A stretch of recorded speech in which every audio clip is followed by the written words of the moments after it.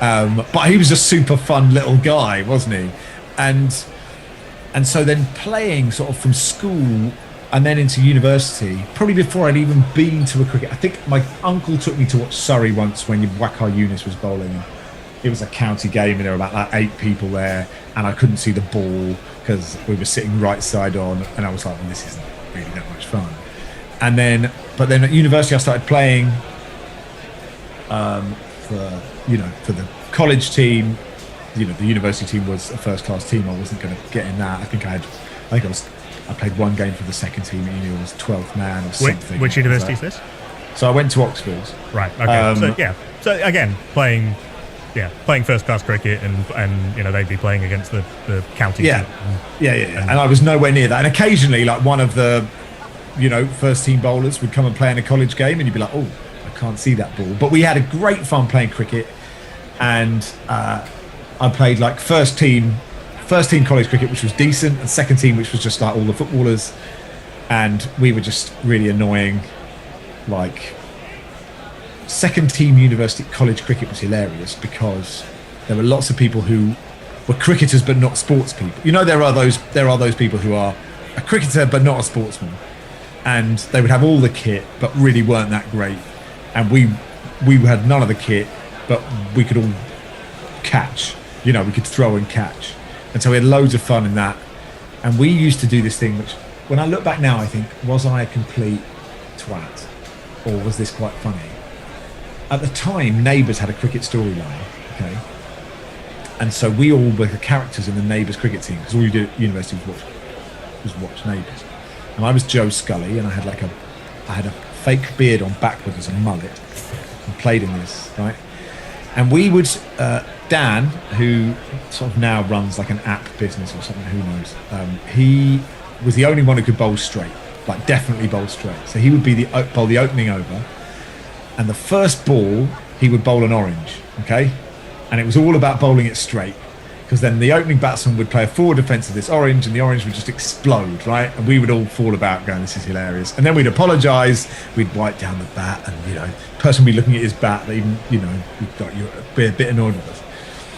And then you're not finding this funny. You're like a purist going, this is terrible. Honestly, this is how conditioned I am. I'm genuinely trying to imagine commentating on it. Right, okay, good. So then, here's the best bit. Then I would take a Red Delicious out of my pocket and we'd throw it around the field. And it looked like a cricket ball. So everyone's intense about it. It looked like a cricket ball. Like, right, come on, joke's over, let's play. We'd bowl the apple, forward defensive again. That would explode. We didn't care if we won or lost. It was like the greatest moment in the world. And once we threw the Red Delicious around the field, Dan Joseph bowled the ball just outside the off stump. Their opener left it. I caught it, right? And then we threw it around the field again. And literally, when you're like, it was like straight faces, everybody. You've got to keep a straight face. This could be the greatest moment of our entire lives. And then it went all around the field, forward defensive, apple exploded. I like to think I'm a sort of more sensible, grown-up person, but that was a great moment. So really, like, playing was much more my love of cricket than going. And I don't think I must have gone to a test match. I'm trying to think. Like, I remember going to like a test match where we played India at the Oval, and Vaughan and Truskothic scored. I mean, it was like the flattest. There were no wicket. I think it was like one wicket in the day, and that was like nothing happened, but it was great fun. And then I went to, I'm trying to get my years right. I went to Western Australia for Christmas in 2006, and I watched Adam Gilchrist get a century in about 8 balls. And it was so hot. Like, it really, I mean, it's not a surprise, right? Australia's hot, but it was like oppressively hot. Yeah, journalists who covered games at the WACA would sometimes have to tell stories about putting their laptops in the freezer to make sure they didn't explode. Oh yeah, I mean, and there was we were sitting on the hill, and there was just like, it was totally exposed. Then I went to Goa for a week because I had a week's holiday to take when I was at the BBC, and I went there and got dysentery. But that's not part of the story. It was just a thing that happened. But I was in Goa and England were in Mumbai, so I flew to Mumbai for a day, which is, I mean, like, it's a strange place to go for a day trip, right? It's a wild city, isn't it? And it's just the number of people is just sort of mind-blowing. But I saw Freddie Flintoff get a 50 in about 7 hours. It was like a sort of coming-of-age innings, I seem to remember. It was like he actually can really buckle down. And then I think I was at the Oval in 09 I think Flintoff ran out punting. Is that right? That might have been at Lord's where he did the I am Jesus thing. Was that Lord's? Okay, maybe I wasn't there. It was very hard. It was certainly in that series. But anyway, and Andrew Flintoff doing the full "Are you not entertained" thing. Yes, I think I was. I mean, I hope I'm not lying. I feel I was there. You know, and I, at that moment, I think we won. A feeling that we won, and Graham Swan got an important wicket or something like that. That's in my mind. Yeah, so I mean that's my journey, I think. It's interesting how it's very much hung on these individual moments of players kind of transcending the rest of the game. And it's interesting how different, I guess, how different people's memories of fandom works. And what's interesting in particular, I mean, you know, these are all very much England points, but we've you talked a bit about watching neutral series. I mean, how much is your fandom a cricket fandom and how much an England fandom, and has that changed over time? That's a good question. It's very England based, so I'm not fussed about county cricket. I like the Big Bash or the IPL if I just happen to. I don't really know when the games are on, so like I don't love it clearly, but like when it's there, I can get sucked in, and like I do. You know, when a series gets momentum, so, you know, when like the Indians in Australia was an amazing series, you know, by the end, you know, I was with Rishabh Pant, you know, for that innings, which was just absolutely brilliant. But I'm not sort of anorak enough, or, you know, I don't know when those games are happening. So it's very England centric, I would say, yeah. Yeah, and that's understandable. I mean, most people will tend to follow the stuff that is most accessible to them, which is sure, yeah. for all sorts of reasons, and as much as anything, time zones, which isn't really a thing you have to worry about with football, unless you're devoting a lot of your time to watching A-League or something, which I watch a little bit of. I do stuff for Australian telly. Sure. My wife's Australian. In fact, I took her to the MCG on Boxing Day in 2010. When we skittled them out for 96 was it? Yep. And she hates all sport, hates every bit of it. She calls it the green, right? She hates the noise. Like, but we only got one telly. It's an issue, right, in our relationship that we should really rectify. I took her to, and we'd met that summer, both travelling in Central America, and I'd flown to Australia, essentially to ask her out. And she wasn't. And you thought the MCG would be the perfect place to do it. I thought this is a good thing to do, and I quite wanted to go anyway. But anyway, we did the crossword. Didn't really focus on cricket. We left at lunch, and then she ran off because she was like, "Who's this weird old man who's come half around the whole way around the world to sort of chase me?" So I basically went 10,000 miles to get stood up. I mean, that story ends well. But, you know, I'm the only England fan who was at the MCG on Boxing Day in 2010, and I left at lunch, which is it's a disappointing afternoon's cricket to have missed. Yeah, although you got your money's worth. So you were doing a crossword while and Tim Bresnan was out there doing his stuff to trying and failing to entertain you. So I want to move the conversation on to Woodstock and who are a partner of ours, thanks to our pal and yours, John O'Gordon. I was going to ask you to be pointlessly and laddishly mean about Jono, but that's not really my style. So we'll move on from that. He sends his love, by the way. No, he's a very nice man.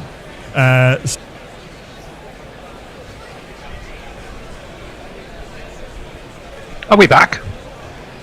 We are back. Well, welcome back. India 329 all out. 2 balls in to the 49th over. So they will definitely feel that they've left some runs out there, probably to the tune of 20, 25. Hendo, what do you reckon? I'm joined by none other than Hendo himself, and it should be, hopefully very soon, the voice of Whispering Ed Benson. Whispering Ed. Whispering Ed. Well, to be honest, when Pandya and Rishabh Pant were together and going pretty well, I mean, they were definitely looking at 400 or close to 400, I think. Losing those two relatively close together, I think, took the wind out of the sails a bit. Although there was a good little knock from Shardul, wasn't there? But you know, it's a taking wickets was important. Having Mark Wood with 7 overs in a second spell that he could bowl if he needed to was a big advantage. He came back and took those 3 wickets, didn't he? Yeah, he did. It was well timed by England. Certainly more in the power play for India today than they have in the previous 2. Then they looked like they were going to really back it up. But once Pant and Pandya had gone, yes, there was a bit of late resistance or late aggression from Shardul Thakur, but overall England seemed to get right on top of things. Well, it's going to be, of course, Jason Roy and Johnny Bairstow, who we were slightly concerned about because of his hands, but they're both out there. Let's jingle them up. Duckworth Lewis loves you. The clouds part for you. Nothing stands in your way when you're a Roy. Johnny Bairstow's smarter than the average Bairstow. Johnny Bairstow's been this good since daycare, so all put on your wigs and let the crimson hand blow. I want the Pope to give him his own large prayer. Oh, he can hit the 6s, although it's so dark. He'd even run a 10 at Bradford Park Avenue. No other Yorkshireman can compare. I tell you, Johnny Bairstow's smarter than the average Bairstow. Well, it's going to be the man from Nirutin, Uttar Pradesh, with the gorgeous eyes, Bhuvi Kumar, who is going to be bowling best of 5 for 42 for him in ODIs. A better bat than we thought. He got Bhuvi Kumar's eyes. Just the one slip to start with. The wide-ish mid-on, very much in place. Our camera angle doesn't make it particularly easy, but I can see a ring of 4 on the offside. As Bhuvi's in, it swings a little bit, and it's driven through extra cover by Jason Roy, perhaps a little bit uppish. It's going to make it though. It's a boundary off the first ball.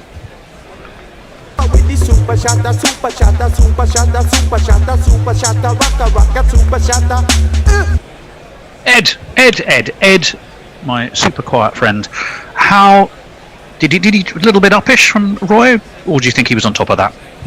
I think he was on top of that. And can you hear me? Because I hope I'm on top of my internet. Yes, we can hear you. That's great news. People clear. Normally can.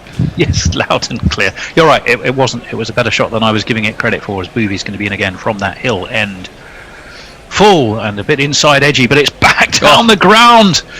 It's an on drive. It's a second boundary. 2 boundaries in 2 balls. England race to 8.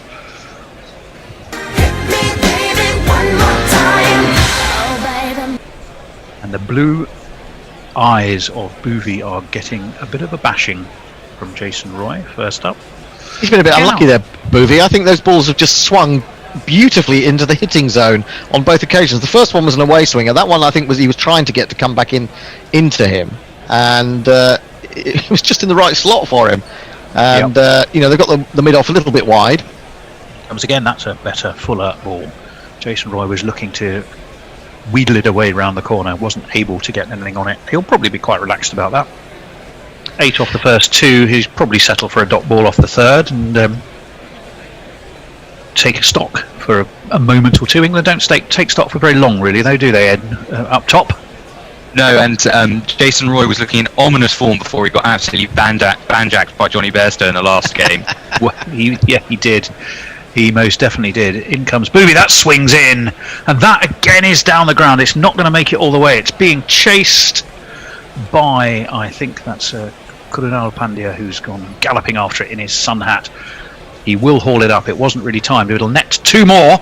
to that England total. So 10 already off this first over. Remember, just about 6.5 is the required rate.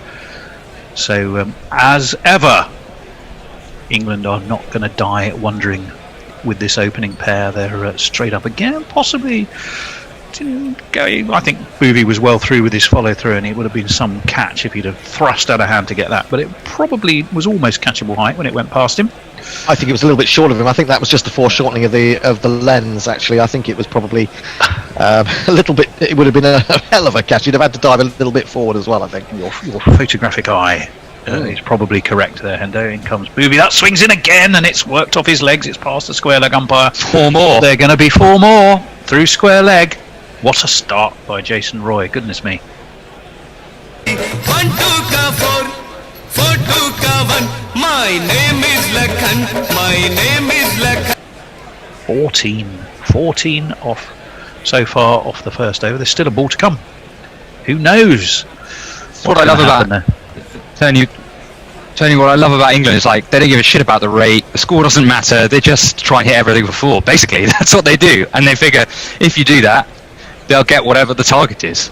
It's a very literal interpretation of power play, which by its definition is, hit the ball. He's bowled. He's been bowled by Booby through his gate.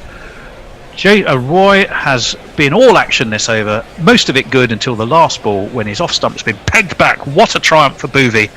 What a moment for India, because they needed that, you sensed it. 14 for 1 England.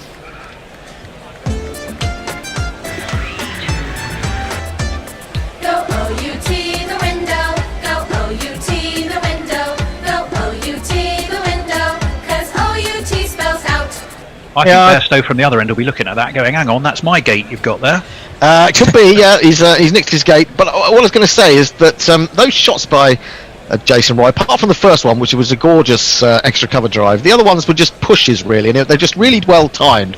The ball was swinging, but he was just in his slot, in the arc for him to hit. The difference with that ball is that he pulled his length back a little bit, and he got completely trapped on the crease there. He wasn't sure whether to go forward or whether to go back, and the swing completely did for him. So an excellent recovery from Bhuvi Kumar. Yep, it certainly was. He did a very nice job there. Who have we got with us then? Whilst we wait, Hendo, who's on our not too many people, but we do have Mick Black, Dr. Black 66, who said, I had to tune into you guys due to Brad Haddin being difficult to listen to. Well, that's not unusual. Give me exploded oranges any day. Not sure what that's about though. Or is that the sound of Brad Haddin's voice? Armchair Cricket Podcast says an under-par total for India, and with a 4-man fast bowling attack, they'll have to bowl out of their skins to win this one. They seem to have lost a little bit of heart in their spinners, don't they? Which is why they might consider going back to Ravi Ashwin in one-day cricket. Butchering in the last game, you can sort of understand why. There was a discussion about oranges with Max Rushton, I think, is the orange I missed that reference. 14 for 1 no, and it's our friend Tinafsajan, left arm medium fast, who's going to be taking up the attack from the pavilion end.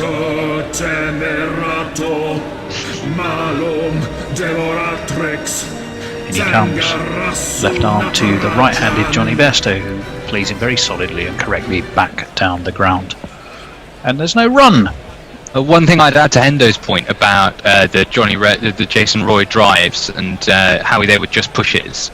He's right, the swing did for him, but I think that shows when the swing stops, this is a very, very good wicket. It's a fast outfield, even bounce, so they were kind of ominous signs, weirdly, even though there was a wicket for Bhuvi Kumar, because once this ball gets off, and we know it gets off quite quickly. As he's in, that's down leg, and given as wide, it'll also be runs as well, or buys as well. No, it won't. They didn't run in the end. Did they not? So umpire Chowdhury spread his wings to give the wide, but they probably wisely chose not to run. It's another one for the total, though. Takes England on to 15. Ben Stokes, of course, in at number 3 for England. What's his best against India? I wouldn't be surprised if it was that 99. I mean, he's got a couple of IPL hundreds, hasn't he? Indeed. That one is all past the outside edge of Bairstow. Pant throws the ball up more in theatre theatrical manoeuvres than belief that he'd got a catch, but it certainly beat the outside edge. We're looking again at the lack of footwork from Roy and just a little bit of a waggle of the bat and a big old gap, and Booby claimed his wicket. Yes, it absolutely was the 99. His previous highest was 79. Sorry, I say, Tony, you're absolutely right. That was a Johnny Bairstow style gate wicket, wasn't it? It was. That swung away down leg, and it'll be another wide. As the condor-like arms of Anil Chaudhry are spread. Is he losing his radar a little bit because the ball is swinging more than we might be expecting? I just don't think he's found his radar, let alone lost it. He hasn't conceded a run off the bat, but 2 were unhittable and 2 were probably serviceable enough dot balls. Yeah, exactly. Maybe there's just a bit too much swing for him, and he's trying to control that. He's having a word with Virat Kohli and Hardik Pandya at the moment. Yeah, it's a bit of a think tank, a 3-man think tank. Yeah, I think they're signalling some sort of field change. I'm not sure what it was. We're not going to be shown that by the cameraman. Bhuvi Kumar is moving. I'm not sure from where to where. That's the question. That's the difficult question. To know, as we're looking at that wonderful hill looming high over this ground at Pune. In comes Tinatajan. Flicked off his legs by Johnny B. Past square leg umpire. There is a man down at deep square leg. Will just be a single, and England will move on to 17. I think what they have done is I think they've brought the man up inside the circle at third man, and put another man just behind square. They've got to the 2 men out Hendo. Yeah. The 2 men out Hendo. Bhuvi Kumar's moved out to deep backward square, and then they have a fine leg, I think. Yeah, I think you're right. Yeah. So those are the 2 men out, and then they brought the man up inside the circle at third man. Maybe trying to encourage him to bowl it further across the right-hander, and having a little bit of extra cover there for him. Yes, indeed. We're halfway through the second over. Nakul wants to jingle something. 2 slips are in place for Natajan. Who is going to be in? Left arm over, very full, looking for the Yorkshire. Beautifully bowled. Stokes, though, was quick enough to get the bat down, push it to mid-wicket, and there will be no run. Excellent. You do realise what you said there, Tony, don't you? What did I say? You said I was just saying he's at the other end, because you said, instead of saying looking for the Yorker, you said looking for the Yorkshire. Did I say looking for the Yorkshire? You said looking for the Yorkshire. It's Sunday, I was thinking of puddings, Hendo. He's at the other end, mate. He's at the other end. Looking for the Yorkshire. Aye.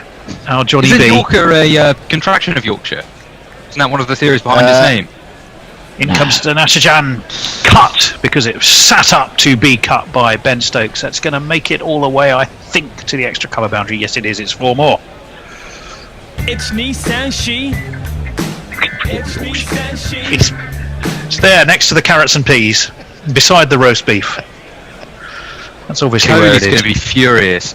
That is such a freebie, especially when you've got no one out on the boundary in the offside. I mean, goodness gracious, that's a freebie. Yeah, he's quick medium, but that just sat up to be hit. It's one of Stokes' shots, isn't it? That's the one that he won the Ashes Test with. In comes Natajan again. That's a much better ball. Takes the outside edge, but soft wrist keep it all the way along the ground down to third man, and they take an easy single. So 8 runs off that Natajan over, a man whose surname always makes me think of a toad. I do realise that's Natajak, but there we go. Natajan's jingle sounds vaguely satanic. I approve, says Leah. That first over, says in light bystand, epitomises England in ODIs. Mick Black says, I stopped writing my previous tweet due to orange reference being explained. This is a substitute tweet. Thanks for that then. And Venkatesh says, maybe India should try a spinner against Roy after he looked hopeless in the IPL. It's a very good point, actually, that he doesn't like spinners early on. And I'm surprised they haven't thought about that. Yeah, absolutely. No, well, Do you think the Kuldeep experience did for him there? Facing spinners first up, Nigel? Yeah, I don't know, because I don't think Roy loves pace on the ball, as we saw those shots against Bhuvi Kumar. He does struggle a little bit against spinning, or he has to think about it. He might get the odd, the big shot in. Bhuvi's going to be in again to Ben Stokes, the left armour. Forward comes Stokes. Sort of little outside edgy, down to gully, and there is no run. Interesting over, wasn't it, from Bhuvi? went for runs, and then of course that wicket off the last ball. I mean, to be honest, if he went for another 14, but they England were to lose Bairstow or Stokes, I think India would take that, wouldn't they? They consider that a triumph, given the punch power that these two have between them, and obviously we saw that in spades in the last ODI. Yeah, although, as we said, some fortune for Ben Stokes on a run out. Yeah, I mean, you can say that, but also, I mean, he shouldn't have been run out. It was terrible cricket from him to have a run like that. Stands ready, Boovies in, down leg. Stokes, I think, thought about whipping it, realised he probably didn't need to. The arms are spread, the wide is given, it's one more to the total. Wide. 23-4-1. Muttley says, Tony is not the only one fancying a Yorkshire, and that's a pudding in brackets, he says there. Ah, okay. Not just anything from Yorkshire, but a pudding. Indeed. Sunday roast, I'm thinking of it, nicely met by Stokes, good and full by Bhuvi Kumar on the left-handers, off stump, played with a degree of circumspection by Stokes, and there is not a run. Yeah, I mean, I do think that though England are going off quickly here, there is a danger if they were to lose Stokes and Bairstow pretty quickly, then there's a lot of thinking that's got to be done. I mean, they can still play that way, but I reckon they'd be all right for 150. And standing up, of course, to Bhuvi here, I can tell you. As Bhuvi turns at the top of his mark. It's quite a busy run. That one swings in, and again is just pushed back to him by Stokes, who is prepared to play the cautious opening to a knock, isn't he? Is Ben Stokes. He's right onto the back foot there before getting the front foot forward and meeting that in the most textbook defences you're ever likely to see. 23-1. We're halfway through the third over. Remember, England are chasing 330 after that 329, all out toward just at the beginning of the 49th over for India, so some runs left there. That one's driven quite magnificently past mid-on by Ben Stokes for 4 more. I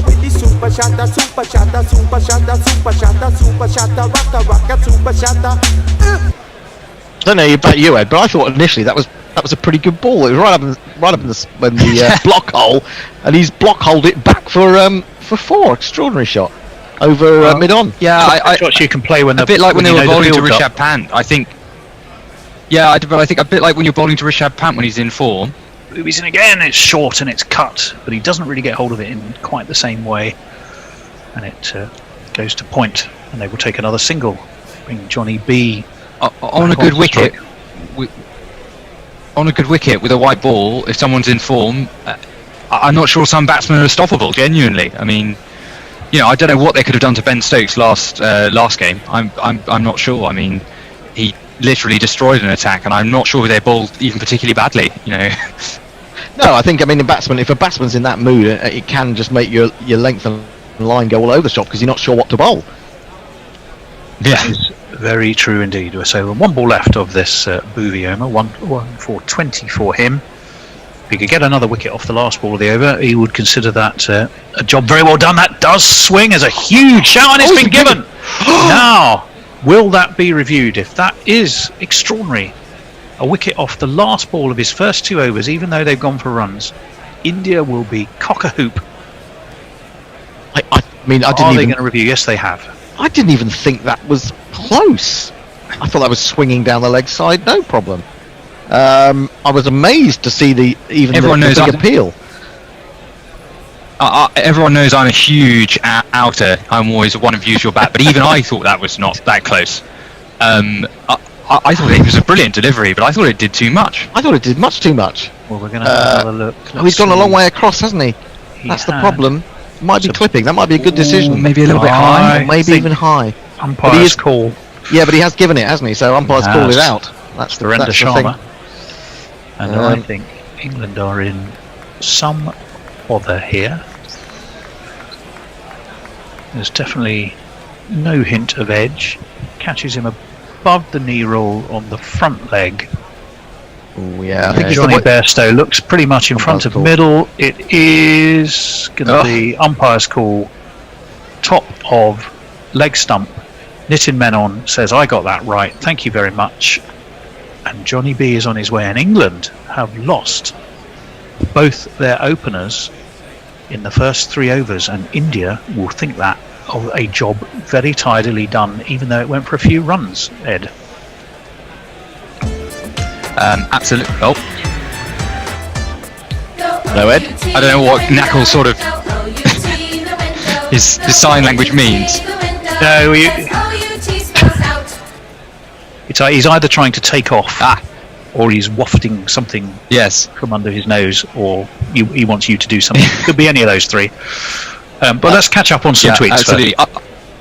We could catch up on tweets, except there aren't any really. But what I would say is about that dismissal is that I think probably what got most of us is we didn't realise how far over Johnny Bairstow had taken guard. He was more or less on or outside off stump, and so when we saw the swing and it hit the pad, you automatically thought that must be going down the leg side, and it wasn't that far from going down the leg side. As I said, it's an umpire's call, but that's probably what did for him in the end. And again, now you have to see what are England going to do. Does the fearless cricket go on? Do Malan and Stokes? I mean, I think Stokes is going to play that way anyway. But you've got Malan, you've got Butley, you've got Livingston coming. Are they going to keep playing that way, or will they consolidate just for a little bit? Well, it's the first time they've lost wickets in the first 10 overs in this series, isn't it? So there you go. 2 down and having lost both Roy and Bairstow, that's going to change the complexion of the innings somewhat, as this one is met nicely by Ben Stokes, just pushed away to leg, and there's no run. We're going to have another look at the dismissal. It's a great opportunity for David Malan, though, who I think is sort of ideally suited to this format, because he is a more conservative starter than many of the England T20 side, and you think it's the kind of ideal opportunity for him to get himself in and then shows what he can do. I've been quite surprised he hasn't been considered. I know it's the most difficult batting lineup in the world probably to get into, but he hasn't been considered in this format really before. This one is left by Stokes. Through it goes to Rishabh Pant. Once again, no run. Just went for 1 off 4. Jason Roy had been doing, and then Ben Stokes had been doing most of the stroke play. Johnny Bairstow played pretty much a watching brief just for that single off the 4 balls he faced. And it looked a good shout to me. It was interesting because when I looked at it, I thought, "Oh, that's out." When I saw it, neither of you two were sure. I have been known to be a bit of a hanging judge on LBW decisions, but that one did look out to me. So have I, though, Tony. Well, there you are. You were 2 things. Pleading for clemency, weren't you, Ed? Yeah, I think that showed 2 things. One, what an excellent decision that was, and he's had a great series, Nitin Menon, and a great, Indian summer, as it were. And 2, the DRS shows you a lot more balls, and when you break down a decision, are actually hitting the stumps than you think. This one is. But good decision, Tony. To backward point, another single. Stokes will move on to 11. We are halfway through the 4th over. Yeah, he has done very well. His dad, of course, played for Madhya Pradesh before him. He has an MBA, does Nitin Menon. And thrilled that he's able to pursue cricket, having considered other careers. And is famous for saying that he never show doubt on your face as an umpire. What's his secret of his success as an umpire? When asked, he said, "Never show doubt." And he didn't have any doubt there, and he was right not to. So let's have a look. What field does Natarajan have to Malan? We'll just wait as Malan waits and dabs this down to 3rd man. He'll be off the mark with an easy single. It's the 2nd run off the Natarajan over. 30 for 2 England. Nothing wrong with the run rate, but the wickets down will concern them.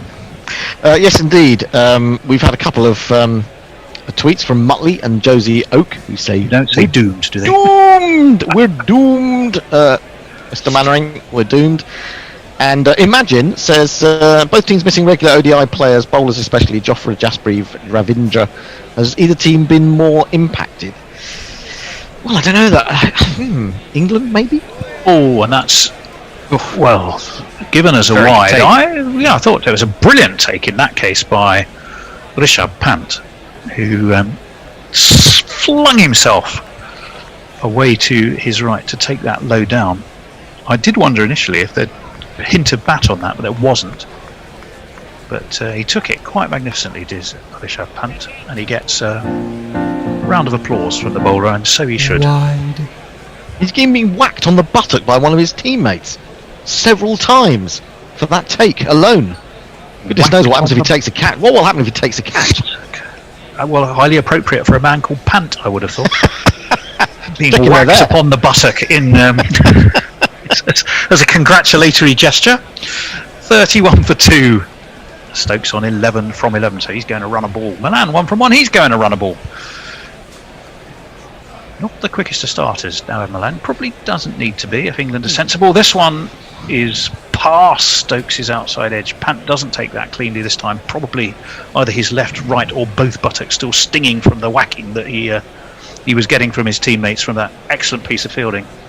Yeah, that question about whether which team has been more impacted, it's difficult. Josh Archer's a big miss, I think. But then Jasprit Bumrah, who just doesn't seem to have played for months now, doesn't seem to be very interested in cricket at the moment. Seems to be much more taken with his bride, which is not surprising. Probably not unreasonable. This one's uppish, slashed at, and is past the field. It's KL Rahul down there. It's beaten him. It's gone all the way to the third man boundary. Natajan has conceded a boundary as Stokes has 4 more. 1 2 ka 4 4 2 ka 1. My name is Lakhan. My name is Lakhan.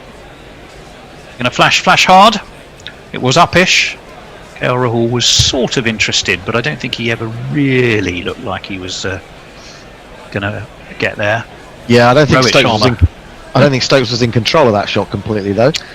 Well, flash and flash hard. That's what they say. As we're looking at a beautiful sunset, the sun sort of peeping.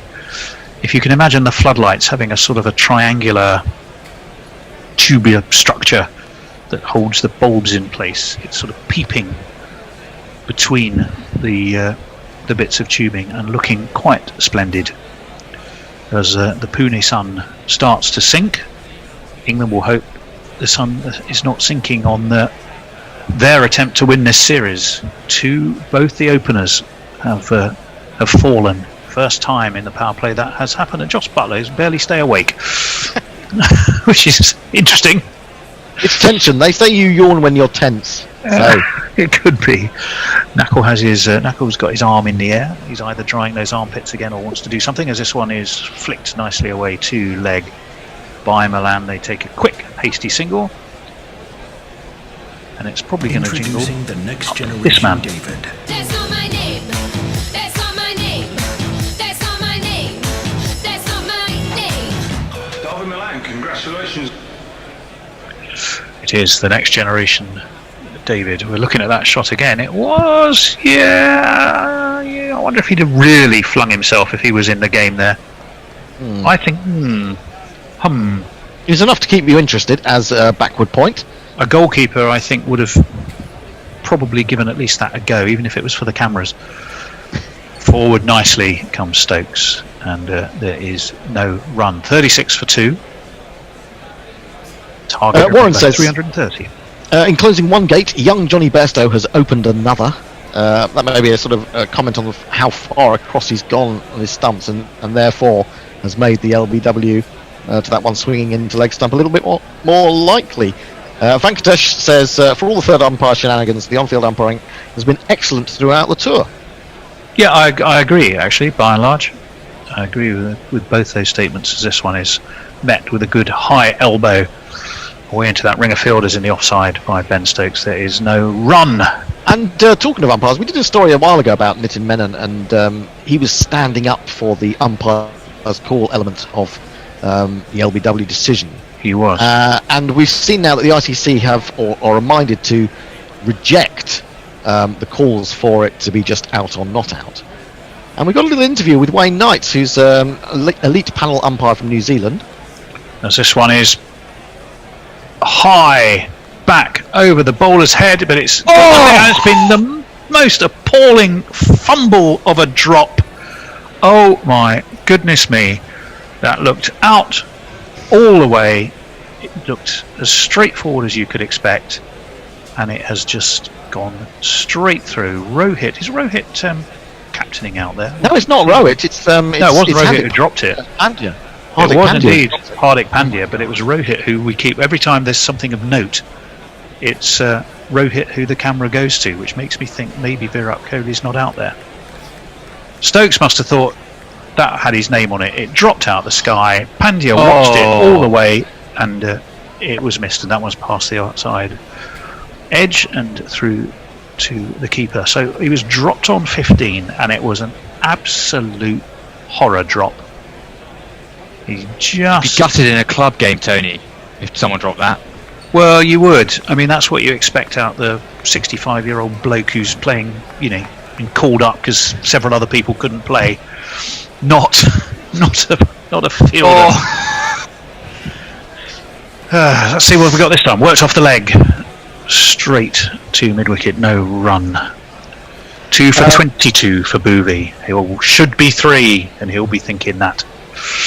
Yeah, well, absolutely. I mean, we talk about the Fearless England. Well, Fearless England could have been 3 down, and with their three of their top and quickest batsmen already gone, but they've survived. I was going to say about that Wayne Knight's interview. It's on our website. There are lots of interviews on our website and articles. I put a few out at tea time, so if you want to go back on our timeline and have a look at those, please go to the news section on our website, because it will help ultimately for us to get more money. If you just go there and click lots of times, in fact, that would help us, because then we'll get thousands of pounds from Google. That's a lot of clicking. So if you've got nothing else to do all day, just sit and click on our website over and over again. Well, T. Natajan is going to continue from that pavilion end. None for 15 for him. Down leg again. A terrific piece of fielding by Rishabh Pant. But that should be wides, should it not? It must have been. That was one of those. We were watching that Stokes drop again, but the shot was an interesting one. It was one of those where he seemed to stop. It wasn't the full flow of the bat through, was it? And he mistimed it, got it too high up the bat, and up into the air it went. Because that's one of his shots, Tony, and like you say, when he carries through with it, that goes for 6. So I think that's why it was a bit of a gasp for me, because at the time, because I thought, oh god, well that might have gone for 6, it might be out. Indeed, in comes Natajan. Forward comes the rather fortunate Stokes. Now, a life on 30 odd in the last game, a life on 15 in this game. Last time he was given a life, he absolutely said thank you very much and butchered the Indian bowling. Is he going to do the same today? Well, I think it's difficult to butcher Bhuvi Kumar at the moment. I know he went for 14 runs in his first over, but he's bowling absolutely beautifully. He's getting it to swing both ways, and he's now got he has had the keeper up to the wicket. Forward comes Stokes. Malan was looking for a single. Stokes quite rightly sent him back. Malan had to do a very quick turn, resembling a tanker in the Suez Canal, though. But he did it. Sorry, Ed. This is the thing about England, Tony. They've lost 2 wickets, but they're still ahead of the rate. Well, they are. They're just never. They are not perturbed by this. Whether you think it's right or wrong. This is not a situation that phases them, which is an England side. They're relentless. 20 years ago. They're relentless. As in comes T. Natajan down the leg side. It goes again. Wide is signalled once more. So again, we've had 2 wides and 2 dots. Wide. I think he's now bowled 5 wides, Natajan. In the first 6 overs. In the first 6 overs, he has bowled 5. Gone for 17. When you consider he's only bowled 14 balls, that's not too. But to Ed's point, 7.3 the rate, 6.5 needed. So they are ahead of the game, but they've lost wickets. Things I would say evenly balanced. One more wicket, India would certainly feel it's there. That's past Stokes' outside edge. Excellent delivery from Natajan, who seems to be mixing the penetrative and the teasing and the testing with some absolute dross. So it's a bit of a mixed bag. Curate's egg of an effort. When he's good, he's very, very good. And when he's bad, he's pretty dreadful, is what we've seen so far. 39 for 2. 3 balls left of the 6 over. Ben Stokes is on strike. 2 Natajan. And again, that's full. Stokes drops a bat on it. They run. They're going to have to be quick. They Fantastic. make it good, sharp running. Stokes, I think, is sort of rather apologising to Malan. Says, sorry, I probably shouldn't have put you through that. Not quite sure why. Malan was but basically up his nose for Stokes set off. So I don't think there was anything wrong with Dawid Malan's running on that occasion. Virat Kohli is out there, so why we keep seeing a disgruntled Rohit, I'm not sure, unless Virat's just come back on. 40 for 2. Dawid Malan's on 2. We're getting a bit behind on tweets. Let me do that at the end of the over anyway. Absolutely. This over is lasting forever though, because he keeps re-bowling it. Yeah. Well, he's only 2 wides. I mean, no, only 2. That's too many from an Indian perspective, of course. There is a slip in place, worked off his legs by Malan, straight to square leg, no run. It was Anna Forsyth, the wonderful Anna from Canada, who'd said when he's going well, Malan, he's made in Middlesex. When he does something daft, he's Yorkshire's problem. I think that sums up how we would both feel about him, having enjoyed watching him for so many years. 40 for 2. Joss Butler appears to have woken up. He's not yawning now. He's got a good record as captain, you know, even albeit as a stand-in one. 7-5-2, I think, as an ODI captain. I mean, that's not too bad at all. That one is flicked off his legs by Malan down to deep backward square. Should add an easy 1 to the score. They're going at 6.8. They need 6.5. They are ahead of the game, but crucially have lost the 2 men who have normally carried them through the power play with plenty of runs on the board. They have both gone today as that splendid sun is sinking down over the Pune stadium, looking quite gorgeous. Anyway, Hendo. Yeah, messages. If it's appropriate to slap Pant on the arse because of his names, what's appropriate for Willie? Don't think we'll go there. Nestler says there's most certainly is some doomage going on here. Venkatesh says the stadium does look unfinished, to be honest. It's got no roofs anywhere, seemingly. That would be my biggest problem. You'd have to sit in the sun the whole day. Did Hardik Pandya just drop the series, says our friend crick writer Anando Dutta from all the way from Singapore. And Farong has joined us, and I'll give you his tweet after this ball. Our man in Dhaka, who keeps us appraised of all things Bangladesh, as this one is steered beautifully to mid-wicket, but there's a man there and there'll be no run.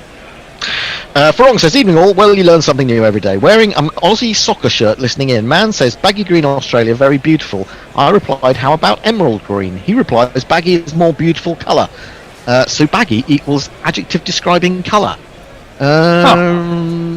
Yeah, I suppose so. Okay. To know. Pirate Badjar says, if we sat and clicked on the website all day, wouldn't that just chew up bandwidth you have to pay for? Oh, I don't know. I'd have to ask the bear that. The bear who did an emergency run this morning, as this one is pushed to mid-on by the left-handed Malan, with 2 left-handers at the crease in Stokes and Malan. 41 for 2. Kushagra Gara says Hardy has just dropped the India-England ODI series trophy. There's a lot of sadness coming from India or Indian supporters at the moment, I get the feeling. Josie Oak says, I know Gary's not on, but can we have his new jingle? We might be able to line that up at some point. Yeah, it is an absolute. I played it just for fun at home loads of times, just because it made me laugh so much. Loads of times.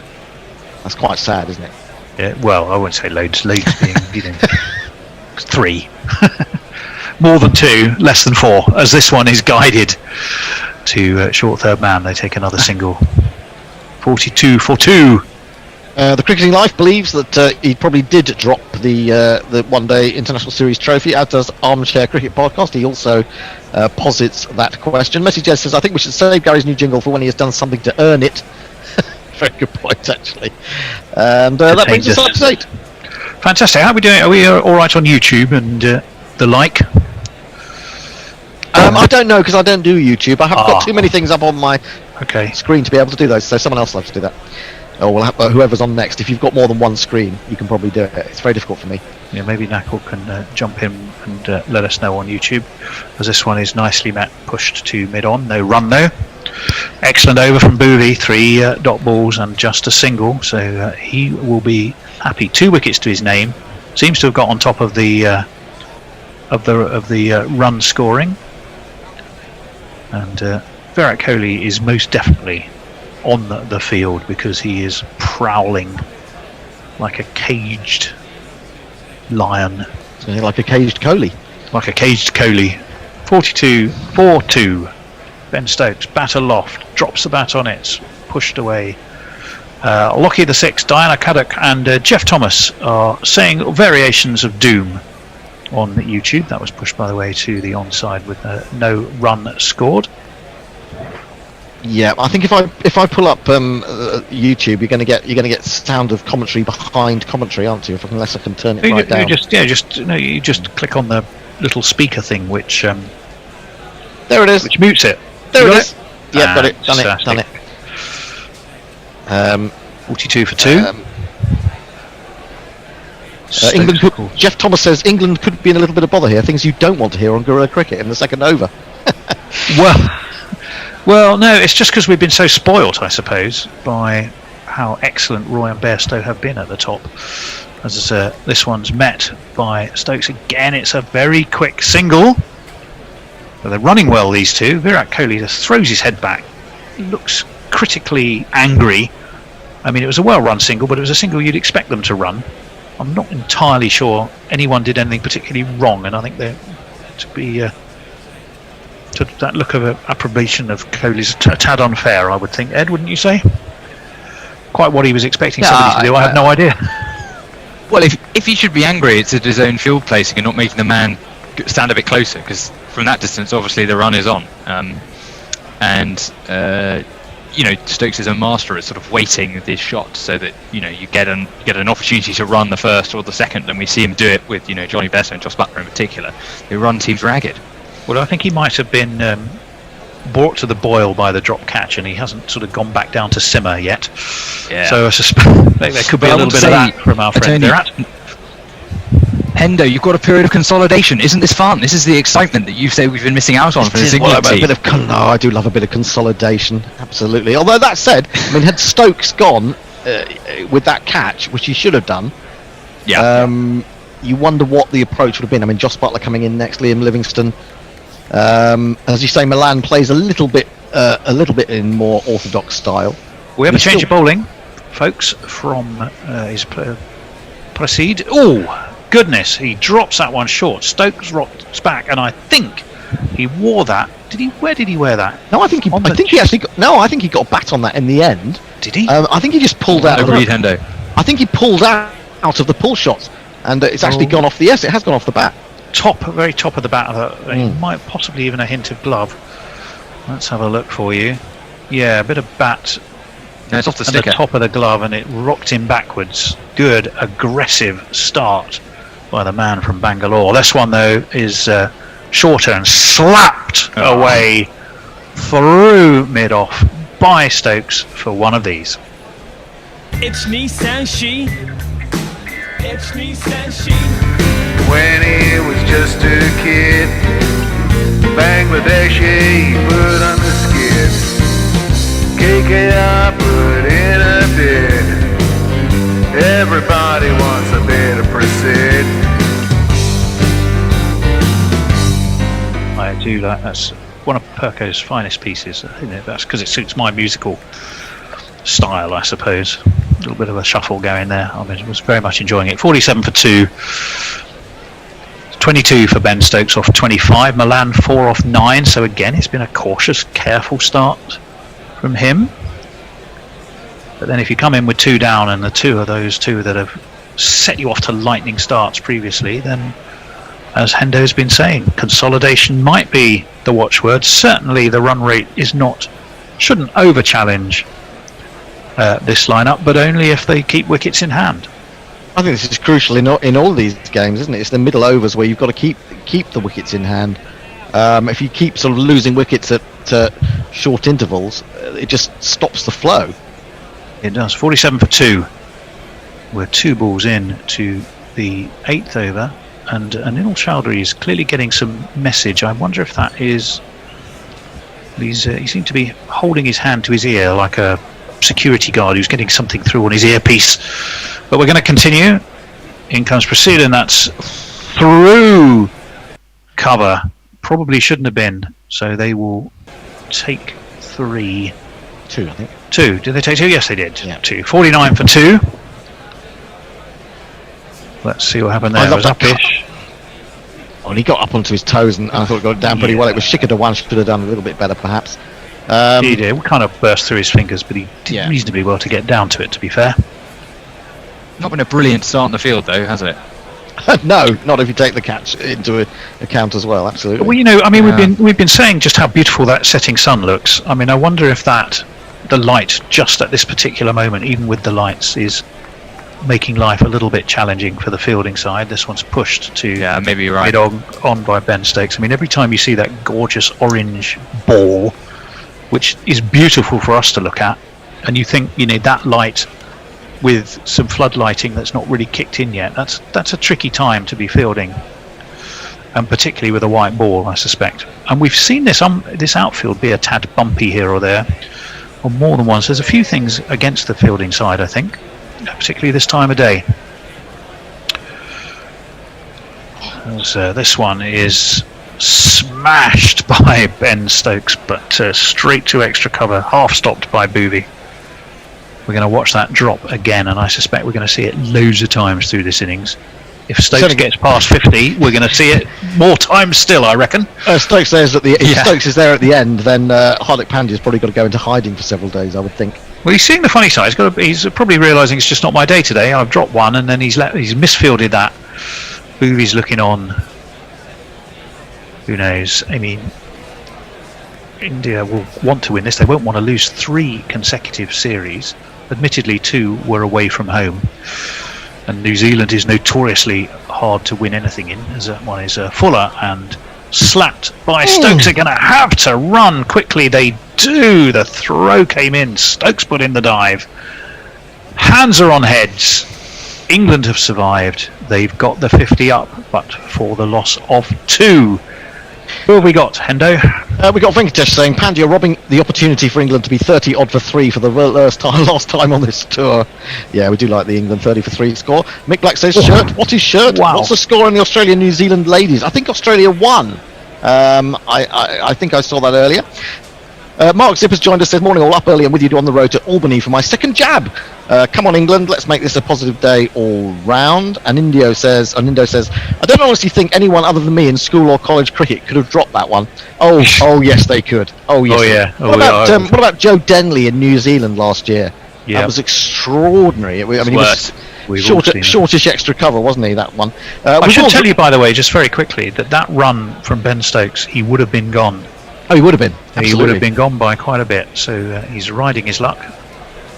And having ridden his luck, he then plays the most perfectly correct defensive stroke you could ever wish to see in your entire life. And there's no run. I think Stokes is in such good nick, isn't he, that he really wants to get after this bowling. He knows perhaps that he's got to show a little bit of responsibility, having been dropped.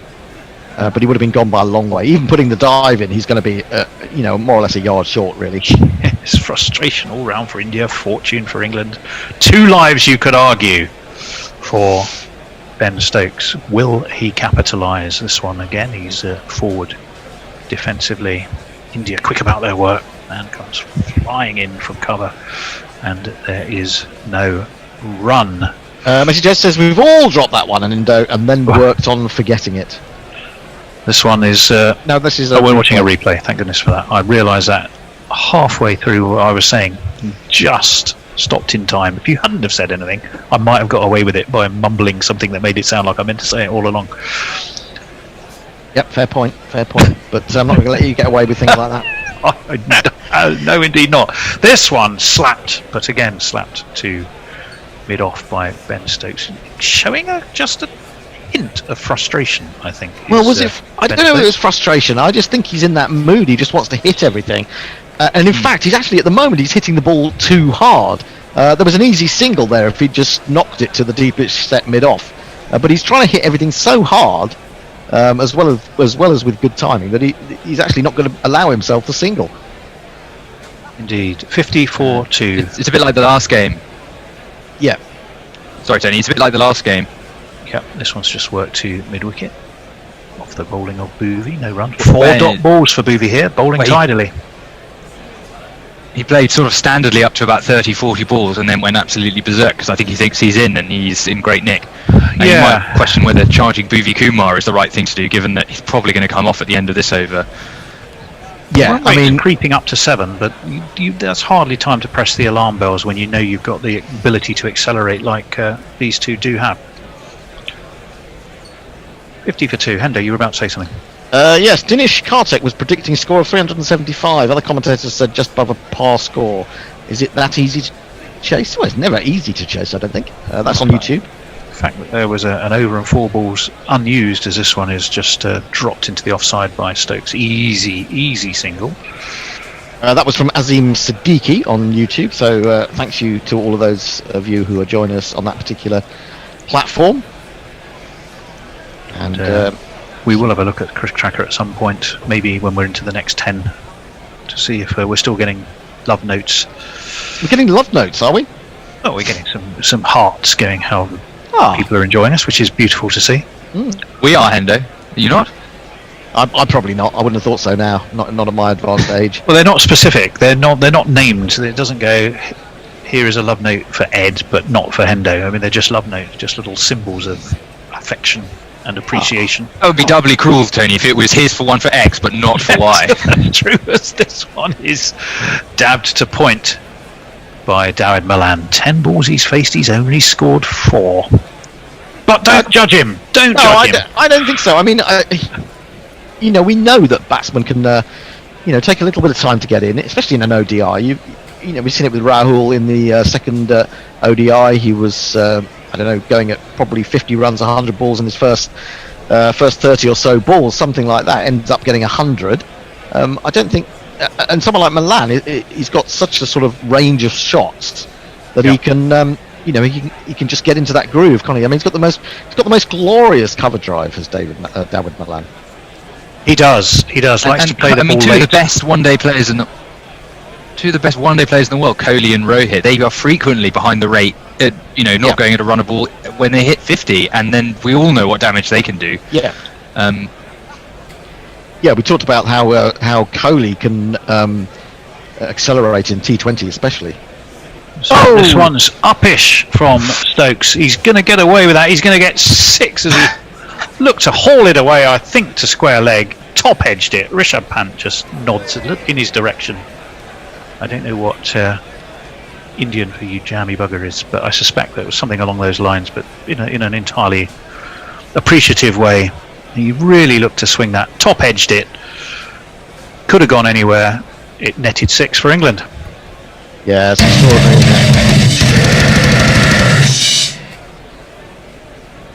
And the master of aggressive, quick scoring, who is England batting coach Jonathan Trott, appreciated that. This one is waited for, steered nicely by Stokes down to third man. Trots to the other end to bring Dawid Malan back onto strike. So Proceed has gone to none for 14 so far, 7 of which have been off his second over so far. He's only bowled 2 balls of it. Yeah, I kind of have a feeling that perhaps Stokes' luck is going to run out fairly soon. He's had 3 that he's got away with now, I think you'd have to say, that the drop catch, the run out, and that top edge where he was only halfway through the shot when he got caught by that. The pace off the pitch from Proceed was obviously much quicker than he expected. Yep. Yeah, it's a bit of a worry for England, that, I think. Well, what's Proceed got? In he comes. It's driven through extra cover by Dawid Malan. That is gorgeous, sumptuous and magnificent, and it's 4 runs.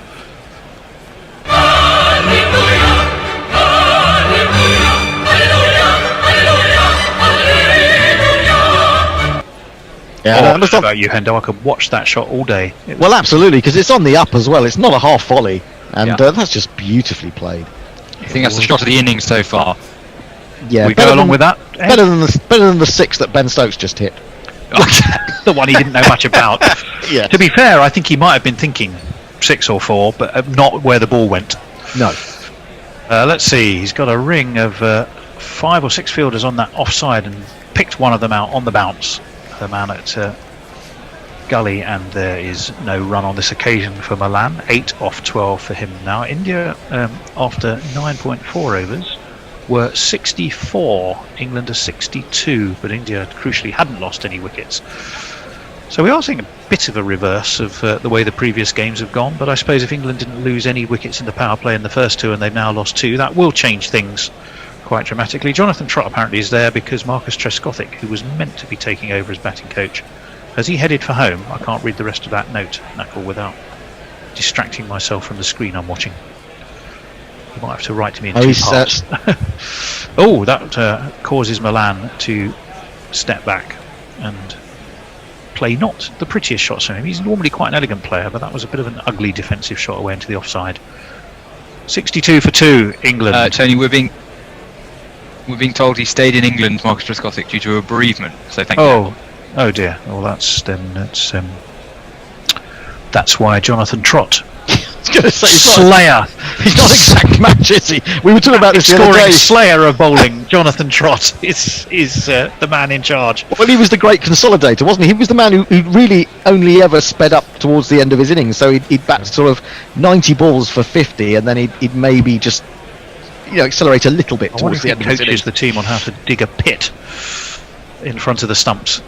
And this one is beautifully played by Malan. He just angles the bat, steps back, guides it through points, and away it goes for 4 more. 1 2 ka 4 4 2 ka 1. My name is Lakhan. My name is Lakhan. It's time for a change. Indeed. It's going to be Jack's ball-by-ball debut, I believe. So I shall take my leave. Tony's staying on. I am. And someone else is coming on. I'm not quite sure who it is. Ed and me are just jumping out, I think. It's messages, I think. See you later. We'll see you later. Thanks, Hendo. Not quite my debut. There was a stint in the third test, and I stepped in for 3 overs earlier on during the technical farce that we managed to conspire together to put together. Messi Jez, welcome. Thank you, Jack. I've got to compliment you. I've seen your performance today. It's a bit like David Malan's, actually. Very slow starter on the tweets, but my goodness, you were doing a tweeter ball by the end.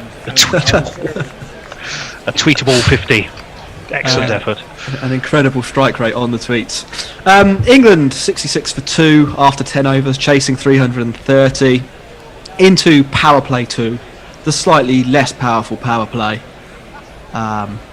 of the 3 power plays. And Natarajan will continue. Hit back down the ground past the infield by Stokes, and that's fielded on the fence by the fielder who pops onto the screen at the last minute. Looked like it was going to be 4 for all the money, and then it wasn't. So that'll be a couple of runs. Everybody's laughing about something, and England moved to 68. Warren wants to know if Hot Mike is Hot Mike is sinking is still in trouble. Knuckle will have to tell us the answer to that one. I was just teeing up our other platforms. And Natarajan again. Stokes down the wicket, carves it into the offside, but Virat Kohli with a tumbling stop at short cover prevents any run. Hot Mike certainly hasn't given me the option to sync, so I suspect that's not available today. Do we want to jingle Natarajan? Magister temerato malum devoratrix. And Stokes is out. Yeah. The jingle has overrun the delivery slightly. Stokes picks out the deep square leg fielder from a rank full toss, really, from Natarajan. Stokes doesn't look like he wants to leave the field. There is a question here of whether the ball was above waist height or not, but I reckon that is probably the end for Stokes. And as Hendo was saying, his luck might have run out here. I'm going to leave my comment to my background. For those not on YouTube, shit gets wickets. There's going to be a question about this because it is close. Tony or Messers, I don't know what you think about that, That's but maybe height, you're thinking height. That's not above waist high. No. Whoa. And especially as he's come down 2 metres outside his crease, there's no way that's a no ball.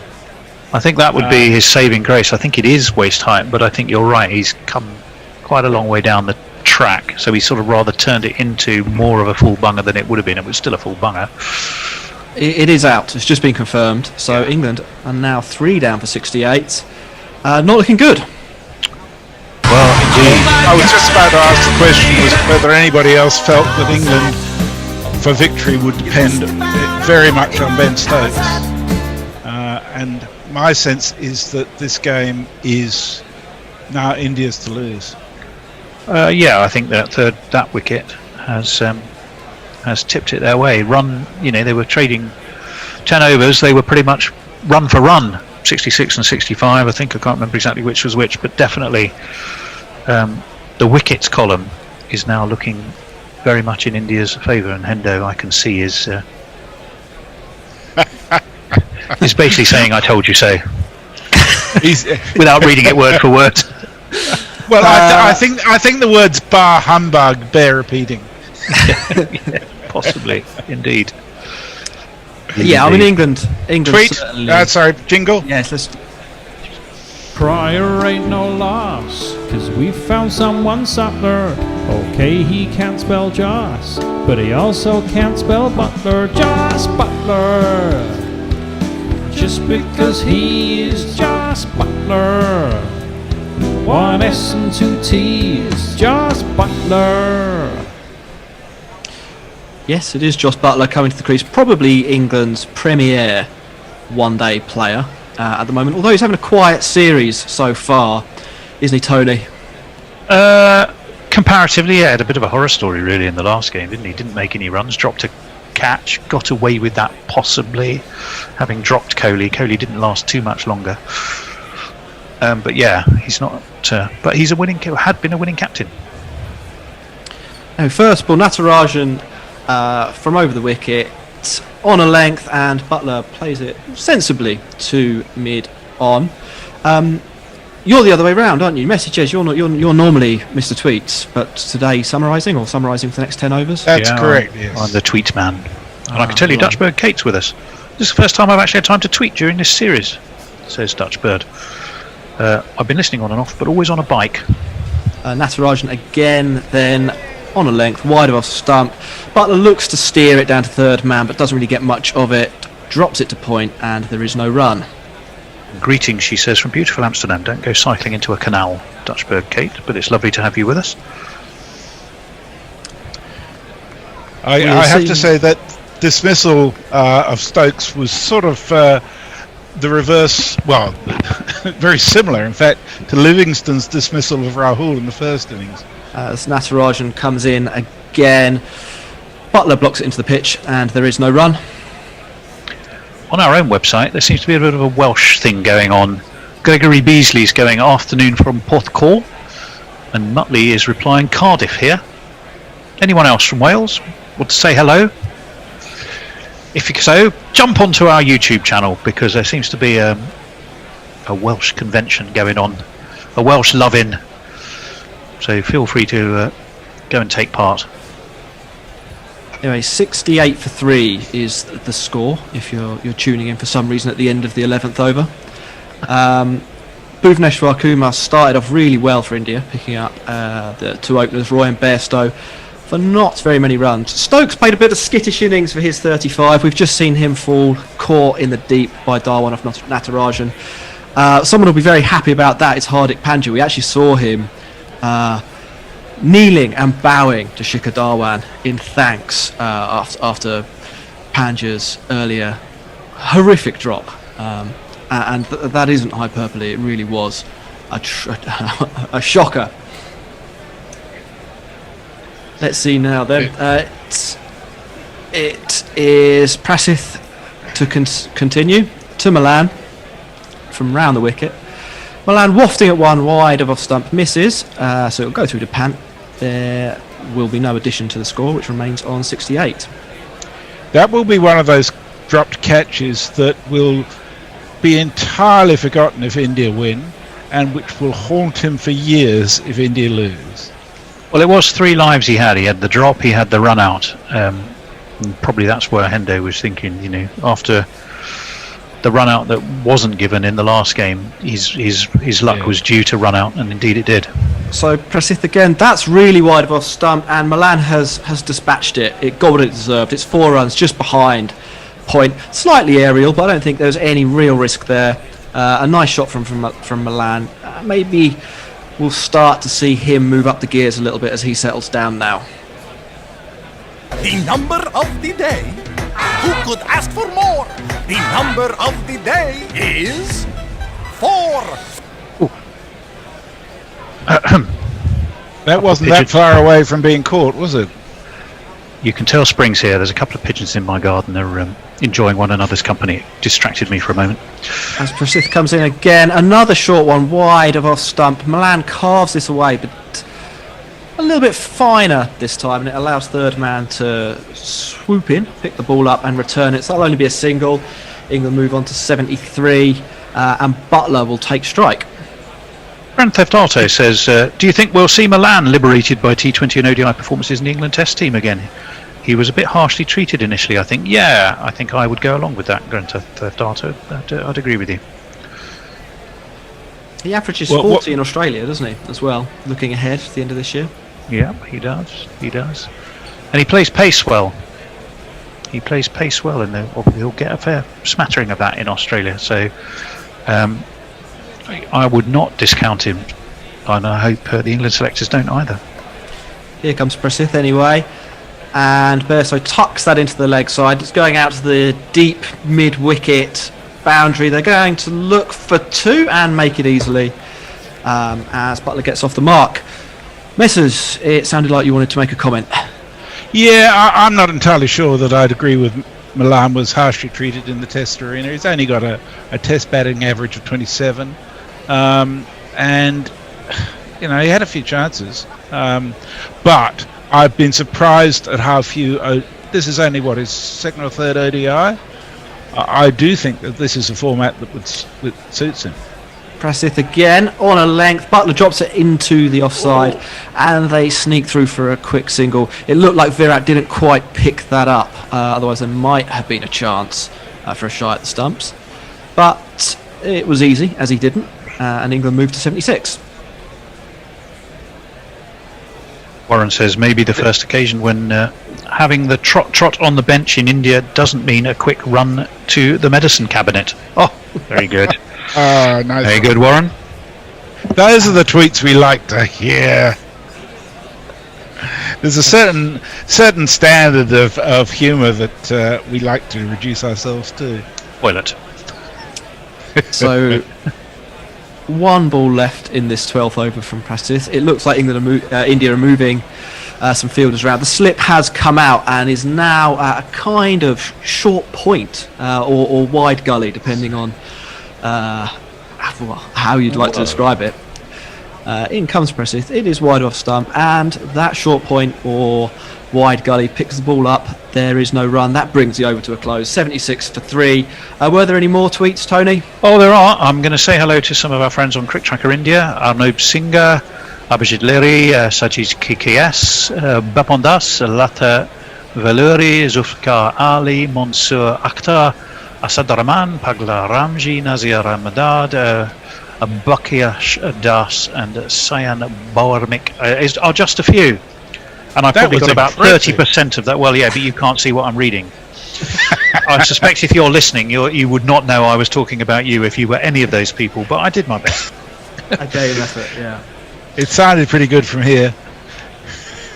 England then, they need 254 from the remaining 38 overs. It's probably going to be a bit of a tough ask, isn't it, Messers? Well, my sense is that the way England are playing cricket, it's not about the run rate so much. It's about whether they can keep the wickets there. How many boundaries? This is the Joss Butler approach we've been talking about. How many boundaries do I have to hit? Natarajan again then to Butler, who bunts it into the floor. Virat Kohli takes it on the bounce, waves his arms about a little bit. He's smiling about something. Maybe he wanted to have a shot at the stumps. In any case, no runs. Leah says, Hendo will be delighted to hear that I have been mind, aim, and most importantly, ad block free, clicking through your website for the better part of an hour. Oh, there we go. When I look at our Google stats, we'll be going, oh, we've got a lot of listeners in Germany. And it'll be just the one. Or AdSense will have suspended your account. Either way. Or one of the two, yeah. Prasvith again, wide of off stump. Butler blocks it to Virat Kohli, who does have a shy at the non-striker's end. It looked like Malan was nowhere dangerous from the perspective of being out, but that didn't stop Virat. He's going to do what he does.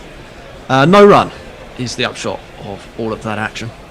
At 15 tests, by the way, Dawid Malan, so I kind of agree with Messers.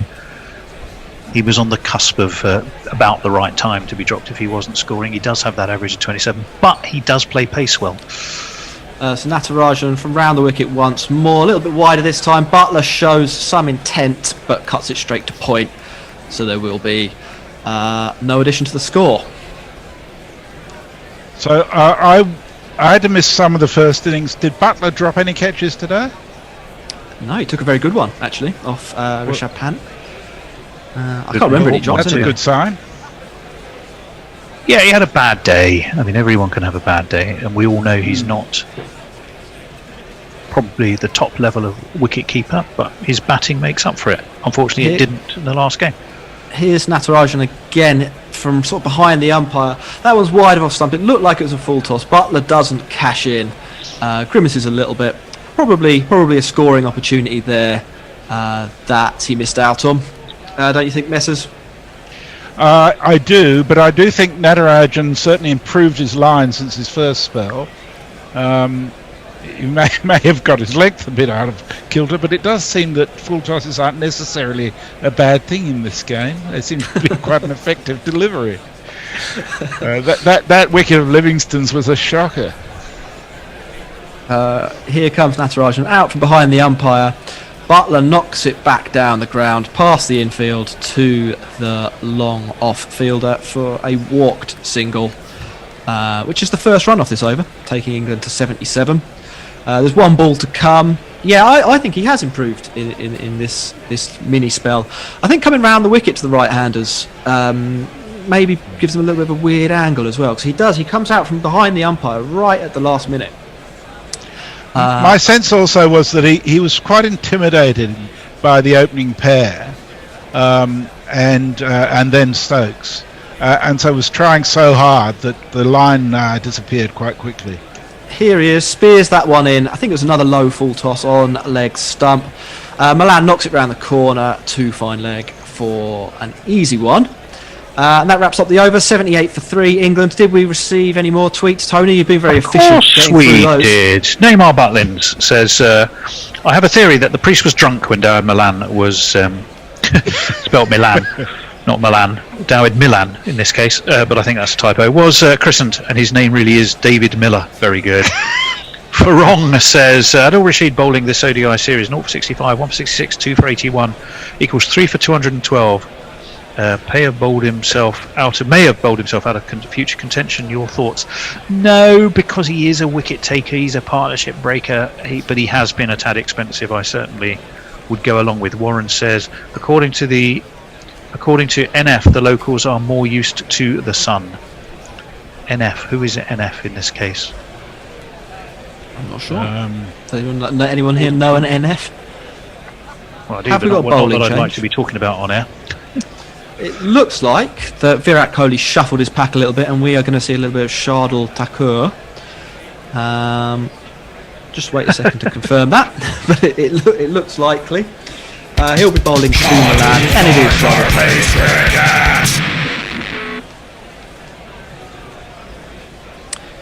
In he comes. That's a little bit short, and just wide enough for Malan to guide down to third man to begin the over.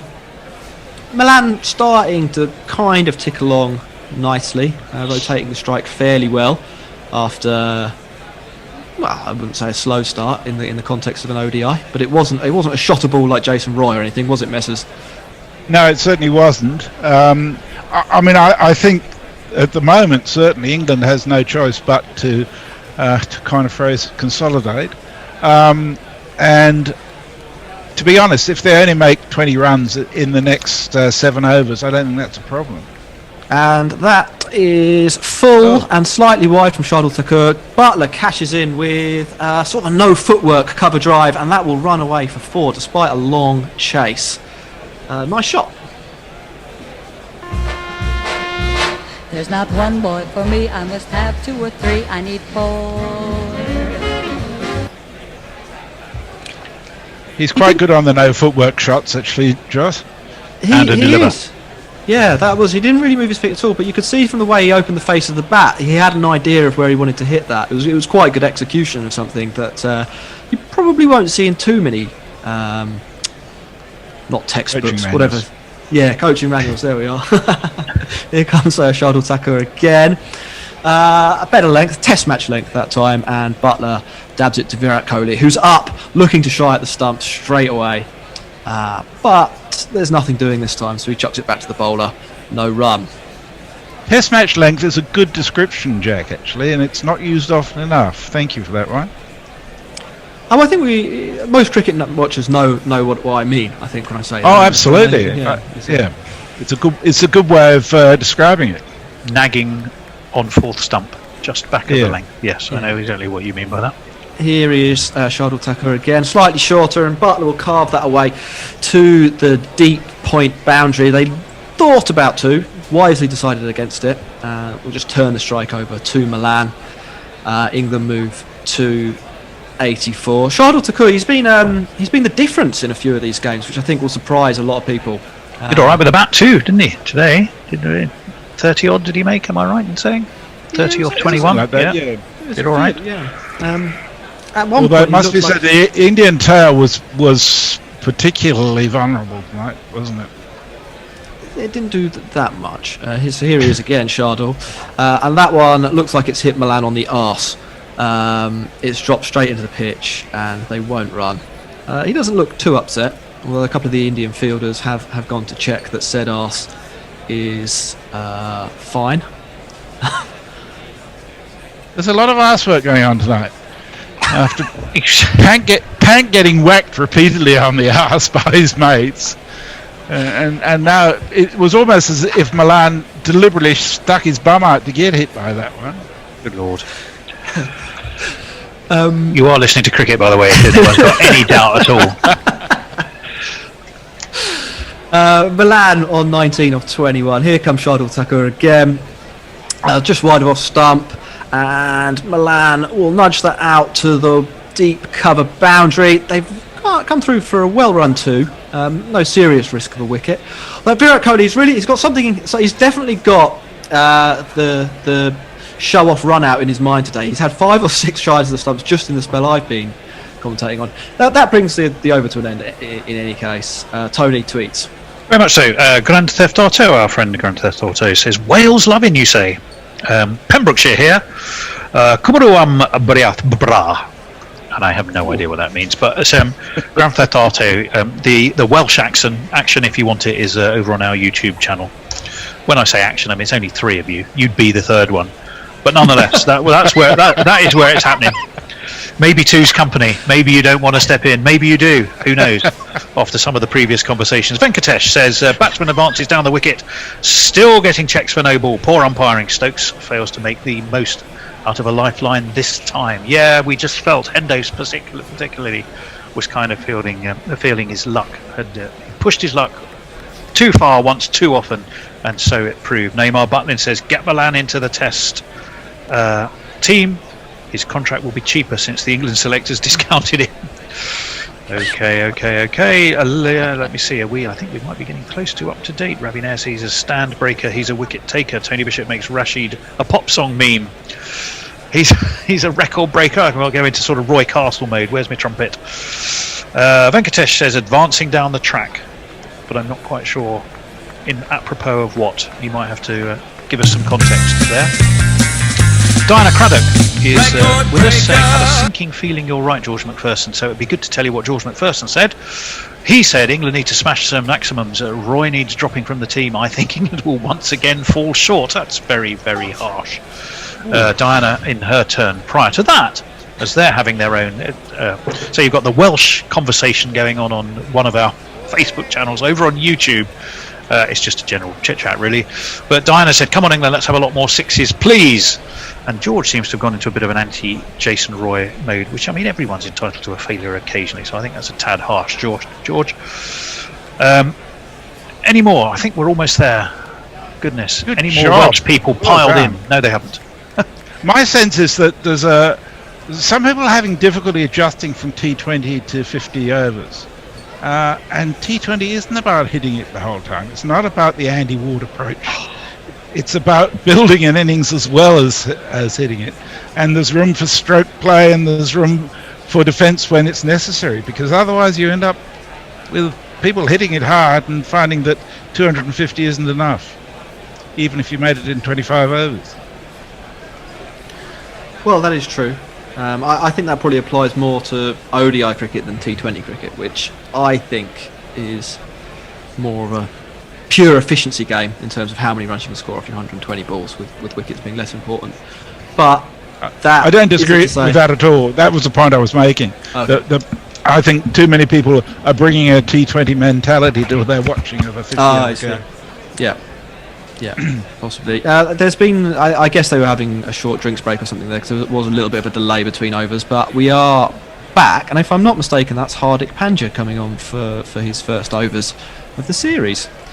It is, so here he comes, wide of off stump. I mean, that's a loosener and a half, and Butler has given it the treatment. 4 runs over point. I don't think we're going to get a jingle because Knackle's disappeared, so I don't know if anyone would like to sing. No, thank you.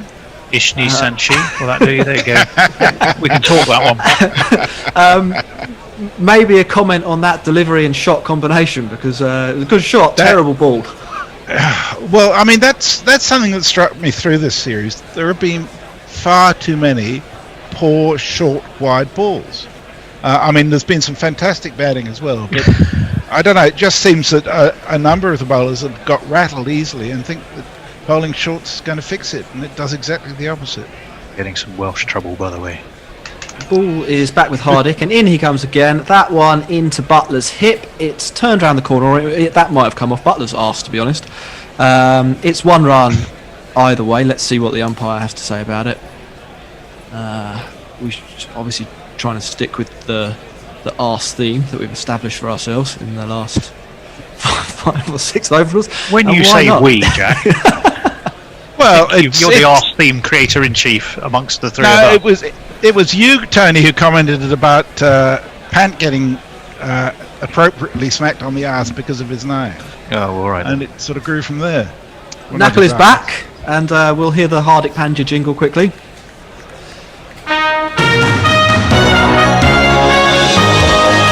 And in breaking news, Hardik Pandya. Wow, that was loud. Eardrums are burst among all 3 of the Guerrilla Cricket crew on air at the moment there, I think. That was a proper jingle. Here he is, Hardik, 3rd ball of the over, short, and Malan hooks out to deep square leg for a single. Looked slightly out of control of that, but didn't get too much of it, so there was no real risk. It's a single. India, some very positive body language. We've not seen that the whole way through the series, but they're looking happy at the moment. Warren sent us a slightly predictable artiodactylon joke, so I might just gloss over that one. Apropos of Wales. Oh dear. It's there for anybody to read on our Twitter stream anyhow. Here comes Hardik again. That one a little bit fuller. Butler nudges it into the offside. They've come through for a single, and I think if Virat Kohli hit there, that was out. But he doesn't, so it's another one for Butler, taking England up to 93. Risky runs. A lot of them. I was going to make the comment that there seems to be a lot of dodginess around quite a lot of the England running. There's no confidence in relation to it, and they're just going for whatever they can get. But he would have been out by 2 metres there. Yeah, that hit. At least. Second time that's happened, really. Stokes, of course, would have been out by a country mile, wouldn't he? Yeah. Yes. Virat Kohli at his sort of customary short cover position. Probably not one you want to run to. Here's Hardik again. This one guided down to 3rd man for a more comfortable single. So hearts out of mouths from an England fan perspective. And the score ticks over once more. How's the consolidation going so far, do you reckon, fellas? Well, I mean, look at the run rate. 6.3. is the current run rate 6.7 the required rate? Probably on track, I would argue. Messers, what would you say? Another 10 overs at 4 overs, plenty. You know, if they hit 25 overs and they've still only lost 3 wickets, they're a very good chance to win this, in my view. So here comes Hardik again. Butler drops it into the offside again. This time he gets it past Virat Kohli, so they get through for a reasonably easy single. Should mention that this is only the 4th over that Hardik has bowled since the ODI World Cup back in 2019, Wow. which is reasonably remarkable, considering his all-rounder status, isn't it? Yeah, but he's been doing it with the bat, hasn't he? Yeah, he has. That's the flip side to that, I suppose. And also he's got some reasonably well-documented body troubles. So that has to be managed. Have we got time for some tweets? Yes, Toby? we do. Dr. Leonie Hicks is picking me up on my butchering of Welsh pronunciation and says Cymru am byth, which is Wales forever. Apparently, Peter Ward says Guerrilla Cricket, you're home for a menage a Cymru. Warren says lots of bum work, back to poorly dubbed German porn. leave that one hanging, as it were. Here comes Shardul Thakur to open the 16th over of the game. It has hit Butler on the back leg, and there's a big appeal. And I think the Indians are going to think about referring this. I mean, Virat Kohli ran across from his short extra cover position and to basically the middle of the wicket, desperate for the umpire to give it, and he has reviewed right on the last second, as Virat does. What do you think about that, Messers? I think slightly high, possibly. I think probably a little high, but it's some more arse action going on. It's all good to see. I think Guerrilla Cricket's guilty over the years of paying far too much attention to fast bowlers' arses and not enough to batsmen and wicket keepers. So I think this is fixing that. Let's have a look. It was front arse, of course, rather than back arse. But how many arses have you got? A lot. I think it's too high. So Shardul, of course, he's got one to move back into Butler to talk you through the ball in entirety, and it's hit Butler on the front pad, right at the top of the knee roll. Butler just in front of the crease, so I think he'll probably get away with height here. And in fact, he doesn't. That is out. So England lose their 4th wicket. What a good review! What a good review! Yeah, it didn't bounce much, did it? No, it certainly looked like it. It surprised me. Anyway, England 4 wickets down. Let's have that jingle.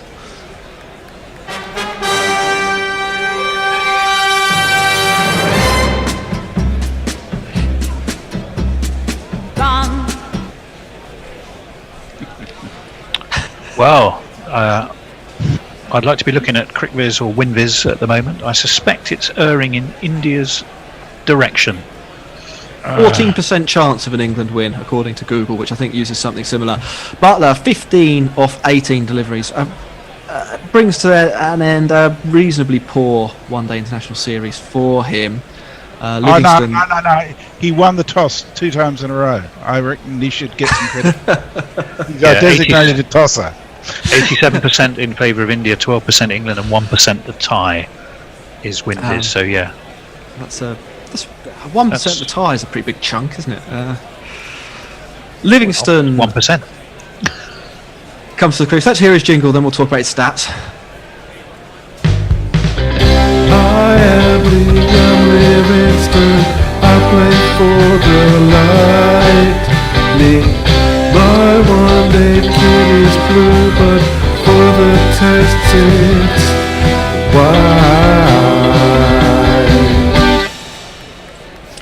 So, Livingston, in many ways the perfect batter for England to come in now. Averages infinity with a strike rate of 128.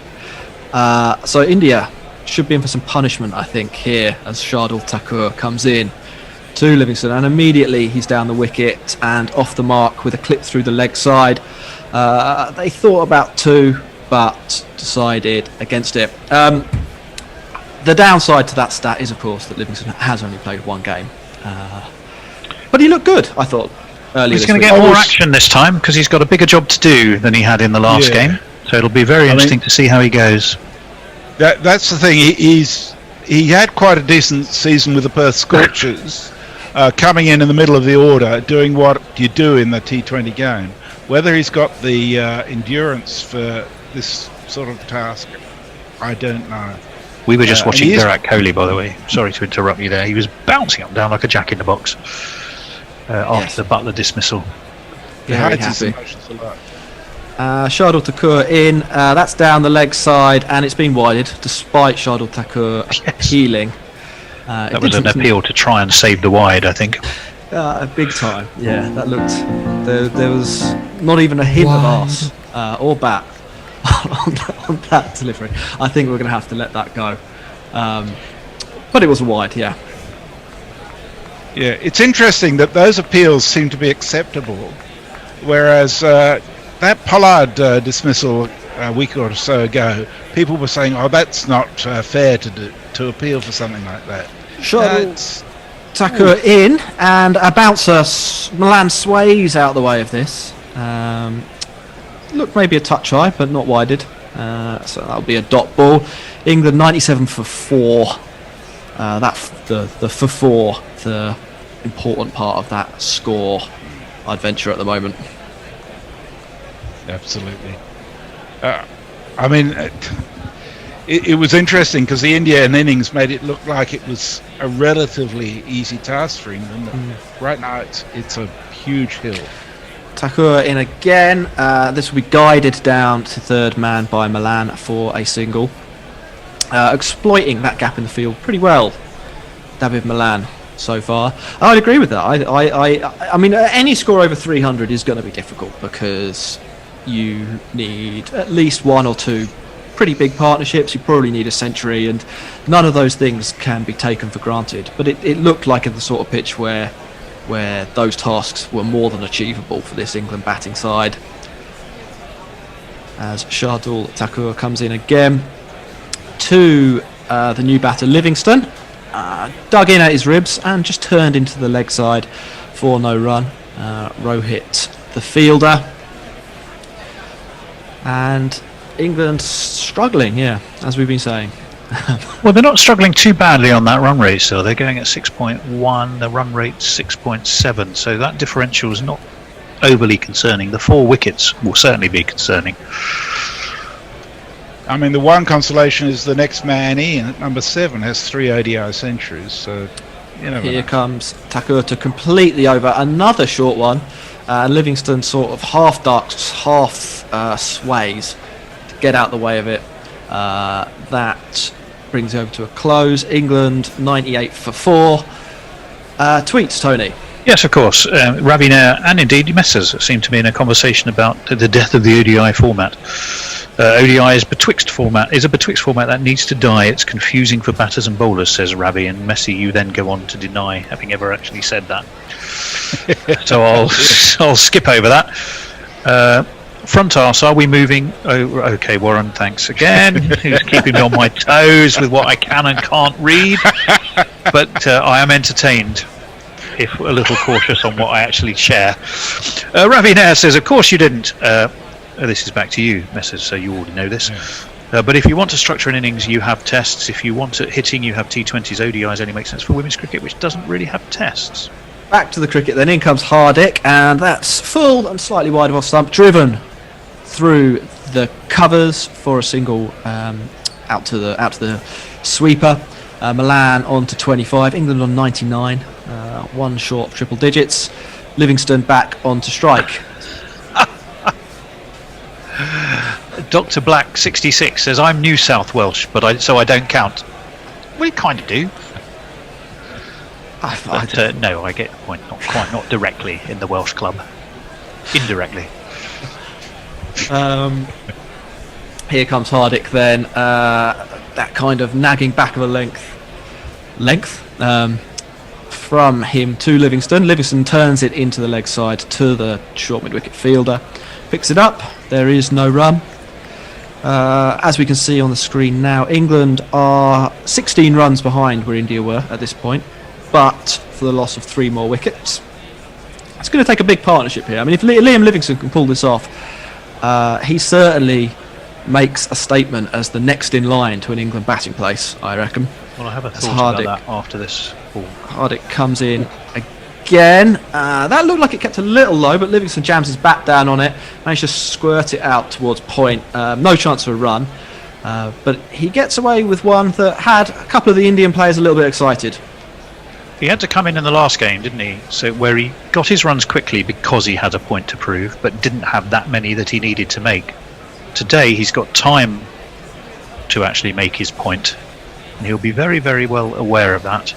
So you have two players at the crease, both with plenty of personal reasons to want to try and move England close to a winning total here. Here's Hardick on that test match length again, and Livingston blocks back down the ground. That'll trickle out to mid-on, but there was no chance of a run, so the score remains at 99. Livingston obviously, I think, here is aware of what you're sort of talking about there, Tony, and I suspect is thinking about building an innings rather than going anywhere too quickly. Yeah. Messers, you said you've seen a fair bit of him in the BBL. That's on in the middle of the night here, or at least a bit too early in the morning for me, mainly. Do you reckon he's got this in his locker?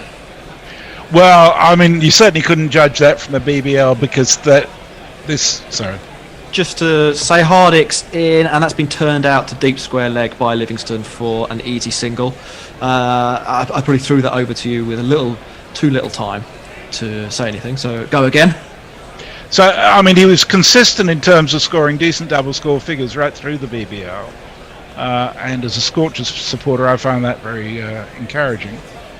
But the truth is that you're never going to be batting in a situation anything like this in a BBL, in a T20. So I haven't seen his form playing for... who does he play for? Lancashire? Yeah. Yeah. I see he's made 7 first-class centuries, but... Hardick, Shaw and Malan swivel pulls that the deep square leg for an easy single, which brings the 17th over to an end. 101 for 4 England. Message, do you want to complete that thought? Then we'll let Tony read some tweets. Yeah, well, I see his first class average is just over 40, which is unspectacular in county cricket, really. But you know, there's a chance. I wouldn't put the house on it. Put it like that. Right, well, listen here, Messers. You and Ravi have a message from Fiona Kearton, who's in Burbage in Leicestershire, who says, one-day cricket is the best. A wonderful mixture of big hits and biding your time, not rushed, yet gets the match done in a day. I'll go along with that, Fiona. Well, thank you except for for the word best. It's not better than Test cricket. No, okay. Well, Fiona might think so. Let us know what you think, but I think her defence is robust of its merits, let's put it that way. Shardul Thakur continues then. That's short and wide of off stump, and Dawid Malan puts it away for 4 runs. Breaks England's little streak without a boundary. My name is Lakhan. My name is Lakhan. Dawid Malan certainly scoring heavily behind point today, isn't he, Messers? Well, he is, but they're bowling to allow him to score heavily behind point, I think, is the point. But, I mean, he's very good with the cut shot. So they're playing to his strength, in my judgment. Yeah, he's moved up to 30 off 29 balls, and Shardul Thakur will reload and come again here. Short and dropped straight down into the block hole by Malan. There will be no run. Virat Kohli swoops in to make sure that England can't sneak anything. I think Malan's probably another one who has a chance to stake his claim as the next best England batter in one-day cricket. Although I wonder at 33 whether England think maybe he's a bit touch too old to put into their team building towards 2023. Well, it's a really interesting stage for him here. He's a runner ball to 30, and you know, given his form in T20 cricket, he could well explode from here and get 60 off his next 30 balls. I mean, I don't think it'd be wise to try, but the potential is certainly there, because often when he's set, he starts reasonably slowly and then goes mad. Thakur in, and then we see that guide again from Malan. That one, probably the 4th stump line. Malan's guided it very fine, but the deep third man is very fine, so it will just be a single. Rotating strike to bring Livingston back on. Different kind of approach from these two, though, isn't it? It isn't just the smash and keep smashing, which I think makes it it's kind of interesting to watch. Yeah, I'd say that's probably true. Some of that's out of necessity, I suspect. Yes. Here comes Thakur. He's got a reasonably short run up, so he explodes through the crease now. Livingston whips that through the leg side. That's a beautiful lovely shot. Yeah, to the straight deep mid wicket boundary for 4 runs.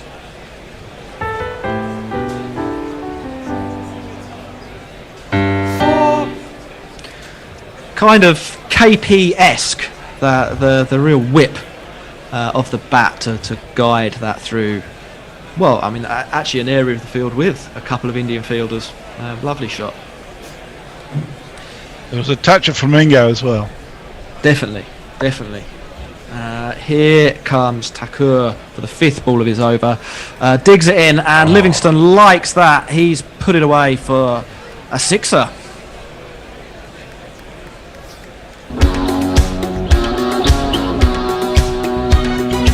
I believe in miracles. Since you came to bat, you sexy thing, you. I believe in miracles. Since you came out to bat. In fact, it was a 4, just to talk you through it fully. Thakur obviously annoyed he's been put away for a couple of boundaries this over, digs one in, and Livingston hooked it for a 1 bounce 4 by about 6 inches. 1, 2, 3, 4. Here's Thakur to finish the over. It's a good ball, and Livingston drops that almost onto his own stumps, but gets away with it. They run through for a single. That's 4, 8, 12, 14 runs from the over. England flying again. I can't see anything stopping them now. 115 for 4. Well, I can tell you now, Diana Craddock over on our YouTube channel is a lady after my own heart, let me tell you. She says, ODI I did good. The T20s are entertaining, but by far for the best for me is Test matches, which win hands over. I'm 100% with you there, Diana. Chan says, Dr. Livingston, I presume should surely be part of his jingle. And let me see, Neymar Butlin says, wouldn't it be poetic if Malan could greet his partner in the middle of the square and say, Liam Livingston, I presume I'll get my coat, says Neymar. That's the sort of humour we've come to expect from you, Neymar. I'm impressed. Neymar Butlins. Some colonial history banter. Wonderful stuff. It looks like Krunal Pandya's going to have a bowl. At least that's what the TV's telling us. So let's have his jingle. If Krunal Pandya directed a Star Wars movie, would it be any good?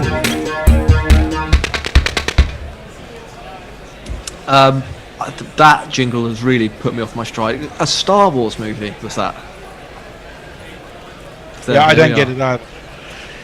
He comes in anyway. His first ball is a little bit of a dart on off stump. Livingston goes back to it and cuts it to point where it is fielded. We're getting a nice shot of Virat Kohli. I don't think he was the fielder, but Krunal is in again, quickly through his deliveries here.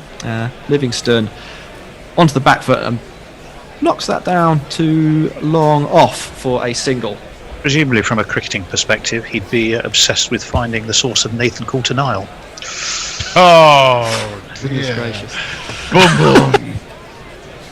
Krunal looks like he's going to stay round the wicket to the left-handed Malan, or is he just swapping over now? Maybe he is just swapping over to over the wicket.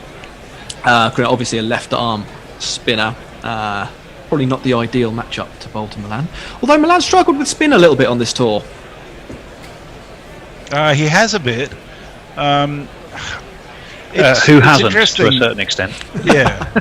But in the white ball, the spinners for India. Here's Krunal. That is darting. It looks like it's going to drift down the leg side, but there's a big appeal. Malan looked like he wanted to sort of turn it through mid-wicket and missed the ball. Virat's reviewed it uncustomarily halfway through the review countdown timer, so he must be somewhat confident here. I thought the last one wasn't out. I thought that was going to be a bit high. This time I think it's going down the leg side, but I'm not sure. Yeah, Nessels, what do you reckon? Decent shout. I think the best he can hope for is umpire's call on the leg stump. My initial thought it was going down, but it may not. It may just have held its line a little. So there's a possibility there. So on the replay you can see leg stump, so Malan has gone a fair way across. I do suspect the umpire's call is potentially in play here, but Tony, from the noises you're making, I suspect you think the opposite. Yeah, I mean there's definitely no inside edge. You're right, it pitches and it's missing. And it's just sliding down leg, but worth a shout and not sliding down by a lot. Yeah, that's even on the replay. That sometimes you see those DRS reviews, and you don't need ball tracking to know for sure that it is out or not out. That time, I thought it was a bit closer than ball tracking showed. Who'd be an umpire? Yeah, well, Nishi Menonwood for a start, and so was his dad. Yeah. So there's one answer for you. And a good one too. Virat Kohli can't believe it. He's puckering his lips, wide-eyed with shock that isn't hitting leg stump. As Crunal, like he's saying, do you know who I am? That must will reload and go again, and he just fires that down the leg side. Pants worn it on the chest, looks a little bit uncomfortable. It is a wide, so one more to England's total. Wide. Crunal again, a little bit short and wide that time, but Malan doesn't really go for it. Just dabs it down to third man. There is no run. Gets through his overs quickly, doesn't he, Crunal? And cheaply at this rate. Yeah, he's doing well. Here he comes again, fifth ball of the over. Malan this time does get bat on ball, turns it into the leg side, out to deep mid-wicket for a single. We see a picture of Moeen Ali chewing gum on the bench, looking very calm, as Livingston will retake his guard for the final ball of this Crunal Pandya over. Good time to introduce spin, I'd venture, as Crunal comes in. Livingston on the front foot, back down the ground, too long on. That will be a single, and I think that takes England to 120 for 4 off 19 overs. Tony, do you want to bring us up to date on tweets? Yeah, sure. Leah says, I don't want to see Crunal direct a Star Wars movie. I'd much rather see him play Talon Karade in one about 10 years down the line. I have no clue what that is about, but then I sometimes do miss Leah's cultural references. I'm sure she'll let me know that I should hand over the tweet duties to a younger, better read person. I don't know. Digging the Livingstone Kid says Dr. Black 66 on YouTube. Yes, he's I'm just doing nicely. looking at the shirts for the players. Oh, sorry. Prasith Krishna's back into the attack. Good length and line straight away. Livingston drops into the leg side. That's a dot ball. He is replacing Shardul Thakur, so a reshuffle from Kohli. Let's have his jingle. When he was just a kid, Bangladeshi put on the skid. KKR put in a bid. Everybody wants a bit of Prasith. Here is Prasith again. He's drifted onto Livingston's pads, who flamingos it away once more, this time behind square on the leg side, between two fielders. That's 4 runs. Lovely shot. Livingston looking good. It's Nissan She. It's Nissan She.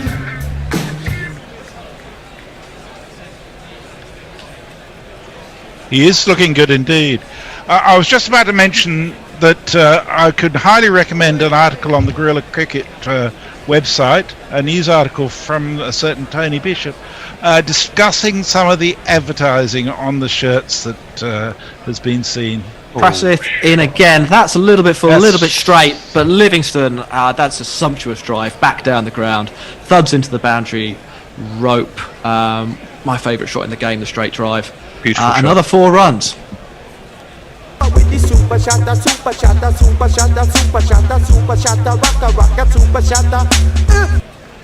Nothing wrong with the advertising messes, by the way. It was the bullshit that was discussed around the whole thing. Here comes Prasith Krishna once more, or not. No, they're going to reshuffle the field. Oh no, he is here. In, and that has hit Livingston on the upper body. I think the ball's flown down to third man. They're going to come through for what I assume will be a leg bye. The umpire signalling the one bouncer for the over. Oh no, it must have been a little bit of bat from Livingston there. Slightly out of control that time, Messers. Yes. I've loved that some of the shots he's played, but really he needs to remember it is a 50 over game and not a T20. Wow. Yes, he was lucky to get away with that, to be honest. He tried to hook it, got it off the gloves. Yeah, and that really could have gone anywhere. Here he comes again, Prasith, to Malan this time. Slightly wide off stump, and you know, Malan's favourite place today, behind square on the offside. That cut shot, or that late cut shot again, brings him another 4.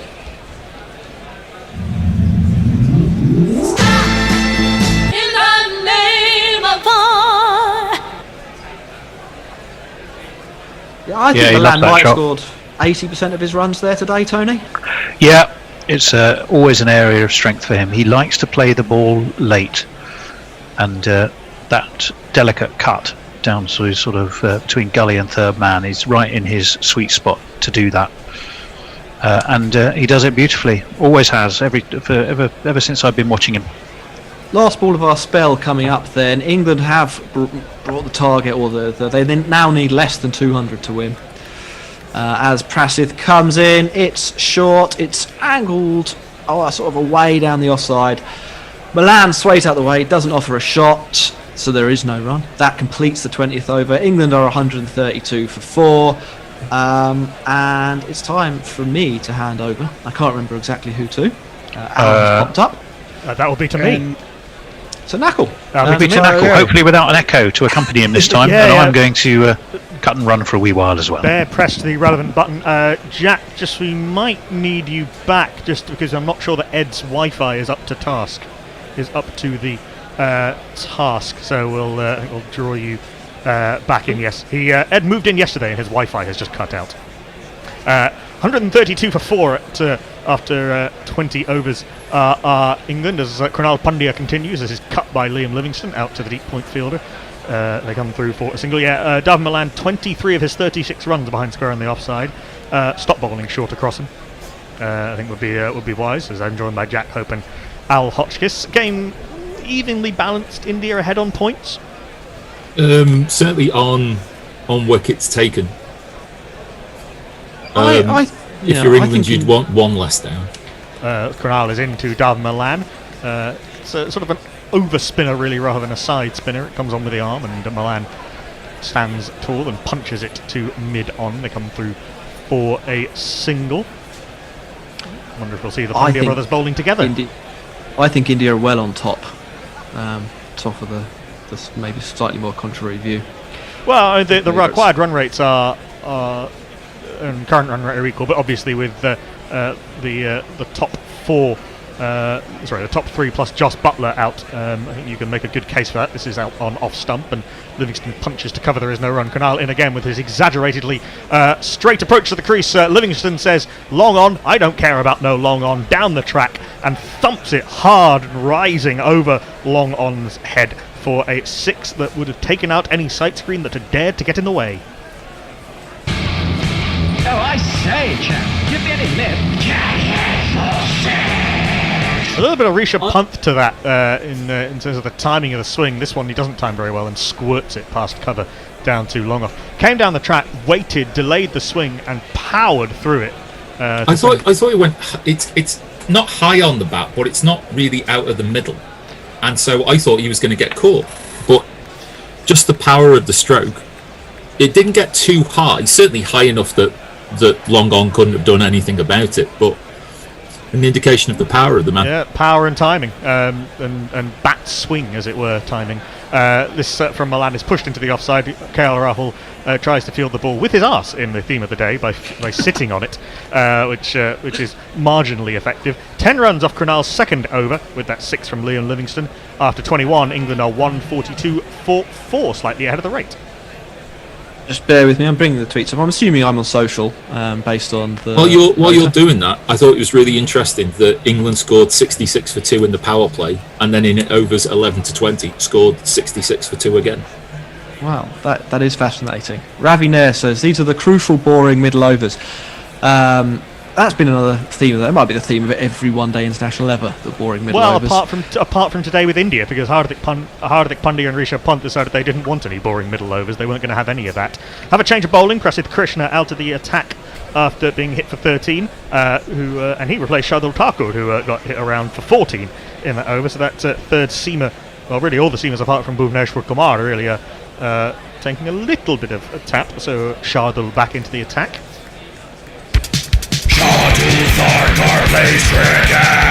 Understandable, considering I think they played 15 ODIs between them, Thakur, Prasidh Krishna and Natarajan. It's a cutter from Shardul Thakur coming into Darwin Malan, who punches off the back foot into the onside. They come through for a single. Did get the wicket of Jos Buttler, the second time that he's dismissed Buttler LBW in this series. Yeah, and it's small sample size theatre with Jos Buttler, but the 15 runs he scored today are more than in his previous 5 innings combined. Yeah, 6 ODIs since the World Cup in 7 months, 8 months or so. Oh, a bit of a flash from Livingston outside off stump. Didn't really commit to either cutting or driving, and flashed at it outside off stump through to Rishabh Pant. There is no run. Yes, sample size. Well, how much is a justifiable sample size for you to start turning around and go, is it 10? I think 56 balls in 7 months or whatever it is definitely too low to be making any judgment. So long as there's a definite line beyond which we turn around and start going, okay, this is something to worry about. As Thakur is in outside off stump, a little bit of movement away from the right-handed Liam Livingston, who doesn't time it and punches it up to mid-off. There is no run. The only worry I would say is that he's only hit 2 of them for 4s, and those were both today. That'll be a little bit like KL Rahul in the T20s. Low scores can happen, but it's the lack of apparent intent is more a thing to be concerned about. But it's Jos Buttler. He'll come back. The men out are at deep third man, deep point, deep mid wicket, quite square and long on. This is punched by Livingston again. Can't beat the infield on the offside. There is no run. Better from Shardul Thakur, dragging his length back a little bit and off stump. So these pair have rebuilt or continued the rate of scoring to some degree, 48 off 41. So in terms of runs scored, right where they need to be. In terms of wickets lost, in all kinds of trouble. This is whipped really wristily by Liam Livingston. Shades of Dan Lawrence there with the clip through the onside and the fast wrist. It's only a single. Didn't really time it very well off the inside part of the bat, bringing Malan back onto strike on 39. Livingston on 31 off 25. Made a quietly impressive start to his one-day international career. Again, very limited sample size. And as you say, Jack, these two are auditioning along with, having supplanted the unfortunate Sam Billings, who got injured, for that next cab off the rank slot. Yes, yeah. You really do feel for Sam Billings. Terrible luck. This is, guess what, short and wide and cut by Darwin Malan, but there is a man out there at deep point. Kunal Pandya does the fielding. They come through for a single good over from Shardul Thakur. 3 runs only off it. England 145 for 4. A couple of tweets. Dr. Leonie Hicks. The boring middle overs are not boring. Big fan of the interesting middle overs.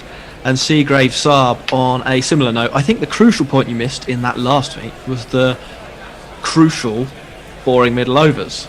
I thought I said that, but maybe I didn't. I thought it was a funny tweet personally, but then again, my idea of funny is perhaps not to everyone's liking sometimes. Stick with it. Yeah. Just having a look across YouTube. Nothing in on YouTube. Still with Dr. Black digging this Livingston lad. He has looked good, Livingston, I think. I haven't seen an awful lot of him. It's one of those weird things about English cricket because there's not so much broadcast. All the broadcasting clashes with the Test summer. You don't see some players until they break into the England side. It's not like the IPL where there are 60 matches a year for you to have a look at the next generation of Indian talent. No, and it's been cited as part of the reason why English players didn't get picked up in the IPL for a long time is because the Blast just isn't on TV, basically. It's barely on TV here, let alone in India. Might change with the 100 perhaps later this year, although frankly why not just televise the Blast properly and market it properly, or indeed a city-based franchise tournament, T20. I don't really see the need for a new format, but then again we've had this argument too many times before and I'm already bored of it. Liam Livingston has he's a good list A record before not including this match. Averages just under 37 at a strike rate of just below 6 and over, so very tidy indeed.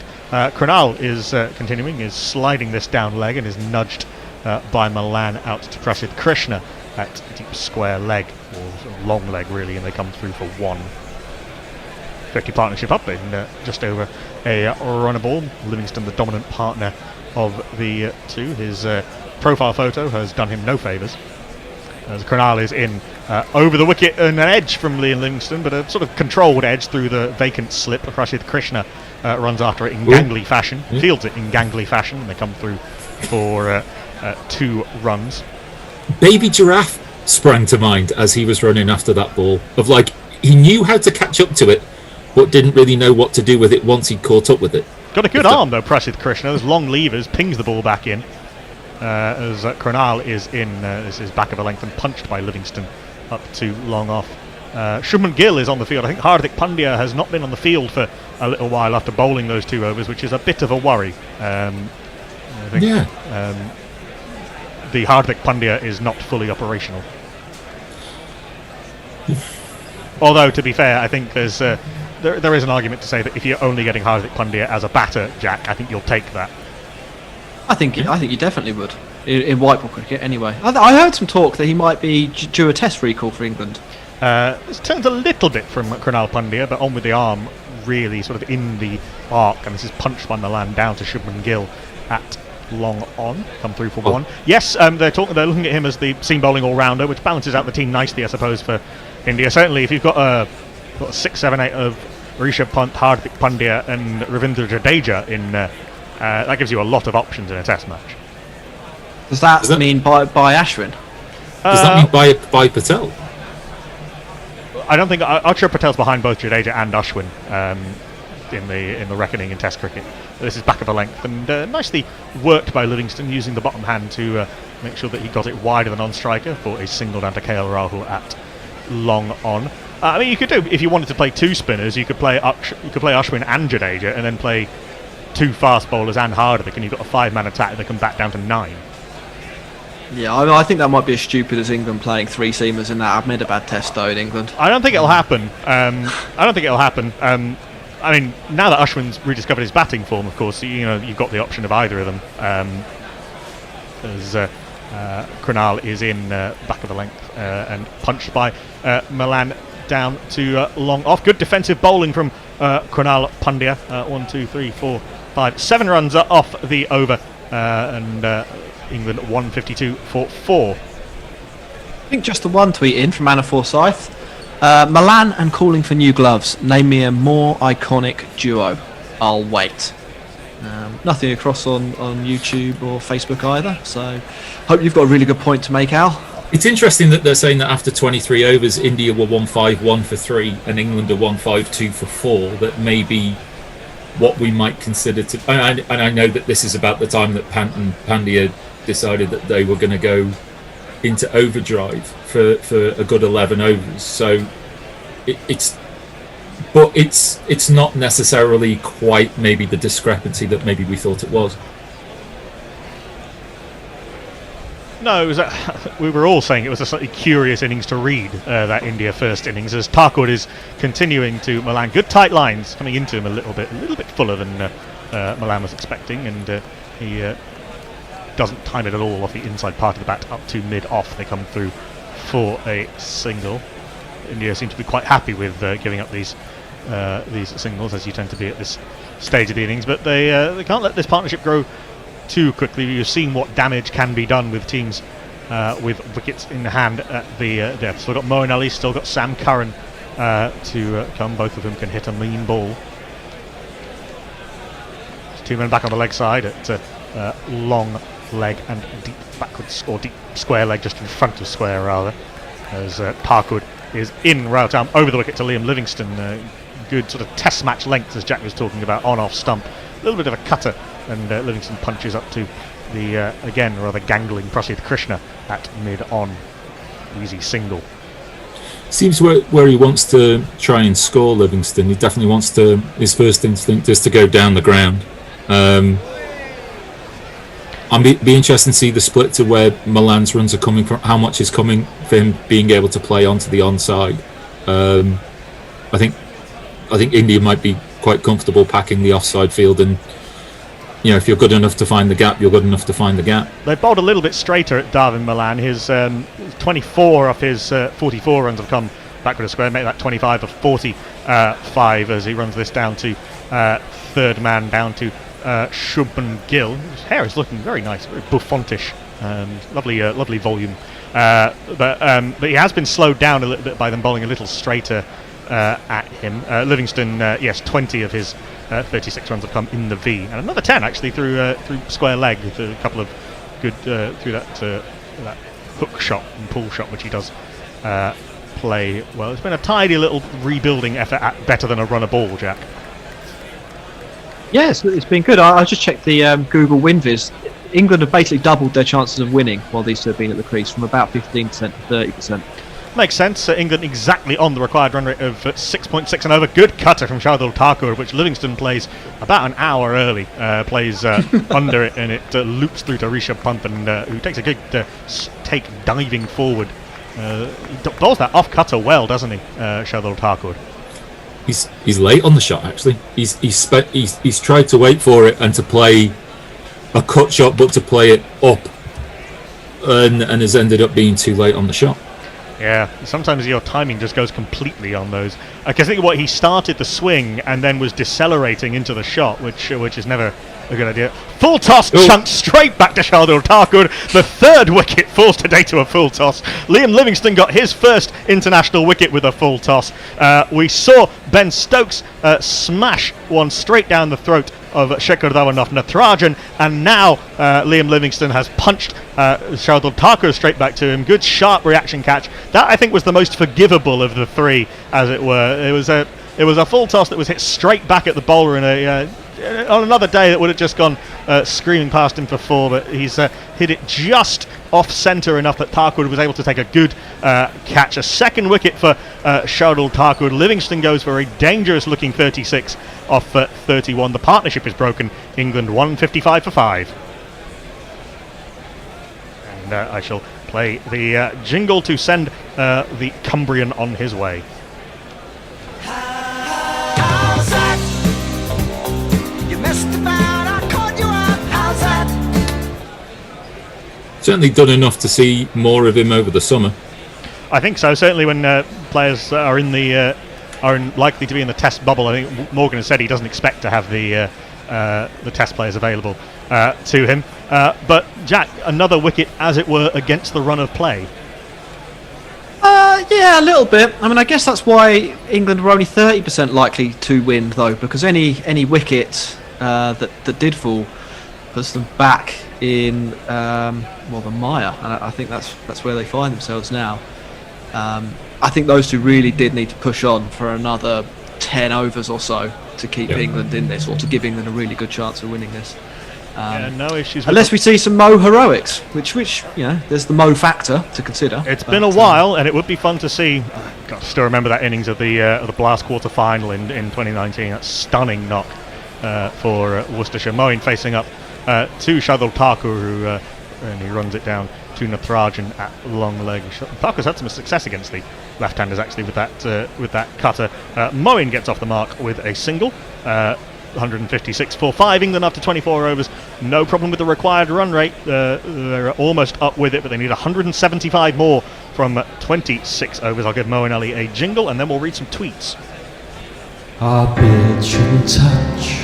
Move over, AMLO. I like it too much. Move over, AMLO. You're one hairy dish I love unconditionally. It's Moeen Ali. Ravi Nair already said it, I'm sure. Doomed. Messages. Liam Livingston out to a full toss. The bite a bit. There is a cricket god. Mr. Basil. Warren, can I suggest to the various cricket boards that players should in the playing side, based on the quality of their jingles? It's a suggestion. As Crynal into the left-arm spin to the two left-handers, interesting, and mowing one of the best spin hitters in the world with his blue gloves. Nice touch, matching the kit. And his blue trainers, very nice. He just runs his first ball to third man. There is no run, and clips the second ball to mid-wicket. There is no run, but you can almost see him eyeing up that long-on boundary. There is a man back at deep mid-wicket and at long-on.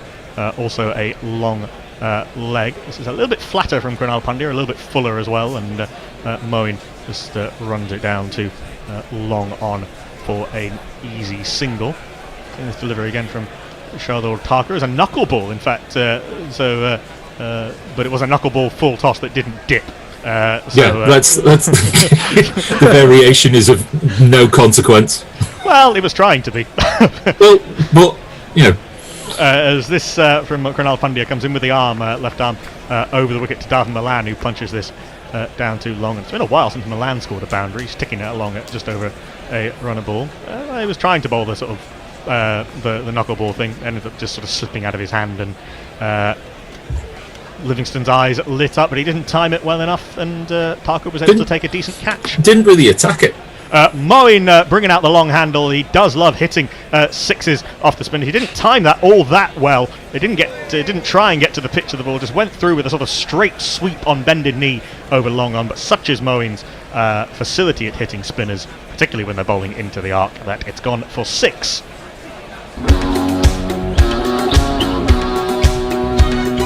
I believe in miracles. Since you came to bat, you sixty thing, you. I believe in miracles. Since you came out to bat, you sixty thing. Of course, though, with Hardik Pandya off the field, the Kohli can't really play a match-up game as he might like with no sixth bowler. This one is good delivery past the outside edge, a little bit quicker and a little bit wider. Punt whips the bails off quickly, but Moeen's back foot was planted. What is that? 8 runs off Krunal's over. England 164 for 5 at halfway. Just the one tweet in since the last update. Messages on the basis of jingle quality. Samit Patel would be picked for life. I've not heard the Samit Patel one. Is it a good? It's a beauty. Jingle? It's far too long to play at the moment. The YouTube crowd have gone quiet, so the discussion about Welshness or New South Welshness has died down, and nothing over on Crit Tracker either. Please do send us in your messages on all platforms. Tweet us at Guerrilla Cricket. Get in touch at on YouTube and on Hot Mic and on facebook.com/Cricket Tracker India. So the Thakur is continuing being removed. Joss Buttler and the dangerous looking Liam Livingston. He's in a cutter which spits at Darwin Malan. Slow, quick. He was expecting it to be easy to whip away over the onside, then it spat up at him, and he ends up sort of fending it into the onside. A sort of quick off break from Shardul Thakur, and result there is no run. It seemed to. I mean, that's caught Malan right on the top of the top hand, hasn't it? Bottom hand, in fact, he's taken. He took the bottom hand away, and it still managed to hit him on it. And then on the elbow, got his timing all wrong there. Darwin Malan got ball. I've been quietly impressed with the way that Malan's gone about things today. Yeah, it's been, I think, quietly impressed and sort of composed is a way to go. He does like the pull shot. That's a short ball, and Thakur's not quick enough to bowl that short on this pitch, and he's smashed that away past mid-wicket, wide of long on for 4 to bring up 50. The number of the day. Who could ask for more? The number of the day is 4. 50 runs, your 50 runs. Well done, well done, well done, well done. 50 runs, your 50 runs. The job has only just begun. 50 off 47 balls with 6 fours, and he might have been dropped off that delivery. It was a cutter again from Shardul Thakur. Malan tried to cut it, that favourite cut shot of his. Punt spilled the take. Judging by Shardul Thakur's reaction, I think that might have taken an edge. The end result is that it's a dot ball. We're seeing the replay. This is another attempted knuckle ball. Can't really tell from that replay whether he hit it or not. Oh, in fact, it actually might have bounced short of Rishabh Pant. It has bounced. I think it's bounced just in front of Pant's. It's difficult to know sometimes whether he's trying to. Yeah, he's done well to stop it in front of him. Yeah, I actually think sometimes that smile sometimes portrays the idea of. Yeah, I'm sorry, but that's bounced in front of him. Oh dear, it's a short ball, and Malan has somehow pulled it straight to Rohit Sharma at mid-wicket. He does play the shot well, but he's somehow picked out the one man who could have stopped him picking up 4 for it. He nailed the first one. He has hit the second one straight to Rohit Sharma. England sink further. They're 168 for 6. Good innings from Davin Malan, but not quite enough. 50 off at an even 6 runs and over with 6 for Shardul Thakur has a third wicket to with them a little bit lucky, perhaps, and England 168 for 6. How's that? You messed about, I caught you out. How's that? He's, placed there for a reason. But I mean, I know a foot in any direction you want to go, and Rohit Sharma doesn't catch that. So it depends. If your glass is half full or half empty, or even who owns the glass, I guess. Completely the right shot, Jack, but just execution poor in terms of he didn't try and place it either side of him, nor did he try and hit it over him. It was a sort of a net shot. And I think Stan Weasler sort of sums up the situation quite well over on YouTube. It would be fitting for this tour. It wouldn't be fitting for this tour to end any other way than an Indian victory, which I think that wicket might precipitate, to be honest. Yeah. Hard going now from England, even with 2 capable. Well, Moeen Ali was far more than a capable lower order batsman a few years ago, but that's what the category that he and Sam Curran are in now. The run rate, it really isn't an issue. The required run rate is 6.65 and over. They're at 6.54, but 162 from 24 overs with 4 wickets in hand as the demon boy child Sammy Curran faces up to Shardul Thakur, his CSK teammate. It's a short ball. Curran ducks under it through to the keeper. There is no run. I'll give the boy child a jingle. Is he a batter or bowler? Sam Curran. What's his distinguishing feature? Sam Curran. His dad's from Zimbabwe. Sam Curran. And he's beloved by Liz Yates. Sam Curran. With that delivery that Thakur sort of put hands to head on as the last ball of the over is blocked back to the bowler, there is no run. 4 runs off the over, but the wicket of Davin Malan. England 168 for 6. I'm not sure that Davin Malan actually got any bat on it at all, and I think Shardul Thakur was being a little bit over-eager there on that occasion. But nonetheless, there's been a little bit of that going on in all of the ODIs and in all of the T20s, to be honest, and England are just as guilty of doing it sometimes. Yeah, I mean that in that case, I can forgivable overexcitement, I think. But a good spell, Jack, for Thakur. 8 runs and 2 wickets in this second spell or third spell. He's the difference again, which I don't think many people called. A few tweets. Venkatesh, Thakur might have given the finger to Livingston. Apparently, that's paraphrasing Venkatesh a little bit, but does lend credence to what Al was just saying. Warren, catch at mid wicket. I can hear Bear from here. Grand theft or Arto. Was Livingston being dismissed, mishitting a full toss, as unlucky as his wicket from bowling a full toss was lucky? No, I don't. I think his was the luckiest wicket of the day, among a few, but it was quite lucky. No, I think the Livingston wicket was luckier. The Thakur one is one of those things that can happen sometimes. Yeah. Most of the time that's screaming for 4 past the bowler.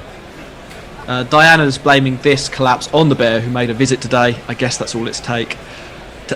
And Adrian Lowe, sorry chimps, doomed in quotes. Yep. So yeah, doomed. But we all get a long Sunday evening. So Yeah, I could get to watch the MotoGP at this rate. What a result. It looks as though we are going to see the lesser spotted and seemingly somewhat operational Hardik Pandya replacing his brother again. So yeah, we've had swaps of Pandyas in this innings. Outside off stump is Hardik, good delivery, beaten Moen on the outside edge. Punt throws head to heavens through to the keeper. There is no run off the bowling of this man.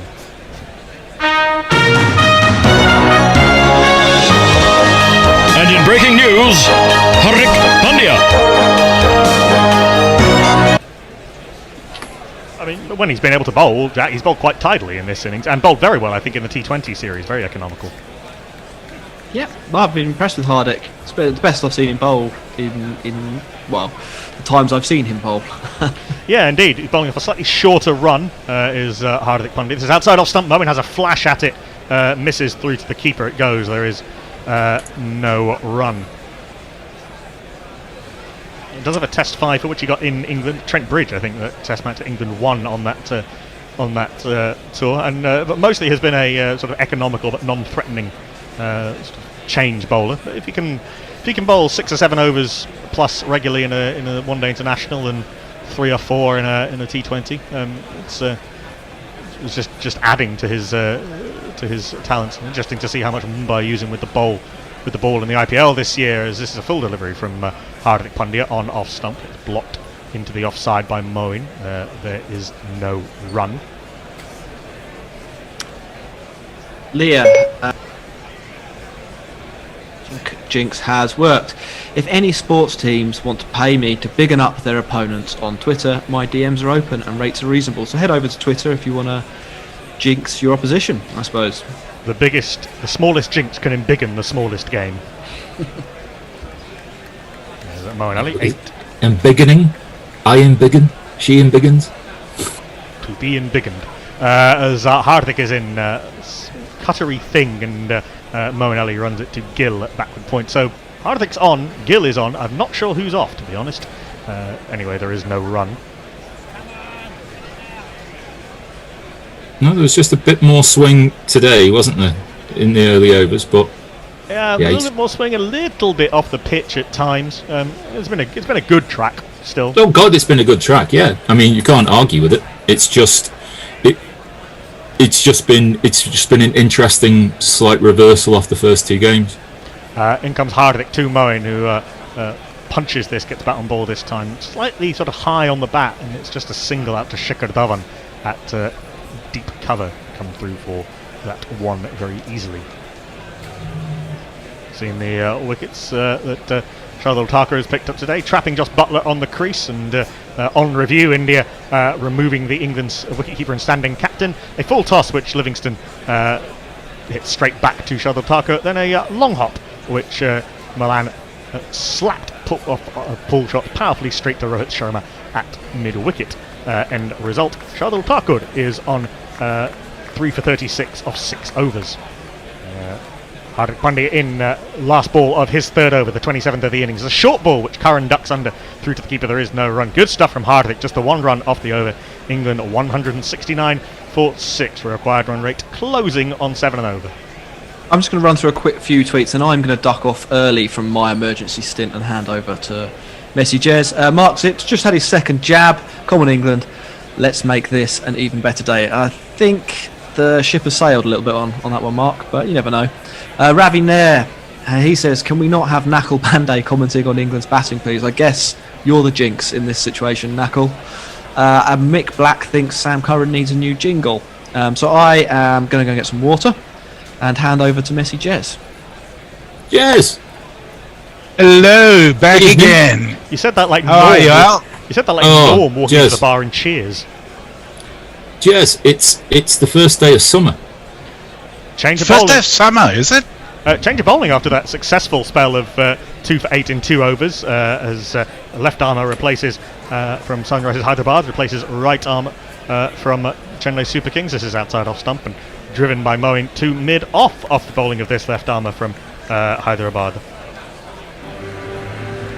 Actually, he's from Chennai, but plays for Sunrisers. Magister temerato, malum devoratrix, tangarasu natarajan. Requiem for a left armour.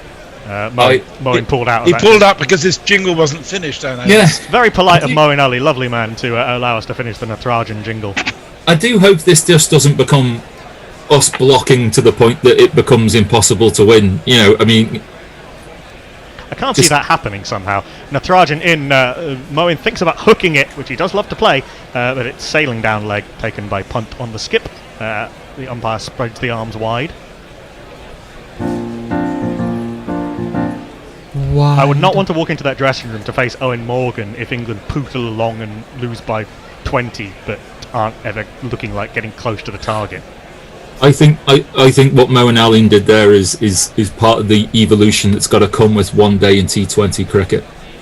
That you've got to be your awareness of your strike zone. Yeah, we talked about this, you and I, with Andy. That's a great shot from Moeen Ali. It was not an awful delivery, a little bit short perhaps on off stump.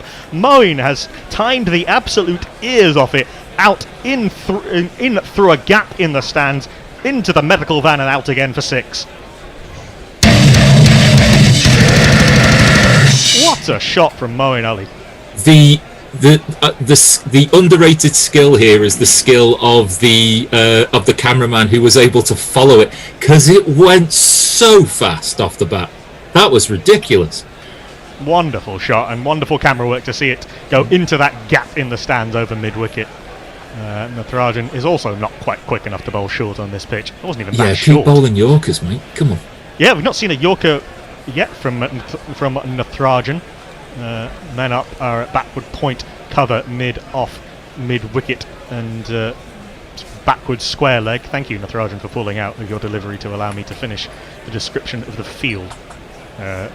Thus, the men back are at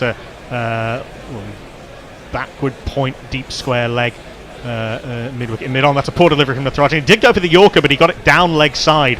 And it's going to be a wide. Rishabh Pant spills it to Shubman Gill at short fine leg, so they don't come through for the extra. No, they didn't. Gill must have been close enough that they've not been able to take the extra. No, that's what I said. They didn't come through for the extra. Yeah. But with that wide, that's technically 8 runs off the last legal delivery. I feel a bit sorry for Pant. They're really stretching him, aren't they? Oh. Yeah, I mean, his wicket keeping has improved dramatically in the last few months or so. It wasn't awful to begin with. I'm not sure Moeen was ready for that because Natarajan has bowled it in a way, and Moeen has sort of blocked it into the offside in a way that suggests that he wasn't actually ready, and it has been given a dead ball. Slightly odd. It was interesting to see where Pant was. Pant really didn't look like he was in line either. Natarajan surprised everyone. Yeah, Pat's not looking. Yeah, Rishabh Pant is looking towards long leg and setting the field. I think that's why Moeen Ali was distracted. Curious. You'd think Natarajan would check whether his wicketkeeper was ready. Could you imagine if he'd played and missed it? Natarajan in on the legs of Moeen Ali. I thought for a second he'd picked out Shubman Gill at short fine leg, but Moeen got it square of him, or wide of him rather. Picks up 4. 1 2 ka 4 4 2 ka 1. My name is Lakhan. My name is Lakhan. Shubman Gill's now gone back at long leg, but I suspect that whatever the aim of that is, the plan is not for Natarajan to bowl half trackers on Moeen Ali's hips. Yeah, not really helping your field out a lot there with this sort of way we're bowling, which seems so out of character with his IPL. A little bit fuller, tighter to off stump this time. Better from Natarajan, blocked back to him by Moeen Ali. There is no run. 12 runs, in fact, off what was technically the second ball of or third ball rather of the over, because this over's gone dot wide 6 dot. Sorry, dot wide 6 wide 4 dot. So not Natarajan's best. He's been playing his second one-day international.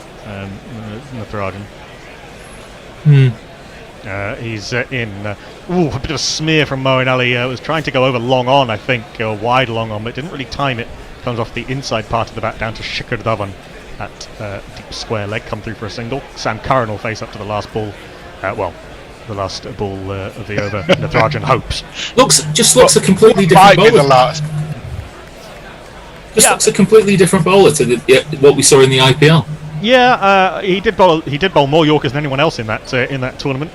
Mostly at the death, has to be said, but still, haven't really seen one as yet. He's finding his way in limited overs in international cricket, particularly one-day cricket. This is a sort of cutter. He runs his fingers over it from does Natarajan. Curran will get off the mark, pushes it square of mid-wicket. Possibly could have done more to stop that. And a really bad throw from Shikhar Dhawan as he flings the ball back in. Everyone's laughing at him. It would have been 2 anyway. 15 runs off that over, releasing the pressure. England 184 for 6 after 26 rather. 28 in fact. Hush my mouth. So, Mark Zipp sends us photographic evidence of having had his second jab in Albany in New York State. So he says, "Come on, England, let's make this an even better day." Ever the optimist, Mark. Warren says, "Over before the Albania game." I was hoping you to be over before the Grand Prix, to be honest. Muttley said, "Ivor Biggin." I'm not sure where that came from. And Spicy Golden Duck. Jesty nog, madam. Spicy Golden Duck says, "Embiggen is a perfectly cromulent word." Thank Shades you. of cromulent. Straight off.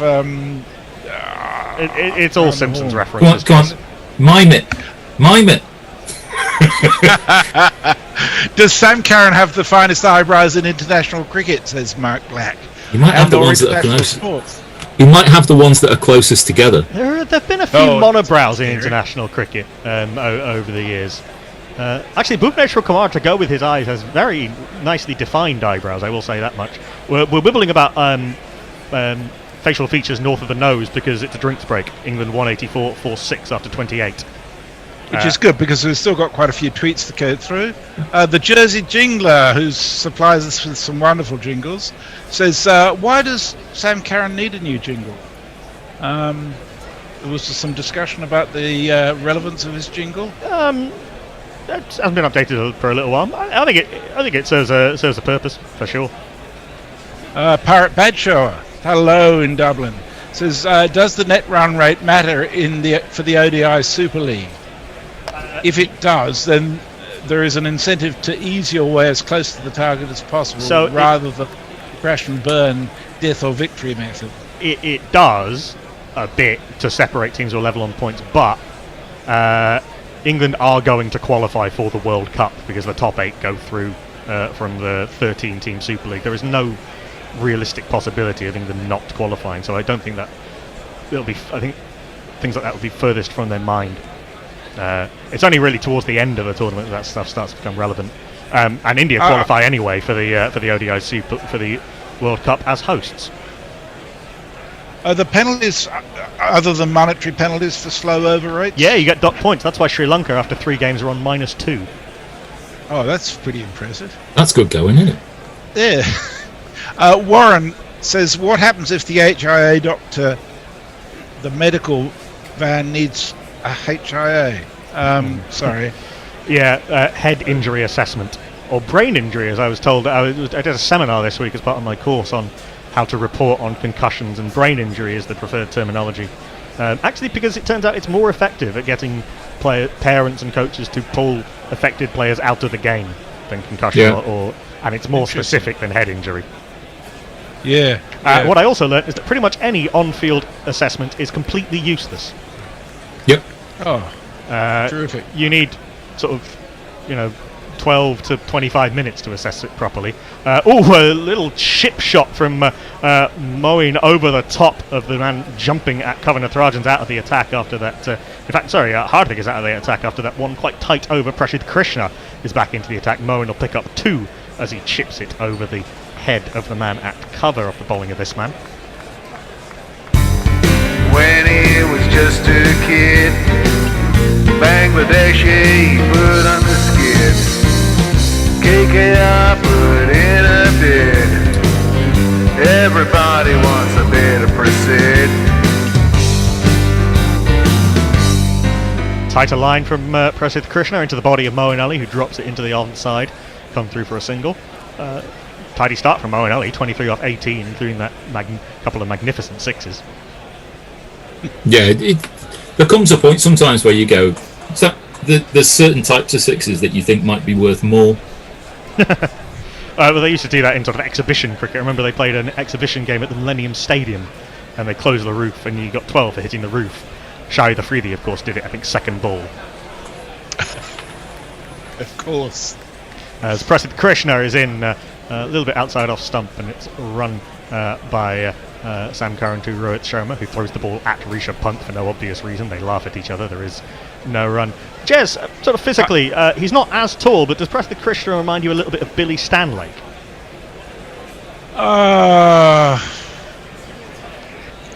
Billy Stanlake, for all his tallness, actually has more body mass, I think. He does look skinny, but because he's so tall, but he's actually not quite as weedy looking, if that's fair. Cut hard by Sam Curran, the man at back at third man. Natarajan can't come round and cut it off. It was hit powerfully enough. Natarajan has no idea where the ball has gone. Eventually picks it up. Sam Curran picks up his first boundary.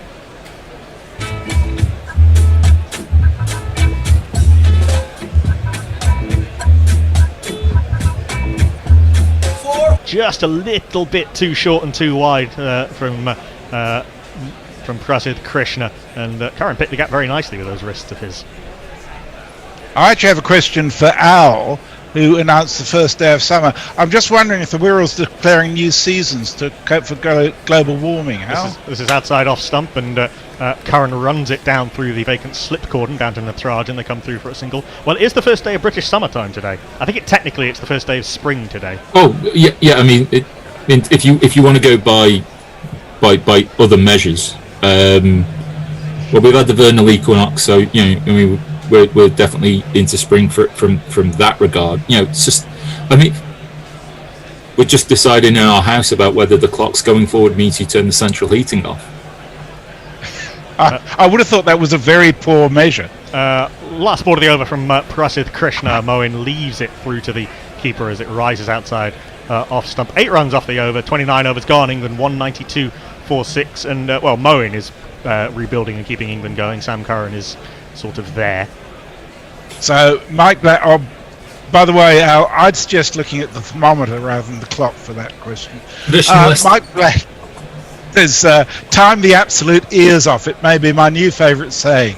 I shall endeavour to sneak it into everyday conversation. It's one of those commentary things that makes absolutely no sense, but is very satisfying to say, and everyone knows what you mean. Absolutely.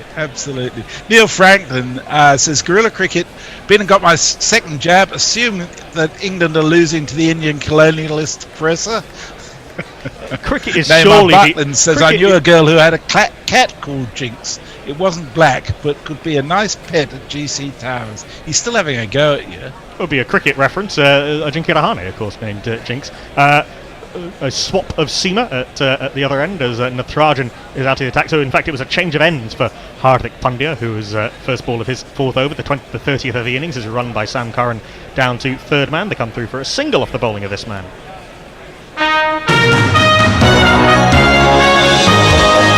And in breaking news, Hardik Pandya. It's a brief scare when he went off for a few overs, but he seems to be okay. Shim McGill, I think, is still on the field, so I'm not really sure who is off, as this is tight to off stump. It might be a run out here. No, Sam Curran responded quickly to the call as Rohit Sharma came in from backward point, and they come through for a well-run single, given that ball barely left the cut strip. I'm seeing this again from the point camera. It was a bit of a sort of a look at each other, and then they decided to go. And I think Sam Curran was... Ooh, it would have been very tight. I think actually would have been out if Rohit had hit with that sliding underarm throw from backward point. Very close. Good tight running from England, but lively running, but a few close alarms. Cuttery thing from Hardik Pandya, runs across Sam Curran, who goes with the ankle and guides it down to third man. They come through for 1. You can see how hot it is even after night has fallen. The sheen on the arms of the likes of Sam Curran out there. It's been in the 30s all day. It was close on 40 at one point earlier today. That's way beyond my maximum temperature. Yeah, dry heat as well in Pune. It's pretty consistent all year round, which makes it even stupider that a new build stadium built less than 10 years ago in those conditions doesn't have a roof. Not going to go with that rant again.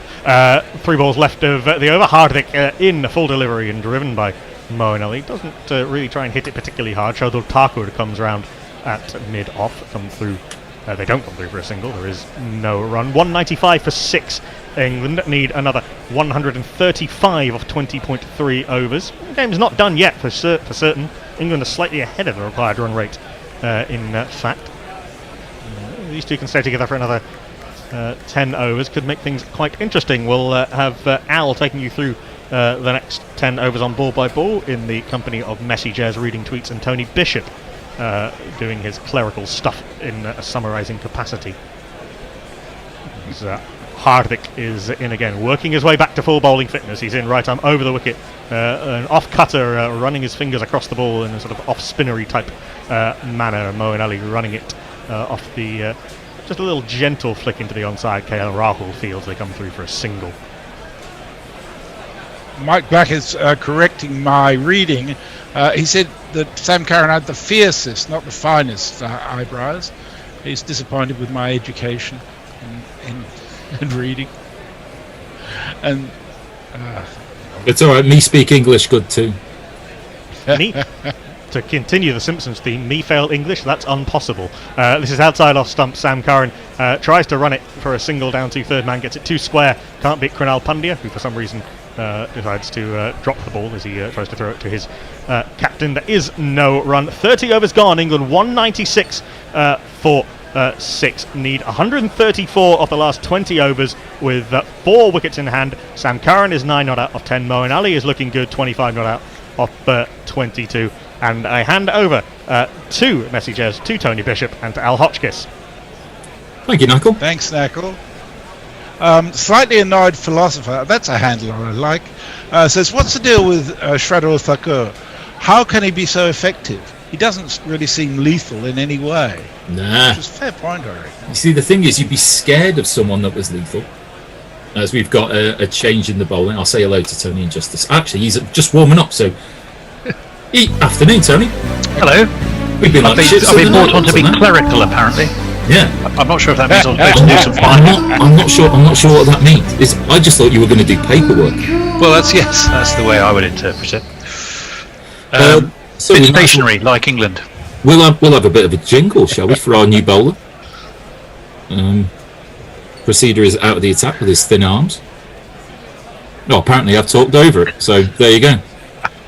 Kadir bugger all, and that's been pulled away by Moeen Ali, and it's been unable to be stopped by long leg. Shardul Thakur unable to do his airplane impression well enough in order to be able to get to the ball, and Ali moves to 29 with one of these.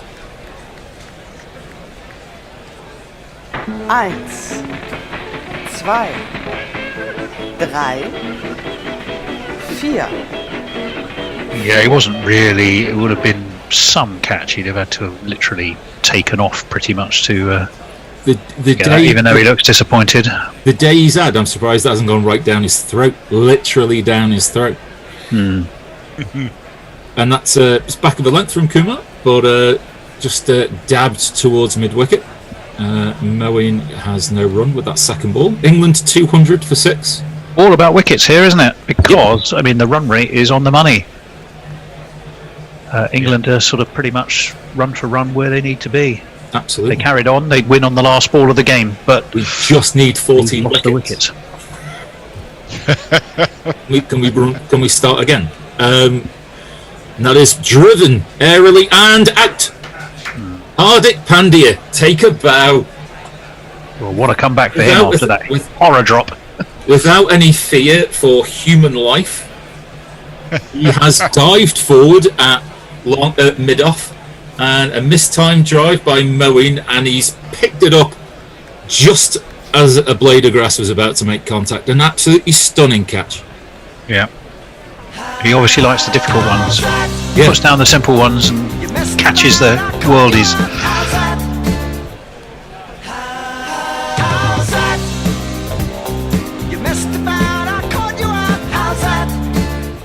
Well, enterprising 29 off 25 for Moeen Ali, and a couple of howitzers put into the stands, which will enrapture his IPL franchise, I'm sure. But that's about all over, isn't it? Al? Yeah, I mean, do we need to do the last three? Should we just head off? Yeah. Well, I do think you took that wicket in a knackle-like way by saying, yeah, all we need is 14 wickets, and there goes one of them. Bang. Absolutely. I mean, India didn't see their innings through, did they? They were all out after 48. No. What are we seeing on this wicket that is more difficult? Is the ball just not quite coming onto the bat as much? Maybe. It doesn't look a frightening wicket. There isn't prodigious turn. There hasn't been a huge amount of. There's been a fair bit of swing. I think the margins for error are so small that we've seen some brilliant innings. Oh, apparently we've missed the first ball of Adil Rashid's innings. I'd love to tell you what happened, but we were still on a break from we receiving haven't. pitches. The director No, has. we haven't. Yeah. No, I don't think so. No, it was saying 0 off 1 ball. So, Lord only knows what's happened. It was a dot ball. Play here. It was a dot ball down to Galley. Ball played by Adil Rashid, who will jingle in just a second. Played to cover, no run. Adil Rashid on the 45. Adil Rashid on the 45. Adil Rashid on the 45. Adil Rashid on the 45. Adil can turn it both ways. Adil can turn it. Adil can turn it both ways. Adil can turn it. Adil has turned it to backward point, and there'll be no run off that last ball of the over. 31 in the books. England are 200 for 7. And Warren suggests a way of selection should be a combination of best jingle, nicest eyes, and sexiest bum. Interesting team, that one. Leah says Sam Curran's jingle should have been based on the horse Faisal lied to start with. The despicable Hitler Junge.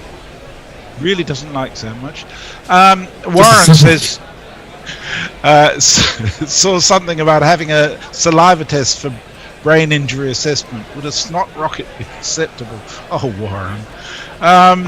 Mike Black says looks like a 14-year-old kiddie with Satan's billion-year-old eyebrows. Well, it's Hardik Pandya who's in after taking that tremendous catch. And that's right on off stump, and Curran can only fend that to a short cover, and there's no run. Should Moeen Ali really have been going so hard at that, do you think? I mean, when you need 6 or so and over, if you turn the ones into 2s, you're gonna. Is that not safer? Consider the entirety of England's loss of 10 wickets in the first ODI. Right, they're 130 odd for 0, as that's driven by Curran. Collapso. And it's fielded at mid-off, and there'll be a single taken, and Curran will move to 10. That's the way they play, and it's the way they've played for years. It's being in a car and trying to go from first gear to 5th gear without trying to use any of the gears in between. Now, if you time it right, if you get the pitch of the engine right and you time it just right, it will go into 5th gear, and you can do anything you want after that. I think you've got to think. Sometimes it stalls. Yeah. Whereabouts do you do that sort of thing, Al? Well, a guy who used to drive us from when I used to work with the MOD down to, we used to play football, as that's dabbed away by Rashid down to 3rd man, and he'll get off the mark. We used to go and play football on Friday afternoon, and on the slip road going onto the motorway that we needed to go on down to, Matt, who used to drive us, was in 1st gear, and he used to rag the nuts off it, technical driving term, I know, in 1st gear, and drop it into 5th as we were going onto the motorway. Oh, Jesus! I'm glad I wasn't around. But that's the Owen Morgan blueprint. Now, that's made England world champions, by the way. So and this is a bilateral tournament. So there you go. As that's short and pulled away by Sam Curran, and he has gone about 15 rows deep with that ball as he's pulled that in front of square, and that's a massive 6. Right, so now, how many balls have we had of this over? 4. You came out of your hand and into my zone. Now it's up in the stands. It's a 6. It's beautiful and it's mine. Suggestion that Curran certainly hasn't given this game up for gone, has he? Not with that sort of shot. Well, it's there again. It's the imprint of a culture, as it's dabbed down to third man again, and Curran will take the single. It's the way that they're told to play, and if you don't play, there's a list of other players who can come in and take your place. We know that if you don't fit in with the culture, you don't play, because Alex Hales isn't opening for England. Yeah, that was for different reasons, but but it's a team culture issue. He doesn't have the trust of his captain. Yes, that's very true. So if you don't come in and do your job, as that is a fuller length delivery, which Rashid tries to drive. It is half stopped at mid-off, but Rashid thinks wiser of taking the single. So 9 runs off the over. England. Katie Cooper is with us. She says, happy nearly summer. I kept my Christmas fairy lights up until the clock change this year because I needed all the available sparkle. Nabar Butlins tells us he's tuning into England versus Albania via the Mexican TV streaming service here in Los Angeles. It's very postmodern. Reminds me of the Spanish Scotch I sampled on the Costa del Sol in the 80s. Josie Oak reckons he's got the Wirral weather taped. Al, he says, summer is rain, autumn and spring is cold rain, and winter is sleet. Is that about right? Well, I'm 40 miles away from Old Trafford and Lancashire, so yeah, you can probably draw your own conclusions. As Kumar is in for the first ball of his 7th over, and that's just dabbed into the offside field by Curran, and there'll be no run. Mike Black thinks that Hardick plays better without the pink shirt on his arms. Seems to be doing him no harm at the moment. He's having a fine game. It's just good to see him bowl again, you know. He does add a variety of different options. As Kumar is in, and that's tried to be played behind square by Sam Curran on the offside field, but only finds the fielder and there'll be no run. As the sun has now set there, right, and we're fully under lights. Yep. Yeah. So Jonathan Trott appeared, maybe it was insect spray. It was not sun spray. He was spraying something onto his arms there, rather studiously. So I'd imagine it must have been bug spray rather. I was thinking surely that he's not sort of putting sun cream on. That's back of the length, and that's been cut by Curran. But he will not get the boundary. There's a man there at deep cover. And he'll restrict Curran to a single.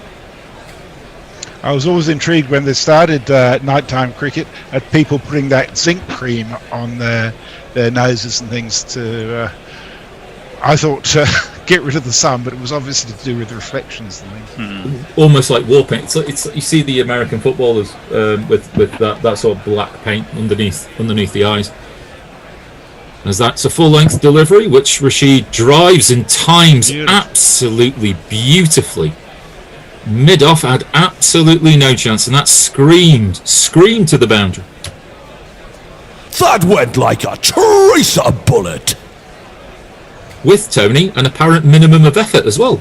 Yeah, well, it's quite wristy, wasn't it? Yeah, wristy. He just sort of weighted it, and I suppose he would have. He's a wrist spinner. He would have strong wrists, and he used it to the benefit of his batting there. Very tidily indeed. Absolutely. Lovely shot. He's on 5. England 2-1-4 for 7, as that's the 5th ball of the over, which is attempted to be run down to third man, but hits too much of the bat too squarely, and so we'll go to backward point, and there'll be no run. So, Tony, as we kind of begin to reach the denouement of this ODI series and the voyage to India. How would you begin to try to sum up? There's a last ball of the over, and that's a bouncer from Kumar, which Rashid attempts to leave and then plays, but plays too late and effectively left it alone anyway. How would the pair of you start to begin to try to sum up the three formats of the game that we've seen from England in India? Disappointed in the Test series, not that England lost, but that they were so bamboozled by spin and indeed sometimes the ball going straight on, that India were worthy winners, but England ultimately were disappointing. T20 series, lose 3-2. Frankly, you could have played 10. It could have been 6-5 to either team if you'd have kept going. It was entertaining. No complaints. And this true, really. At the end of the day, it's the fag end of the series. It's a bilateral ODI series. When ODIs are not probably the priority. There's that change of bowling. Proceed has come into the attack to replace Hardik Pandya, and he's bowled a bouncer which is too good for Sam Curran. He plays and swings and but ducks out of the shot actually at the last minute. So let's jingle him up. When he was just a kid, Bangladeshi put on the skid, KKR put in a bid. Everybody wants a bit of proceed. And that's too much down the arse of Sam Curran, and he has just flicked it on its way. And long leg is not fine enough to be able to prevent that going for 4. And if you kids can't listen, then you bound to see the way you get shot for crossing a boundary, I think the question you'd ask both sides, given there's the World Cup coming up, is what have they learnt, and what are they gonna carry forward from what they've learnt? That would be the interesting question. Yeah, I'd take on both. I'd want to consider from both perspectives. Okay. So as there is a swing and a miss from Sam Curran, an appeal for a caught behind by Rashad Pant, but I think that might have been more out of hope than expectation.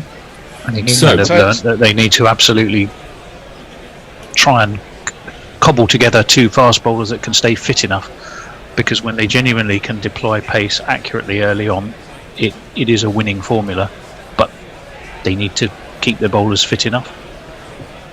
I think it's been disappointing we haven't seen more effective spin, but that's a comment on the English game. And I think Livingstone, you could definitely put a big tick against. I think nailing on Bairstow and Roy at the top of the order, I think you could put a big tick there.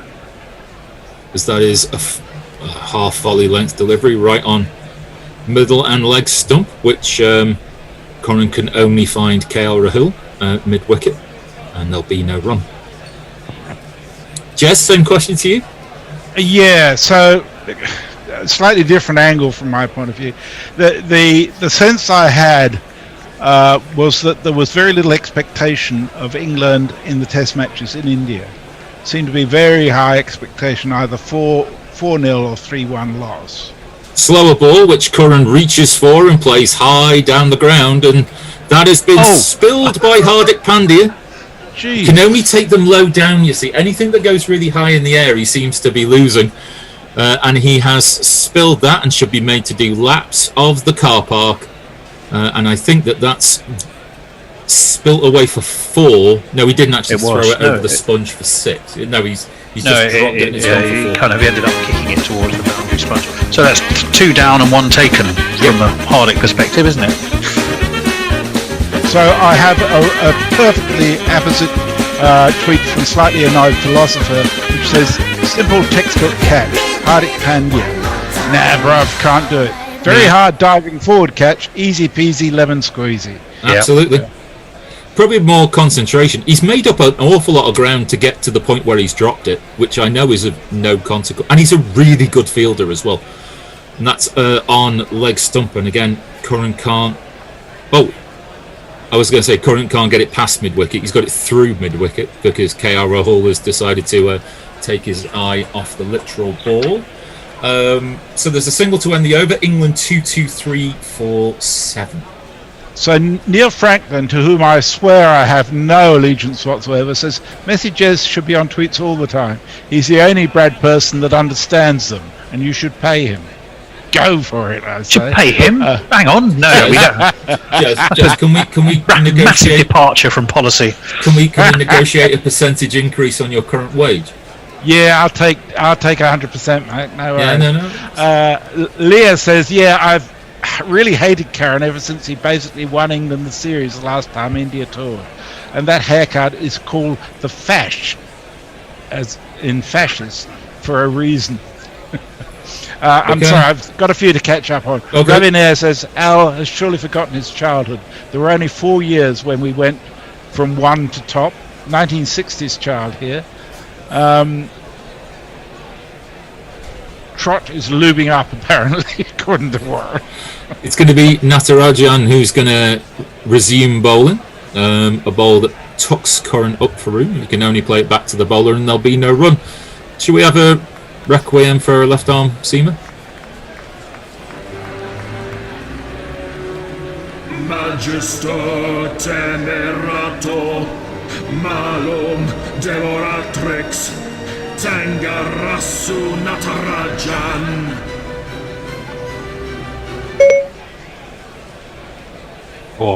He registers disappointment, doesn't he? Hardik Pandya very well.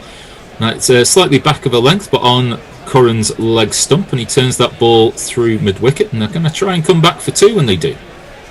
Well, to be his highest score, Sam Curran in ODIs, his previous highest, I think, was 15, wasn't it? Yeah. So 29 off 25, the boy's going very well. All he needs to do is to keep on hitting the ball high to Hardik Pandya, and we'll be home. As long as it's straight to him. Yeah. The other comment I was going to make about the tour was that as far as the white ball games were concerned, nobody a fortnight from now will remember who won any of them. But I think Tony's right. So that's just played down towards mid-on, or long-on, sorry. Easy single taken, 2-2-6 for 7. Sorry, Jez, yep. I think Tony's right in terms of some of the lessons for the England T20 team. I also think there's some test lessons. I can't see Bess ever being used overseas as a spinner again, and I can't see any sensible selectors playing Bairstow as a batsman in a test match again. Natarajan is around the wicket and has hit one halfway down the track, which Rashid pulls in front of square, and that's gone 2 bounces into the boundary sponge for one of these. 1, 2, 3, 4.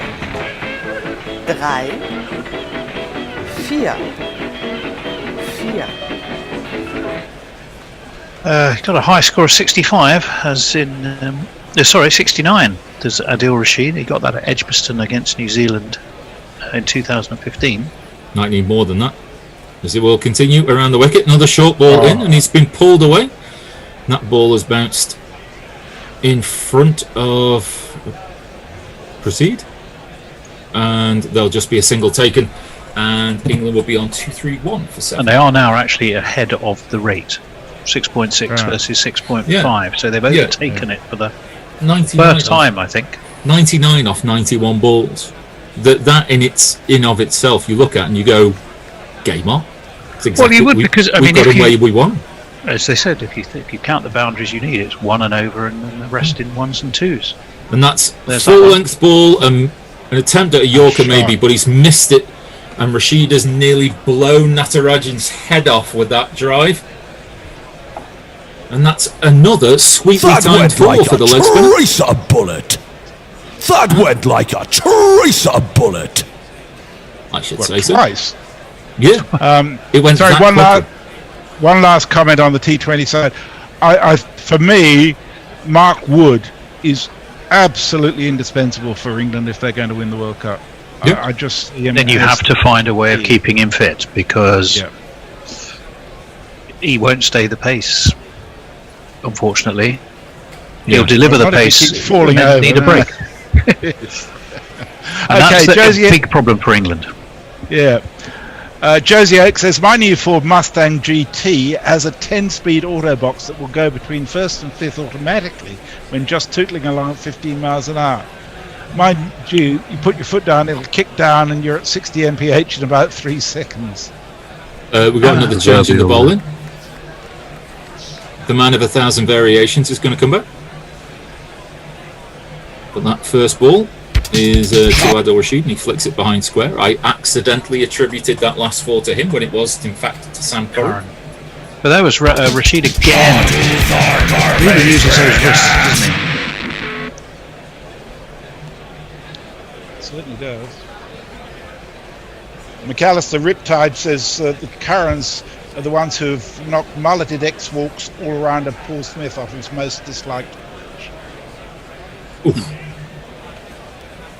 Now we're just looking at that Hardick drop again. He will be frustrated with that. But he's doing, I mean, again, you know, really interesting little interplay as well between Curran and Pandya. He does strike me, Hardik Pandya, as a man who absolutely loves playing cricket.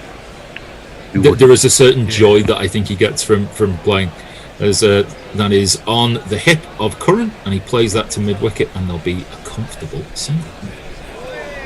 I mean, talk about 2 wickets and how you add them to the score and it makes a difference. If England were 237 now for 4 or 5, you'd be backing them all the way, wouldn't you? It's the difference is not the score, it's the number of wickets that have fallen. Absolutely. Which says there must be, it just feels like this. I can't put my finger on what's different about this wicket, but something seems to be. As Thakur is in, and that is dabbed behind square by Adil Rashid. He sprinted the first one looking for 2, but Natarajan is come in and equally as quickly got the ball back to Rishabh Pant, limiting them to just a single. 3 singles off the first 3 balls so far. I'll squeeze one in from Jersey Jingler, who says, in a summary of the tour, you have to say it is incredibly hard to win any series away from home. Add to that missing the first teamers due to rotation, I would say England did exceptionally well. I don't think that rotation policy is going to switch when it comes to the Ashes. I don't think any player's going to play all 5. Slower ball from Thakur, which is weighted on by Sam Curran, who pushes the ball down to long on.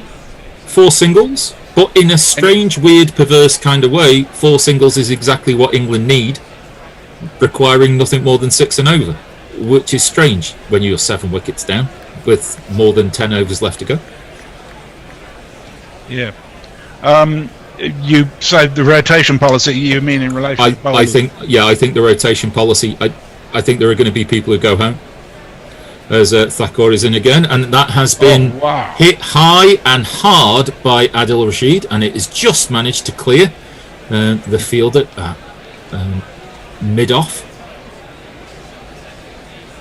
So, Neil Franklin says the only disappointment was the second test, really. They had that opportunity and they didn't make the most of it. The rest, me. Well, it's just been an interesting tour, but Rashid takes 2 off that 5th ball of the over, so to that end 6 off the first 5 balls. 89 off 85 is the equation. So I suppose if Rashid and Curran don't try to do anything too heroic but try and keep themselves in play here, then it's interesting, as that's tucked away off the hip again by Adil Rashid. He'll retain the strike. He's 15 off 14. Curran is 36 off 29. England 242 for 7. Almost out, but hanging on. Yeah. So Oliver Birch says, it would make me feel better if we spent 30 seconds complaining about Alex Hales not being in the team. I think we've done our bit on that. A slightly annoyed philosopher says, and again, he really needs to renegotiate his stunt conditions with the team. That's about Hardick. McAllister Riptide says, cricket's first rock and roll star, Boak. B-O-A-K. Oh, yeah. All right. Leah says, good thing haggis is kosher because that is what Israel will make of Scots. I think that might be a reference to some World Cup qualifying football. Right, whatever. Scotland played quite well actually in their first game. I think they'll do all right against Israel. Don't talk football. It's Hardik who's in, and that's a short ball which Rashid has pulled but mistimed. It is Shaka Dhawan who has fielded the ball, but a single taken. And let's have breaking news. And in breaking news, Hardik Pandya.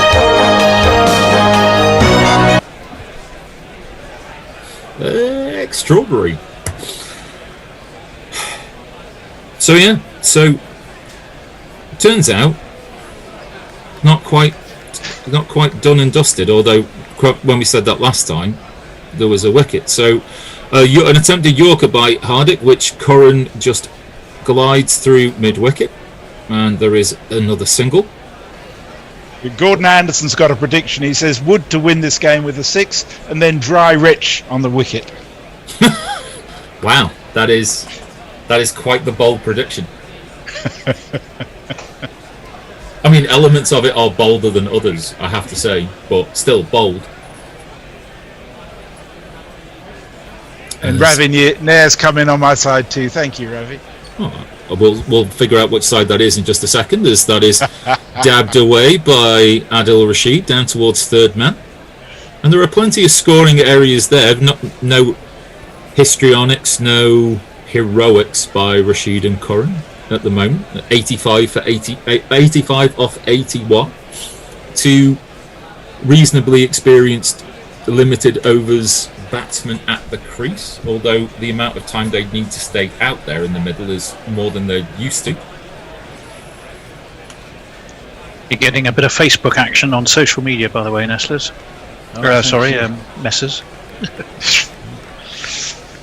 Yeah, we look just the same. That is all on leg stump, and I think Sam Curran might have given Hardik Pandya the eyes there as he's glided that to a very fine long leg. I think there'll be a review about whether it was that went for 4. It's definitely 2. The only query will be, was Thakur, the ball and the boundary sponge in contact at the same time? He's got it squished underneath his body, and that is well stopped, sir. Shardul Thakur, you have squashed a ball and saved 2 runs. Yeah, he's having a good day, isn't he, Shardul Thakur? Sorry, I should rephrase that. You've squashed the ball. Squashed a ball is a much more painful experience. Yes. 2-4-7 for 7. England, 2 balls left of this over, and that's a nice forward defensive shot. And that's the first dot ball we've had in a while. No big boundaries, really, but just 83 off 79 is your equation, for those of you still scoring at home, or even if you're by yourself. I mean, these two they need to keep England in it.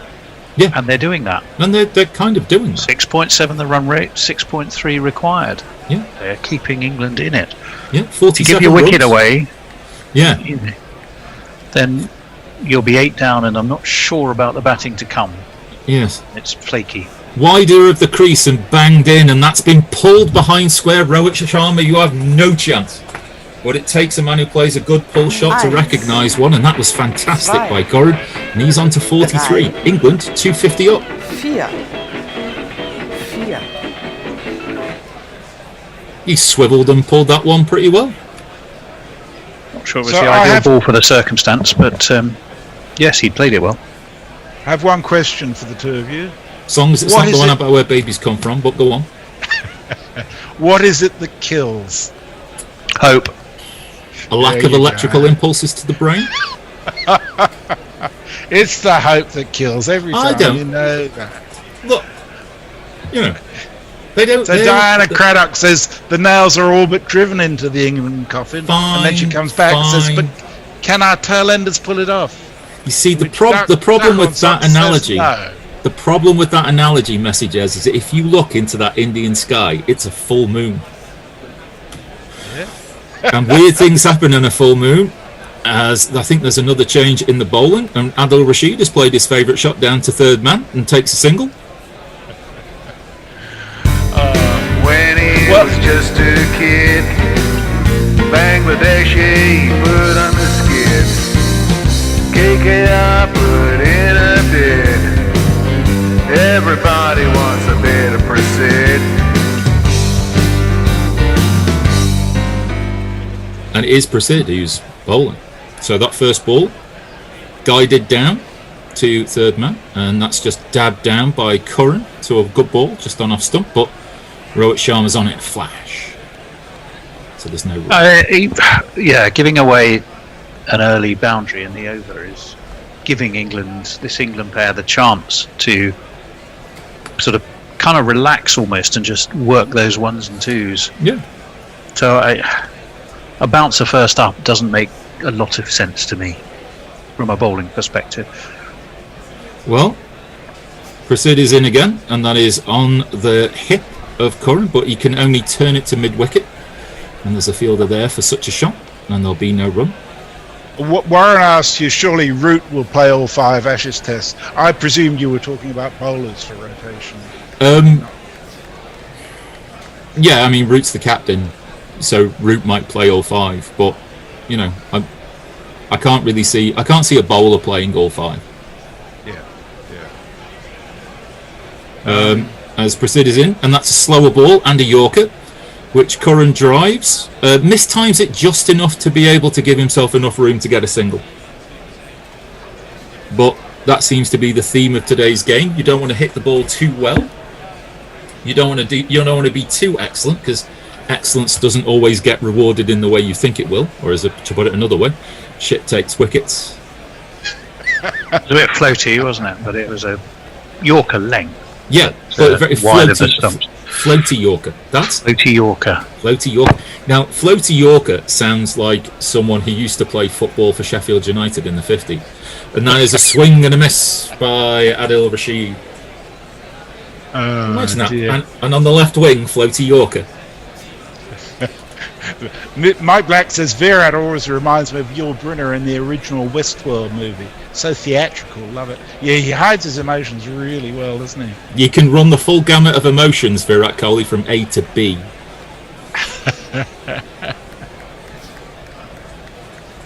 One ball left of this 38th over. England 2-5-3 for 7. Rashid on strike.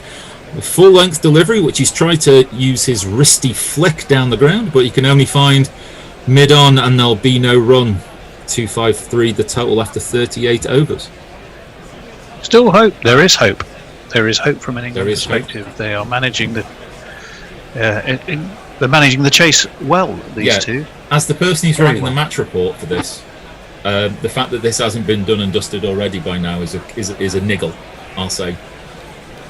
I've got to say, I've got a supportive tweet from Dr. Leonie Hicks, who supports me very strongly in the don't talk football sorry, directions. Doctor, I apologise, Doctor.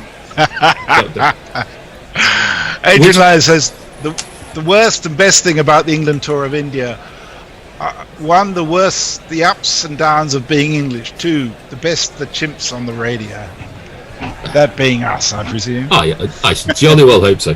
Thank you, Adrian. Let's see who. I think we've got another change in the bowling. They're keeping Knuckle busy with the old jingles. It's old Blue Eyes himself.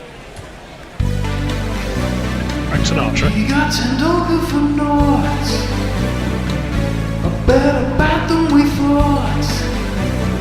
He got booby Kuma's eyes. Well, Johnny Bairstow's had more comebacks than Sinatra, hasn't he? So. Kumar. Boovy. Oh, well, that gives me a chance to shout out some people on Facebook. Latha Valuri, Bapandas, Shahji KKS, Abhijit Lahiri, Anab Singer. Sorry, did we get a ball or was that a replay? No, it was a replay. You're all right. Avishek Kashira, Sada Faizan Shaheen, Shirag Panagari. And that's Curran on the pad, maybe pitching outside leg stump. Kohli's gone to his wicket-taking bowler in order to get one, and has. Now you've got one review left. Do you feel lucky, Virat Kohli? 5, 4. It's an age for him. 3, 2. Yes. What's that a review? He looked like he was just tapping his hands together. He's jammed his thumb into his other. He's reviewed it in the most I mean, make it look like you're actually reviewing something. Gee whiz. Hardly looked like a decisive gesture, did it? Was definitely out. Was that definitely out? I don't know. Or also, look convinced in front of your bowler. So, it's not hit the bat, but I'm not entirely convinced about whether that's not... about how that's pitched in terms of... I think it's outside the leg stump, isn't it? Well, we can definitely see off stump and a bit of middle. So, it's we know so far, after some rocking and rolling of footage, that Ultra Edge has showed no edge. So, can you queue up? And it's pitched a mile outside leg stump. Yeah. Virat Kohli, thou art failed the art of reviewing again. It's the only thing they've really got wrong consistently in all forms of cricket. The only people who can bully Virat Kohli are his own teammates, especially his own bowlers. So I'll tell you who Virat Kohli and Rohit Sharma, when they're discussing these things, remind me of. Stadler and Wardle? Close. Kumar is in, and that is picked off middle and off stump by Curran down the ground to long on, and he'll take a single. He's on 45. It's actually Les Dawson and Roy Barraclough. When was it? Who is it? Ada was one of them. I can't remember the name of the. That was the Roy Barraclough. I can't remember the name of the Les Dawson. I don't know why ED comes to mind, but I'm sure it's not that. But yeah, but honestly, they are like, they might as well be sitting on the laundrette with their hairnets on and just chatting because they just. I'll tell you, said Adador wicket the other day. That Bhuvi Kumar came in, and Kumar is in, and that is, I hate to sound like a broken record, dabbed down by Adil Rashid to third man. That's his main scoring area. He's 19 off 20. And Warren reckons Rashid's going to finish on 45 not out. Oh, the job. What's he on at the moment? He's 20. He's on 19, so that's highly likely. Well, it's Sam Curran's on the 45 at the moment. Sam Curran is on the 45. And nearly finished there, but obviously it was a shocking appeal because it did pitch outside leg. A mile outside leg stump, and that's just... tried for a quick single, but by the time that the ball was in the hand of the point fielder, Curran had already made his ground back to his crease, and there's no run. 4 balls gone in this 39th over. The equation's slightly tilting more towards India, 75 off 68, but close enough that Virat Kohli has gone to Kumar in order to try and break up the partnership. Kumar is in, and that is wide and flashed, maybe slightly outside edged by Curran, but he'll move to 46. And there's 3 runs been taken off these first 5 balls. And Lear observes there's a distinct lack of giant insects for a day-night game in India tonight. Starship Troopers it isn't. Good over this from Booby, just the 3 singles there. He's kept the lid on these 2, and that's why there was a little bit of skittishness, twitchiness. They were looking for a single that wasn't really there. So they're really protecting that offside, aren't they? 5 on the off. Last ball of the over, and Rashid tries to play that ball to that third man, but there's a short third man, and it cannot get past him. And that's the end of the over. The 39 in the books, Jazz. So Neymar Butland says good comedians can kill. Hopefully these comedians in the middle will give us a victory. I thought you were talking about us for a horrible moment. Yeah, I was going to say good comedians can kill. I was like, you should see what a bad one can do. Leah says, what are you on about? Virat on the field has a full range of human relations, all the way from bench shot to murder shot. Leah, you really are mean as a tweeter sometimes. Gorilla Chimps the best, says Adrian Lowe. Fraser Middleton says, okay, yes, always cringe when Atherton recounts the story of an Old Trafford media lunch for an England-Pakistan series where the buffet included pork pies. I think there's been a long conversation about food, which I actually haven't been able to infiltrate. Fill people in. Mike Black, speaking of Bairstow, is he the gingerest of gingers ever? I can't place another so deep in the ginge. That's a fair question. No, you might be onto something. You mean in attitude and general aggression. Shardul Thakur will continue. It's his 8th over, 3 for 43 for so far, and that is a full-length ball which Sam Curran has chipped down to long off. One bounce into Proceed's arms, and so there'll just be a single. Sam Curran moves on to 47.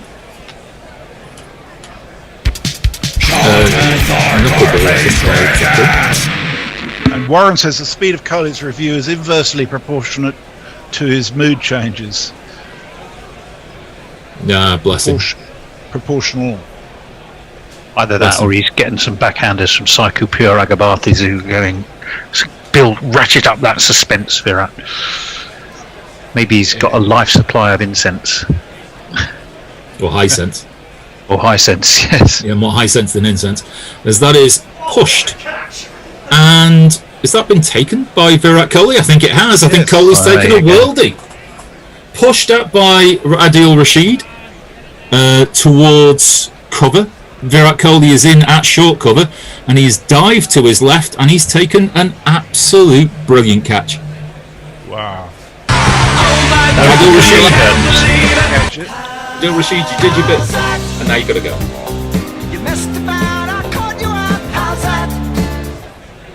He's not really gone at it with conviction, Adil. It's just kind of popped off, but it's been a brilliant one-handed take by Virat Kohli. What a take that is. They do show the easy ones, but they do tend to keep on to the hard ones, and that's about a harder degree of difficulty as you're going to get. 19 off 22. Well played, Adil Rashid. You've brought England to within smelling distance, but I think that might be the wicket that takes things too far away from You've England. got to have a hypersensitive sense of smell for this to be smelling distance when you're 8 down. Well, no, we were talking about a run of ball. We talked about maybe keeping together to maybe 44, 45 overs.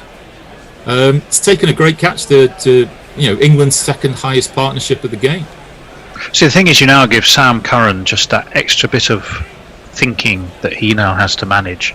Whilst he had Adil Rashid there, he could leave one end quite happily and feel confident.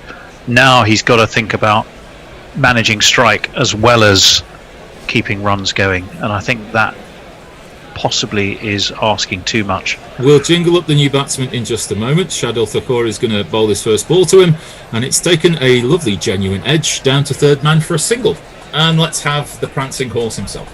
Do you know Mark Wood? Yes, he is an England bowler, quite good and pretty quick. So just a normal guy. Of course, except for just one thing. What? He thinks that he's a horse. Right. What? Wow. I think at the end of this over, I think we're going to have a change. Is that We right? are. We are We're gonna have a indeed. change. So, at this point, gents, while we're approaching the end of the over, I think this might be the last time I see you for a little bit. Yeah, because I'm not sure what we're going to do in the next couple of months, as that's on Sam Curran's leg stump, and he tucks it into mid-wicket, and by the time Rahul throws the ball away instead of throwing it Rishad Pant, he's taken a single. Just want to thank you for being able to get me through the winter. I can probably echo what lots of gorillas have been going through during lockdown. It's been pretty difficult, and being able to do this has been a little ray of sunshine, even if we've been doing this early in the morning. So just want to take the time to thank all of the gorillas, the Bear and Knuckle behind the scenes, as Thakur is in, and Wood tries to push the ball through the covers but can only find Kohli again at short cover, and he'll stay on one as we've got one ball left. Can I say thank you, Al? It's been a joy as a listener as well as being on air with you. Just hearing your beautiful Cheshire voice, it's something very comforting. And to you, Tony, as well. Thank you. Hopefully we'll be doing a bit of IPL at some stage with any luck. Well, we will see, and I'm sure at the very latest it will be when we get to New Zealand, as Wood doesn't really play but doesn't really not play either at a ball that swisses through to Rishad Pant. 259 for 8 after 40 overs, and I will leave you in the most capable hands of Jack and Knuckle and Mr. Nigel Hendo Henderson. Bye everyone. Bye. Bye. Thanks very much, Al. Bye. Thanks very much, Messi. I loved your background there. I hope it sold loads of T-shirts and perhaps shower curtains as well. We'll never know. Well, we might know if we go into our Gmail account and check it out. Hardik Pandya is going to come back into the attack. England 259 for 8. I thought when Moeen Ali went with so many overs left that I wasn't even going to get back on this afternoon. But a good little partnership between Sam Curran and Adil Rashid. Sad for Adil to get out in that way. He was batting well. It's a good catch. But Thacker has been a thorn in the side of England. As someone said, he doesn't look threatening, but he's got a few variations, some nice cutters. And in fact, I think he's better when he's bowling those. He looked quite impressive in the T20s, I thought. Anyway, Sam Curran's on 48. At least he could do is grab himself an ODI 50. I'm not sure that he's got. No, he doesn't. Away the ODI 50s. He doesn't. He's got a few Test 50s, hasn't he? Hasn't really often had the opportunity to get an ODI 50. Anyway, 71 required from 60 balls.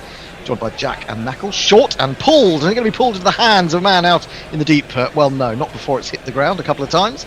And Curran has to settle for one. It's very difficult now with Mark Wood and only Reece Topley to come. It's really going to be down to Curran to play the big shots. That said, Wood does hit the ball quite nicely, but whether he can do it in this situation when there are lots of fielders out remains to be seen. 260 for 8. Wood 1. Curran 49. It's still a little over a run a ball. If England had wickets in hand, you would say they were going to do this very capably, but it's a little bit trickier than that. Here is Hardik Pandya's got a long run up. He's in, he bowls to Wood, and Wood has to play defensively to that one because it's a good length ball. It's dead straight, and he runs it straight back to Pandya. There is no run. How are we doing on Twitter? Just bringing that up now. I've accidentally loaded. You know when you search Guerrilla Cricket, sometimes you accidentally bring up the page instead of the list of tweets. Ah, yes. So yes. I've made that mistake, but it is loading. What Warren says, good on Al. I think probably agreeing with Al's little speech. Pandya in again, cramps Wood for any room whatsoever. Angled in at his pads, in at his thigh, and he just defends it up to mid-on. Sam Curran is coming down to have a word with him. What do you think he's saying? Hit it. Get me on strike. Get me on strike. Hit it over the boundary several times in a row. Yeah, preferably. Mark Wood has a white ball high score of 13. As you say, you don't get to bat very much at 10 and 11. Yes, I noticed his average was 13, but effectively he's played 55 matches and got 59 runs, so it's almost like a run per international. Again, he has to play defensively to a slower ball from Hardik, another cutter, which he just eases down to short third man. So 3 dot balls after Curran got that single, putting a little bit of extra pressure on Curran to go for the big shot. And he's now got 1 off 6. I have his ODI average 8.28, 18 innings, 11 not outs. Okay. So yeah, and yes, this is Sam Curran's previous highest white ball international score was 24 in a T20 international. This time, Wood has given a tiny little bit of width, which he uses to just angle ball down to third man. Gives Curran 1 ball to face from this over. What will he do? Will he look for the single to keep the strike? Will he look for the big shot? It's a difficult. It's a difficult one to decide on. He's in fact just checking with the umpire that it is only 1 ball to go, and that is confirmed. He's got a man at short third man, a backward point, extra cover, mid off, right back on the edge of the circle, and no one saving 1 on the onside, so he can take that single if he wants it, unless that gap is going to be plugged by Kohli. I wonder if the plan is for Hardik to bowl really wide of Sam Curran's off stump, like a wide Yorker. He'll do well to work that to the onside. That's absolutely true. Here he comes then, right arm over the wicket to the left-handed batsman. In fact, it's gone off an outside edge to Shikhar Dhawan at backward point. They won't get a single, much to Curran's annoyance, as Shikhar Dhawan was threatening to throw down the stumps at striker's end. And so just the 2 off that over, England 261 for 8. Jack? All quiet on the Twitter All front. quiet on the Twitter front. As far as I can see. I mean, I don't know, Warren says open the stable door and let Wood at it. I think Knackle sort of explained why that's reasonably unlikely. Well, but you never know. You never know. He does have a good eye, Mark Wood, and we've seen him, certainly in Test cricket. I know it's a bit different in that situation. He does time the ball nicely, but yes, this would be quite something. Just in the run up to that wicket, with Prasidh Krishna bowled a really good over, Bhuvneshwar Kumar bowled a really good over, 6 runs in 13 balls just before that wicket of Adil Rashid, and then after a run of a few expensive overs in a row for India, this last sort of 25 overs of the game has been really quite nip and tuck.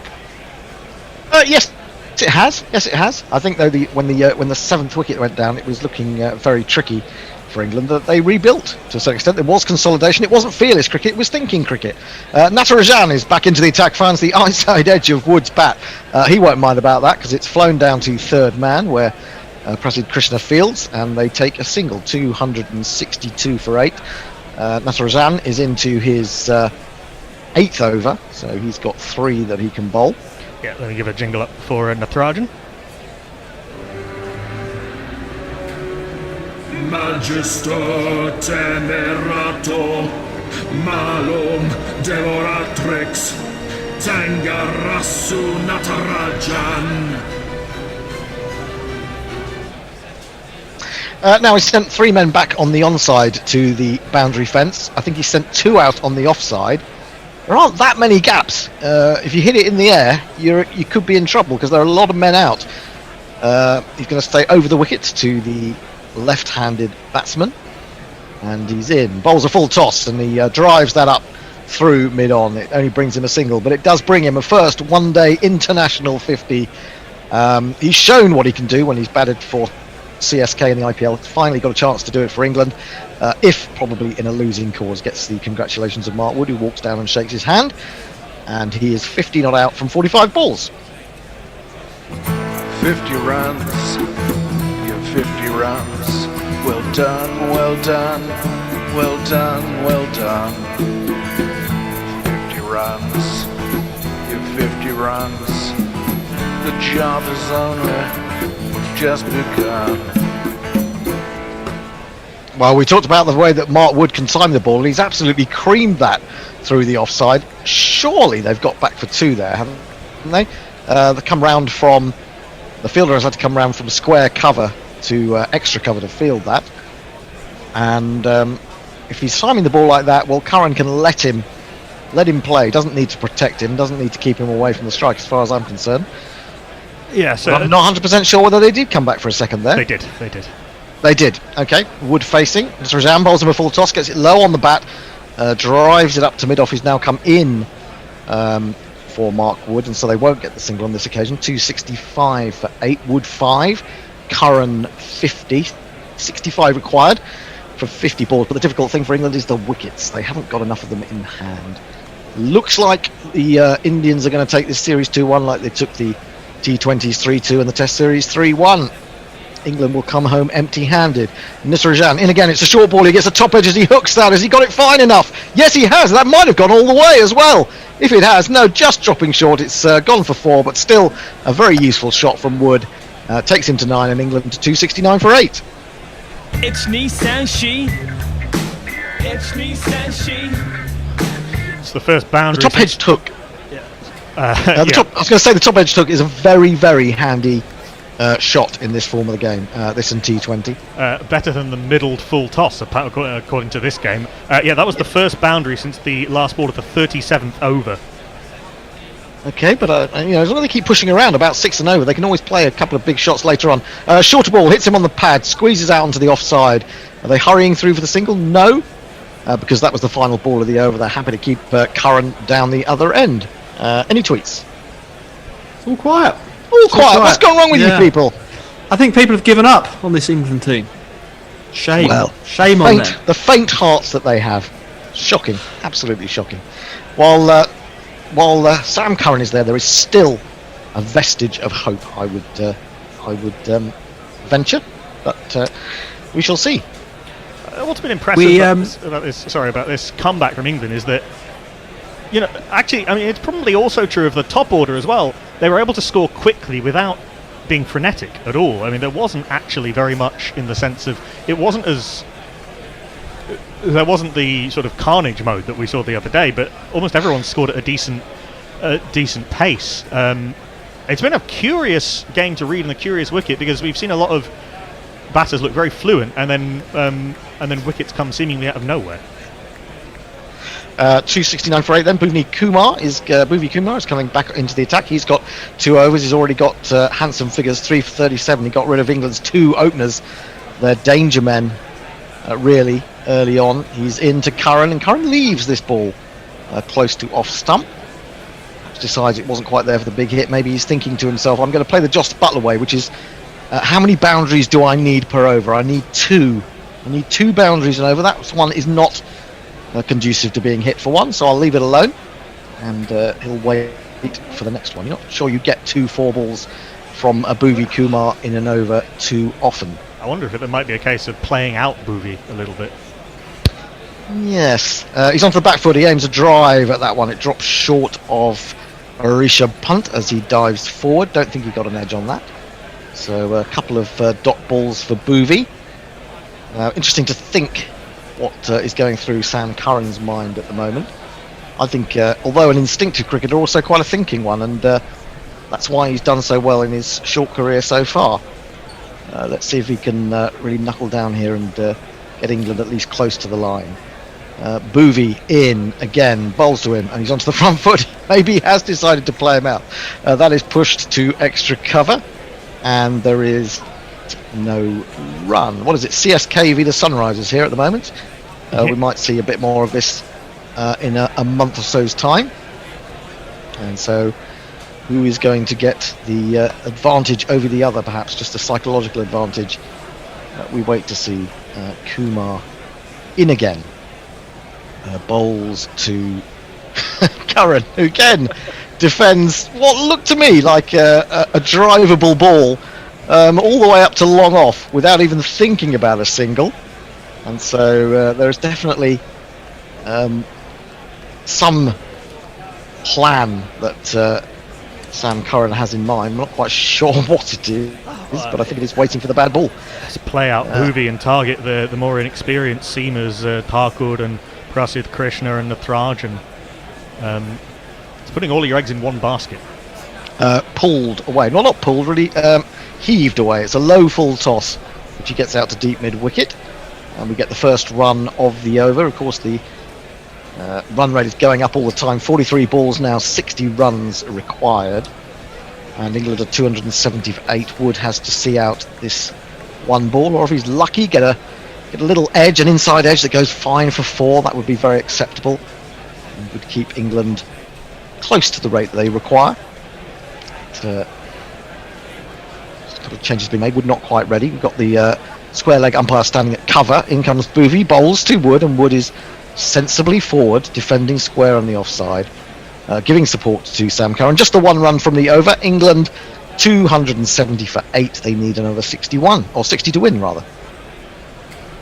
We have some tweets. Good. They're exciting tweets. Adrian Lowe says, faint hearts and fickle. Come on, England. At least someone's still with us. Yes. For wrong, well done, Sam Curran. Just priming himself for the IPL. And has predicted that in the first game, the Mumbai Indians will beat Royal Challengers Bangalore by either 3 runs, or Mumbai are going to chase down 165. I'm not exactly sure what he means there. I think he's saying that RCB make a total not worth turning up for, and Mumbai chase it down easily.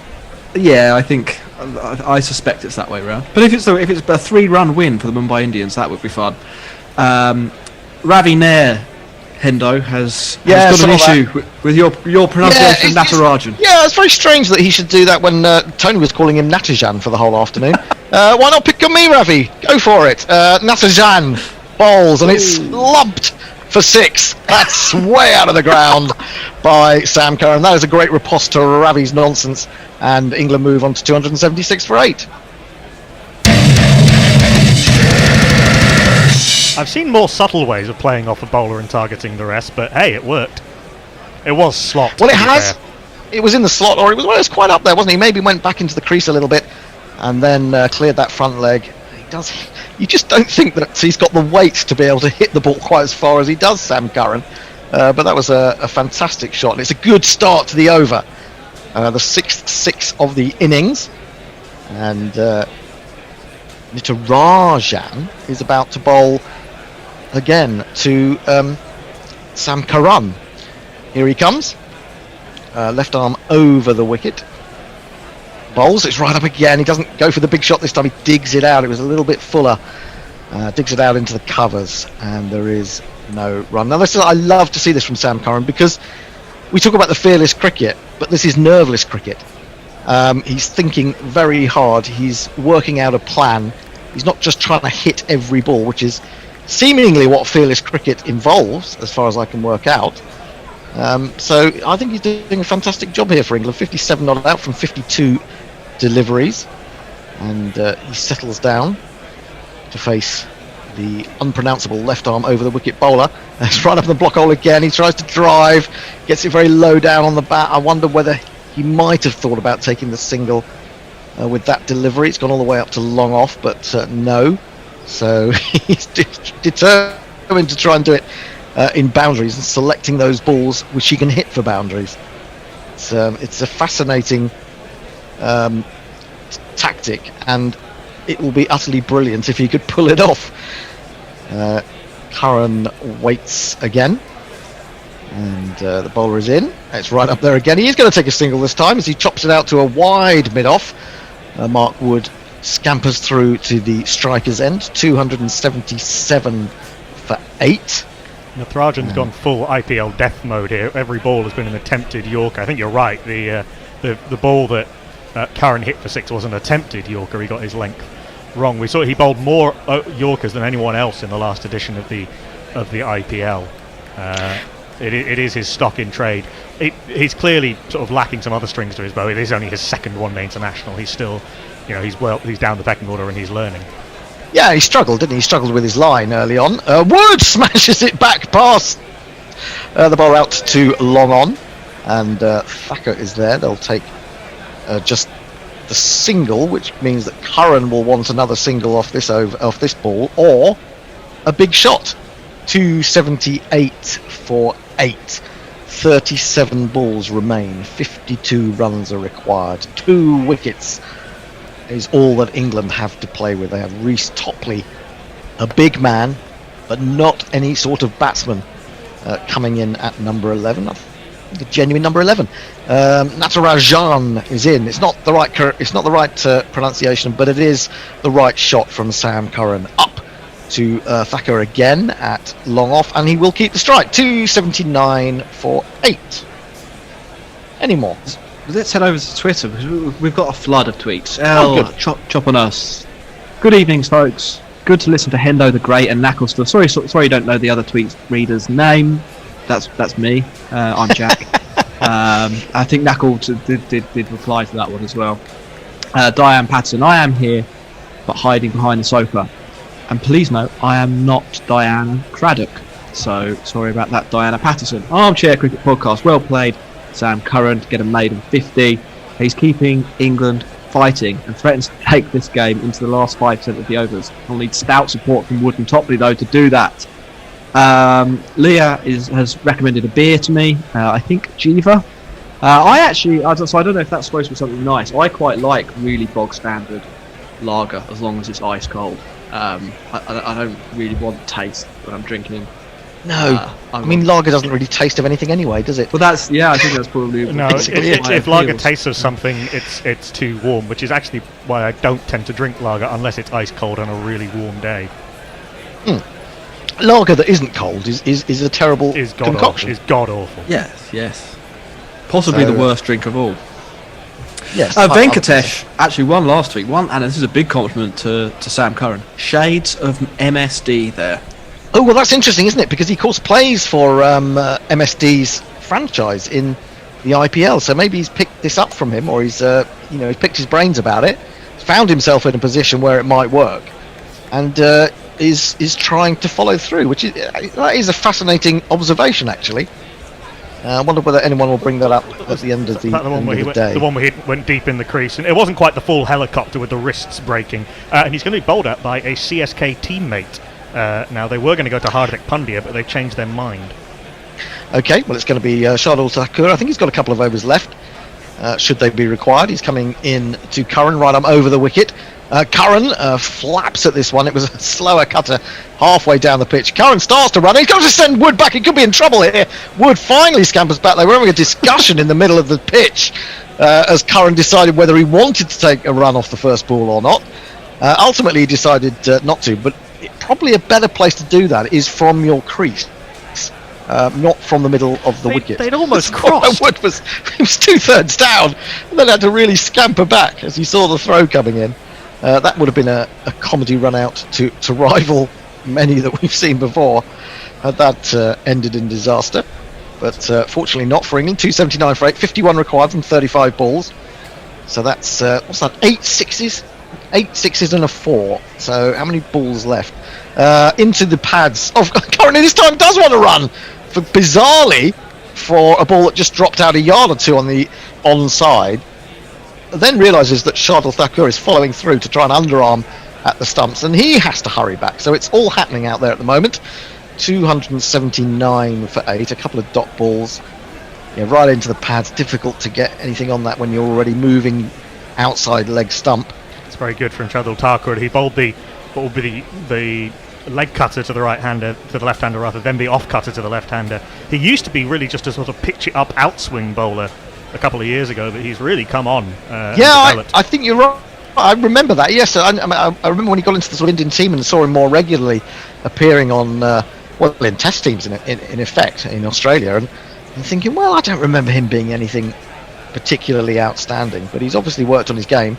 And he's in again to Curran, and Curran makes room, drives off the back foot to the edge of the circle. Oh, Wood, what is going on? No, it was Curran, in fact, who'd got to the non-striker's end. They did decide to take the single. The throw came in. I thought he was going to be run out again.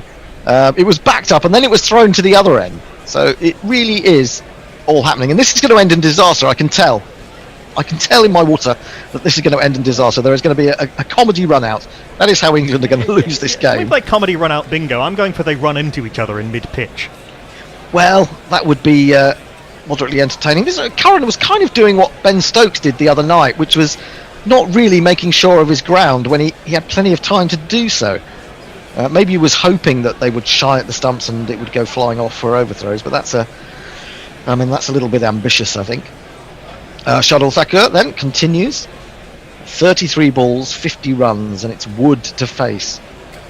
What's he going to produce? Is it going to be another of those half-trackers? Is it going to be another one into the pitch? It is, but he cuts, and he cuts well. Beats the diving Kohli. I think he's only going to get a couple because he hasn't got the timing that he wants. He got some power, but no real timing as the fielder comes around from deep cover, and Wood gets back for his second. 12 to Wood now.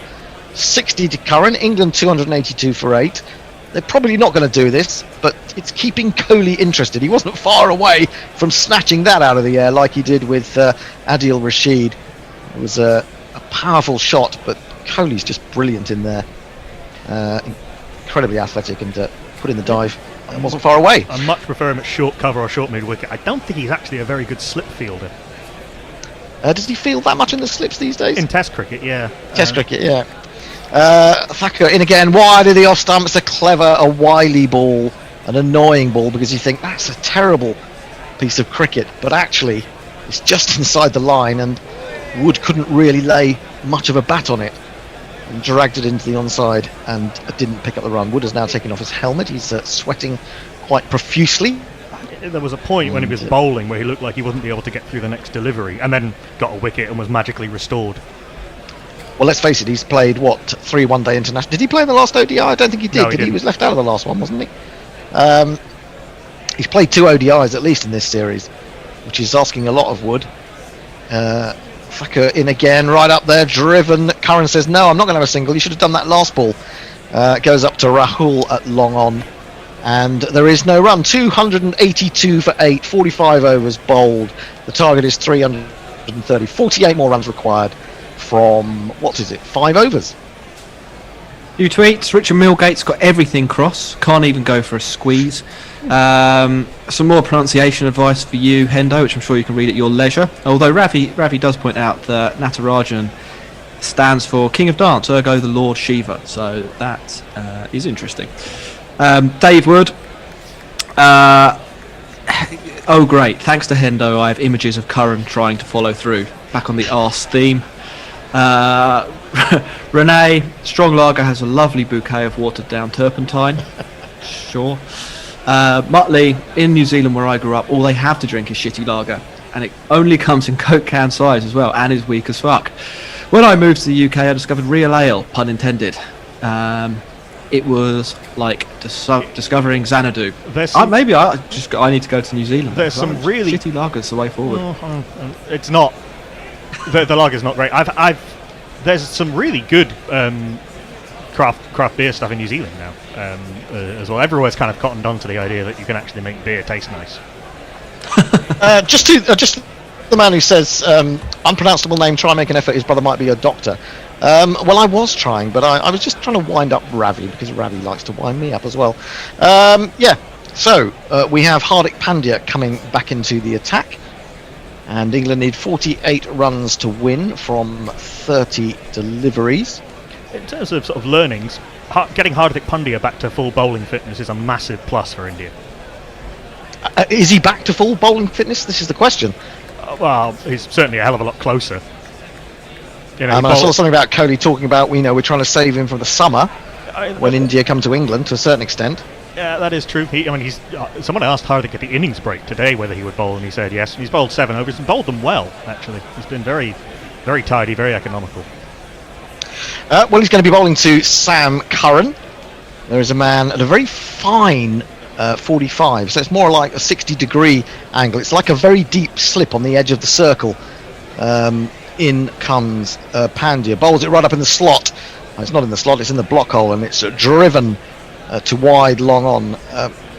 Too much of it was on the lower portion of the bat, and he couldn't time it. He's sweating profusely as Sammy Curran, his arms are soaked as he tries to find a way of getting England across the line here. He's 60 not out from 59 deliveries. He's got Mark Wood at the other end. He's got Reece Topley in the hutch, and England need another 48 runs to win. They're running out of deliveries though. 29 now, and he's got to hit a few of these for 4 and 6. Pandya in again. It's up there. He's driven it straight. Has he got enough on it? Oh, it's almost a brilliant catch by, I think, Rahul down there, who has managed to offload it. Curran has hurried back to the striker's end, and Wood has to race back to the bowler's end. I don't think that was a drop. I think it was just short of Rahul there, but he did very well to offload it to his colleague at long off. It's a pretty straight hit from Curran. Excellent ground fielding in every particular. He went for the catch, absolutely went for it, realised he couldn't get there, and sort of volleyball dug it towards Virat Kohli. It's very impressive to not let that go through for 4, and then B, get it to the fielder. Very good. Yeah, that could easily have just rebounded off a wrist over the line, couldn't it? But it's 2 runs for England, and Curran is back on strike, which is what they wanted, really. So he moves to 62, England to 284 for 8. And in comes Pandya again. Bowls to Curran, goes outside the leg stump, whips it up to one bounce to Rahul in that position of long on, decides against taking the run again. Does everyone think this is the right approach? Should he be taking these runs? Does anyone think? I think they'll keep 5 fielders on the boundary, whatever. So if Wood hits the ball, there's probably a single. Yeah. So they're going to have to hit boundaries, though. That is the counter argument to that, and Curran is best placed to hit those boundaries. But if you think he's got to hit how many boundaries? This is the question. He's tried here, and one of those 5 fielders on the boundary does the field and decides against a single again out at deep mid wicket. I think it was Rohit Sharma. Yeah. Well, that late in the over, that's it. They now need to taken... hit an extra boundary because they've turned down 3 singles this over. See, that late in the over, I would have taken the single. I might even have tried to run, try to rush the arm and come for 2. Yeah, that's another possibility. But you've got some very quick men on the boundary. Kohli himself positioning himself. Now Curran is coming down to Mark Wood. This is what he wants. He wants a new bat. That's the problem. Matt, you've been running the drinks all winter. Now come and give us some bats, poor Matt Parkinson. Yes, so he will return to England without doing absolutely anything on this tour, apart from occasionally taking things out to the middle, like drinks and bats and gloves. So we won't get the long-awaited showdown between Matt Parkinson's tweets as a 14-year-old and Virat Kohli. That's a shame, but never mind. I don't know whether Kohli was having a nice word with him as he was wandering off there. It looks like he might be. Curran then settles down. 2 balls to go in this over. Or he may have just been talking to his bench there, Kohli. Difficult to see. They're not far away from him, where he's stationed at the moment. Looks like he's going to bowl a little cutter, just squeezing the ball there in between his fingers. Pandya. Let's see what this is. He's in. He bowls right up in the block hole. Picked up by Curran. Beautifully whipped away through mid-wicket. A square of the man at mid-wicket. And he's picked up a much-needed boundary. That went like a tracer bullet. Curran read that. He was going for the Yorker into the body. In fact, it was the seam-up delivery, but he's gone so deep in the crease. He's absolutely read Hardik Pandya's intentions and picked basically the one gap on the leg side. But also the timing had to be absolutely perfect there for him to do that. It was a fairly straightish ball, just maybe edging down the leg side slightly. But he really whipped that with phenomenal timing and power. Now he wants a single off the final ball. Has anyone come in? Yeah, there's a ring of 4 now on the offside, saving that single. What will Pandya do? He'll bowl him a full toss, and he's whacked him way up in the air, and he's going to be caught, isn't he? I think he is. No, it's just going to drop short of Rohit Sharma, coming in from deep mid-wicket. Curran gets away with it. He gets the single that he wanted, and England are 289 for 8 at the end of the 46. Curran, it seems, is complaining because he thinks that ball was too high and should have been called no ball. Yeah, I'm not sure but it doesn't look as if either umpire is going to refer it. I think Curran is trying to find an advantage that isn't there. Apparently, he broke his bat, the ball, before he changed it, and hit a 4 with the new bat. So obviously worked. In the end, 7 runs off the over. It's not enough, but it's something, having turned down singles most of the over. So 41 off 4, so it's 10 and over now. And I think this is Shardul Thakur's final one. He's already picked up 4 wickets. Amazing performance. They were quite right to drop a spinner, it would appear. Yeah, it's quite high, that. I'm not sure. He's sort of crouching, isn't it? I mean, if had that been caught, I wonder the decision might have been. Curious one. Certainly not like the Ben Stokes one, where he would already come down the wicket, so he had shortened the distance that the ball had to cover, and quite rightly it wasn't called as a no ball. Here is Shardul in, smashed through the covers, wide of long off. He's looking for 2. He's going to get the second, I think. Good work from Sami Curran. Rahul does the fielding at long off. 291 for 8. Very pensive looking Chris Silverwood, very pensive looking Paul Collingwood. Can England claim that enormous PTM trophy that is sitting at the edge of the field waiting to be lifted by the victors in this series? It looks like it's going to be India, but could England just snatch it from under their noses? Only if Sami Curran can keep coming off like he is at the moment. Here is Shardul Thakur again over the wicket to it. It's a full toss. He's smashed it again through the covers, and he's got a 4. He's found the boundary. Wonderful shot from Sam Curran. Put it away. It was a full toss, but he still had to get it through a crowded field on the offside, and he's picked up 4 more. And if you kids can't listen, then you bound to see the way you get shot for crossing a boundary, Very low dipping full toss, and only then because he's gone with both feet inside the crease. Fine margins. Thakur's missed his length by maybe 6 inches on that occasion. Beautiful placement from Sam Curran to get it into the gap at cover rather than just hit it straight down to long off. That was wristiness really from Curran as much as anything to get it where he managed to in the end. What can he do? 6 runs from the first 2 balls of the over. What does he do with the next one? In comes Shardul Thakur, bowls for a short one, and he cuts into the offside again. Has he found the gap? No, the ball is spinning towards Krishna out there in the extra cover boundary, and they decide against the run on this occasion. So 6 from 3 now for Sam Curran. I'm not entirely convinced he couldn't have got back for a second there. He did hit it pretty hard. Prashid Krishna did well to not completely overrun that and be done by the spin. Yeah, he nearly did, didn't he? That was what Curran was hoping for, I guess. The fact that he was slightly off balance is what made me think he could come back for the second had he started to run the first, but I'm not sure he had. He was dropped on 22 by Hardik Pandya, but he's gone on to 73 now. Curran in short smash. Has he got enough on that? I'm not sure he has. Yes, he has. It's Contenro's back, cross batted over long on. Ravi Shastri can't believe it. He sits back and thinks, England's 300 is up. Sammy Curran is on 79.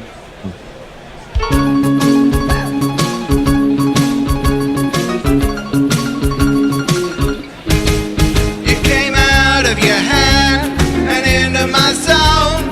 Now it's up in the stands. It's a 6.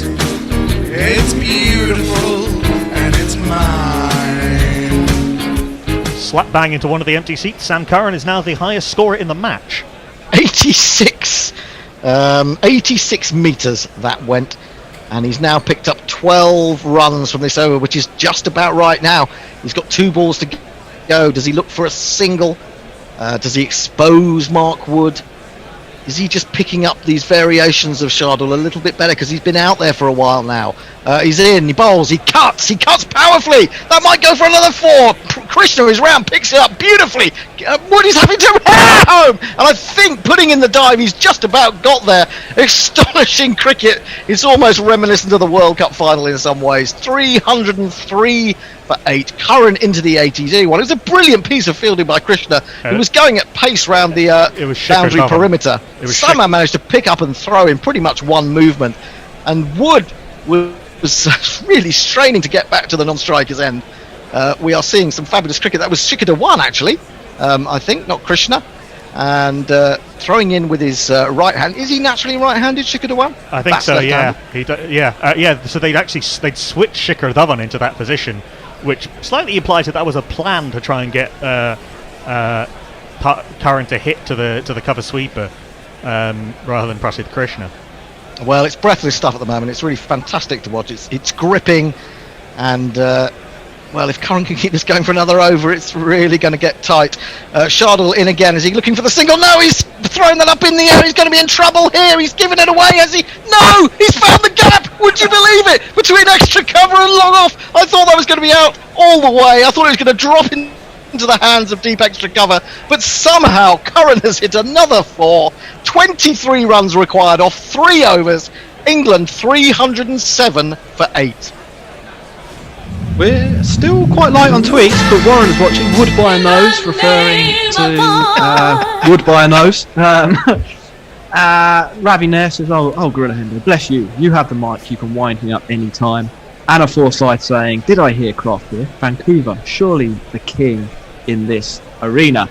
And then over on YouTube, Zahid Shakil is living every ball at the moment, wishing England good luck, and sort of commentating along himself. Okay, well you're very entitled to do your own commentary if this one doesn't satisfy. We're not doing a text commentary, are we? So indeed, head over to the YouTube chat if that's your bag. Diana Craddock saying, "So exciting, got the collie wobbles over there too." Well, this is really interesting. It means that Mark Wood has been exposed to the next over, and who is going to bowl it? I was just about to say, so who's got overs left? Did Bhuvi finish, by the way? No, Bhuvneshwar Kumar has 1 left, and he's going to bowl it now. Natharajan's got 1 left, Prasid's got 2 left, Hardik's got 2 left, so there's lots of options. Okay, yeah, well they've used only five bowlers. Was it, or 6? No, 6 Krunal, bowlers, sorry. Krunal Pandya bowled 4 overs, which gives them a huge amount of flexibility. Yeah, I'm not sure they're going to go to Krunal Pandya for the rest of the game, to be honest. We're still doomed, says Jersey Oak. I can see that coming up on Twitter anyway, which is what I expect from Jersey Oak. Josie Oak, not Jersey Oak. In comes Bhuvi, bowls to Wood. Wood crunches that off the back foot, really beautifully timed, out to I think it's Krunal Pandya out there, one of the taller, thinner Indian players for sure. It might have been Prasidh. Yes, it is indeed him. 308 for 8. So Curran is back down to face 22 required off 17 balls, but it's Bhuvi Kumar, the magic of Bhuvi Kumar. Can he thwart England as they get closer than anyone could have dared dreamed, I don't know, about an hour and a half ago. They now need 22. Wood has 13. Sam Curran has 85. 5 men back on the boundary. 3 on the onside. 2 out on the off. In comes Kumar. Bowls it up. Down the leg side. Did that flick anything? Well, the umpire says yes. It flicked your pad. So he's not given the wide for that one, which will be a little bit annoying perhaps to Sam Curran. He thought he might have got given that. Let's see if we can pick up a little brushing of the pad as it goes down there. I think that's right. I think it hit a strap or something like that. For all the talk of umpiring, the on-field umpiring has been very good today. Yes, so I've just seen a Jersey Oak joke on there, but I'll leave that to the tweet reader. In comes Boovie again, wide of the off stump. That might be a wide, and it is a wide. A good lead by Sam Curran as he tried to push it outside that off stump, pushed it a little bit too far. So England get a run. They get an extra ball. 21 required off 16. Sorry, Jack. Is this the Super Over reference from Josie Oak? Or the Jersey Jingler? Jersey Oak is what I chopped up for our fire. Yes, there's indeed. a couple. Yeah, Jersey Oak. Can you actually? I suppose you can in Jersey. And the Boovie in again, down the leg side again, and Rishabh Pant has to leap across to his right to stop that running away for buys, but he does get another wide, consecutive wides from Boovie Kumar. The pressure getting to a man as experienced as him, and he still has 4 balls to bowl in this over, and England have had 2 freebies here with a couple of wide. That's well down the leg side, and well, England have just got to. I know it's easy to want to get this game over and done with really quickly, but it's about keeping nerve. Totally, even seeing it down to the last ball outside the off stump, and Curran I think was thinking about slashing that through the offside, then rather restrained himself and played it defensively into the offside, and there is no run. 310 for 8. Well, they know Bhuvneshwar Kumar is the danger, and I think Curran is, if he gets a rank bad ball, he'll try and hit it, but he's not going to try and do anything expansive. He's got it down to nearly a run a ball with that over off Shothal Thakur. Yep. Let's see what Boovie can do with this delivery. He's in. It's outside the off stump. He's carted that. Didn't really time it, but it's gone straight. Well patted down by Hardik Pandya. They should get back for a second, won't they? Did they get back for a second? No, they don't. I don't think they did. Just one, because there's only 2 balls left of the over. Well, maybe they could have got back for 2. He did hit it pretty hard. I think they could have got a couple there. But they settled for 1. It means that Wood has to face Boovie Kumar. It was another good piece of fielding because it was running across. It was on the bounce. He had to sort of get his hands behind that and control the bounce at the same time, did Hardik Pandya. Well, it's Wood's fault here because it was terrible running. When we see now what happened, Wood just didn't go for ages. If he had, he was totally ball watching, yeah. If he had, they'd have definitely got 2 there. So that was Wood's mistake, really. I suppose he's not often in these sort of situations, so you can forgive him that. In comes Boovie again, bowls to him, hits him on the pad. There's an appeal, they're thinking about coming through. That's not out, surely not. It's been given by the umpire, but I don't think that was out. It looked high and going down leg. It looked high and going down leg, didn't it? You've got to review that. I presume he has done, because England have still got 2. But that struck me as a very dubious decision, just as we're talking about how good the on-field umpires have been.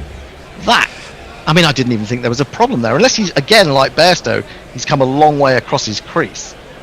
Mark Wood doesn't seem able to believe it. He hasn't actually moved very far at all.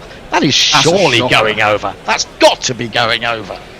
And that will cost England a couple of runs as well, because the ball is now dead as soon as that's given on field. So and where did it go? Where did the ball went down to third man. Went past the short third man who had to go and pick it up, I think. So they probably would have got back for 2. At the very best, this is clipping the top of the outside of the leg bail, but I think we all thought it looked high and leggy. Based on some of those, when you see people coming forward and then not out, coming forward a little bit, if that's actually hitting, then I do question Hawkeye a little bit, because it's above the, certainly as we're looking at it, it's above the level of the bails as it's rising. When it hits him, I would have said, I'd be very surprised that's going to be given out. It's missing. It's going over the top of leg. Not by as much as we may have thought. but it is going above the bails, and so that is not out. England's review is retained, but as Jack was pointing out, or was it Knackle, that we may have missed out on a couple of runs there. Mark Wood is having a word with Virat Kohli. The umpire's coming down. Don't know what's going on here. The other umpire is getting involved and telling Wood to get back in his stable. Well, I think they tried to cross. He's being pushed back, but I think there's a little bit of bad taste over that, perhaps. No, I think what happened is they tried to cross, and then Wood was at the wrong end, and then was not sure of the rule, so he had to be told where to go. We had this the other day, didn't we, with regards to what would have been 4-leg buys, I think. I think that was in the Indian innings, wasn't it? Yeah, it was actually 4 runs off the bat from Rishabh Pant. Oh, that's right, it was in the end, wasn't it? Yes, so these things are evening themselves out, I suppose, a little bit. 1 ball remaining in this over. I'd say to Mark Wood, just get forward, prop forward, get bat on it, and just do not go back to Bhuvi Kumar. In fact, he plays well inside the line in this one, lets it go. And that is the end of the over. England still need 19 runs. They have 2 overs, and that's 12 balls in which to achieve that and take the Paytm trophy in the dying moments of the series. And by the way, Wood has 13, Curran 86. Yes, Knackle. Sorry, and by the way, yes, in the ODI Super League there are super overs. Oh. We have about a bazillion tweets. I'm going to try and run through a few now from most recent, so if I miss a couple, I'm sorry. Chris says they really need to fix that no runs if the original decision is out rule somehow. Hombre nuevo, a fantastic ending to some great winter cricket. Whatever happens here, big thank you to all the Gorilla team. Hasta luego. So, yep, same to you, Hombre nuevo. Chintan, okay, India, you've had your fun. You've given us all a good laugh. That's right. Now end this instant if you don't mind. The Bear says it's squeaky bum time now. Jersey Jinglers sent us a photo of some Jersey oak being cut up. A man is saying, can he do it, can he do it, can he do it? Do it, Sam, we believe in you. And then there's hundreds and hundreds of tweets. And, well, you know, there's somebody sort of down stretching, so I'll keep going. Al Armstrong, great commentary, guys, nail-biting stuff. O'Neill Harris, Hendo ecstatic is the opposite of Hendo run. Still fun. Well, I wouldn't say I was ecstatic, but I'm excited.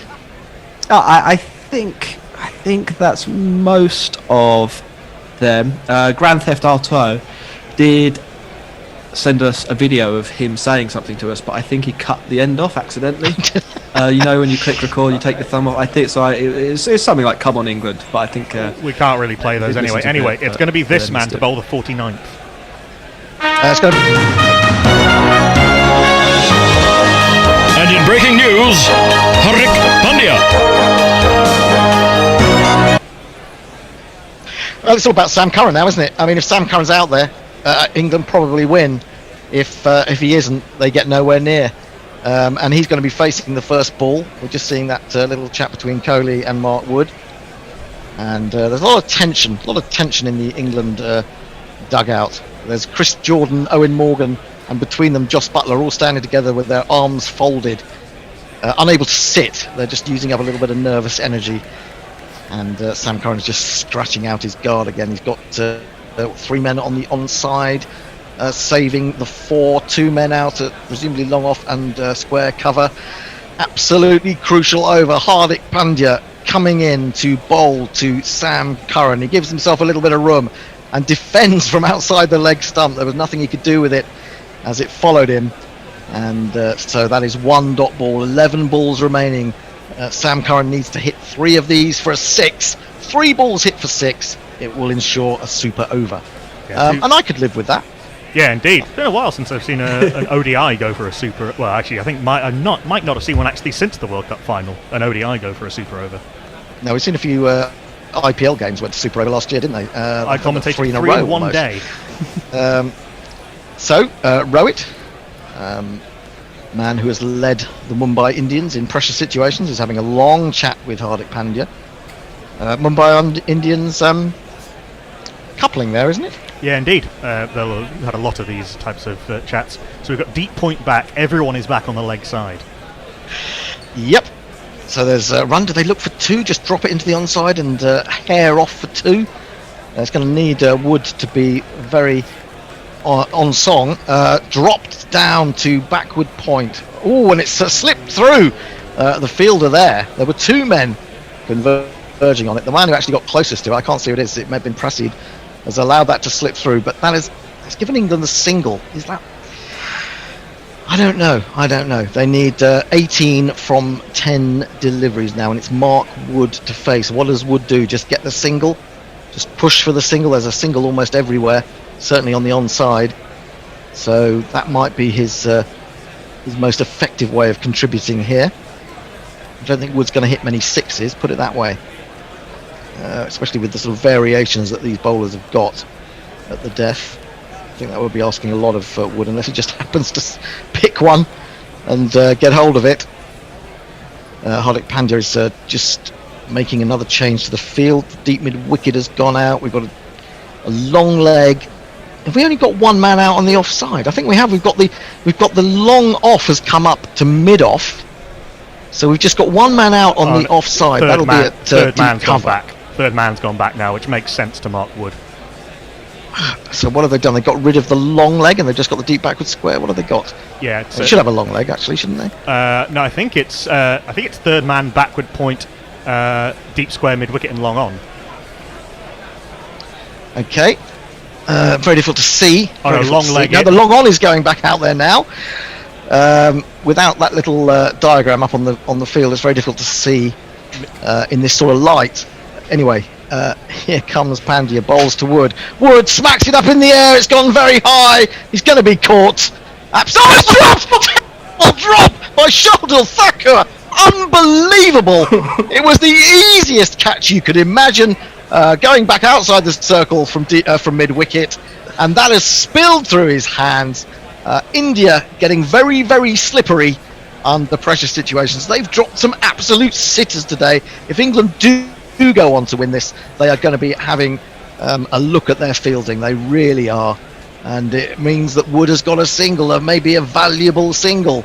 They fielded badly in Australia too. So we've had two absolutely brilliant catches, one by Hardik and one by Virat Kohli, and then Hardik's dropped two very simple catches, and Shardul Thakur just didn't get his hands anywhere near the ball. Almost hit him in the head. Well, he's lucky that didn't take his nose off. Ravi Shastri, can't believe it. It's always good fun to see Ravi in these situations. To Curran, and he's lifted it up in the air, and surely he's going to be in trouble now. Someone's going to get underneath that. It's gone by the man coming in from third man, and that's been run away towards now long leg. It's Natarajan, I think, who's put that one down. Absolutely phenomenal stuff. 15 required off 8. Curran takes the single. He goes to 89. He might have been able to get back for a second. 2 balls remaining in this over. They are dumbfounded. Some of the senior Indian cricketers out there. Rohit Sharma cannot believe what he's seeing. I've lost count of how many drops that is now. I think I made that 4. 2 by Hardik, 1 by Shardul Thakur. That was a slightly harder one from Natarajan, in that he had to come round from deep third man. But he had so much time to get there. Virat Kohli and Ravi Shastri don't know where to look, and 2 wickets have turned into 3 runs.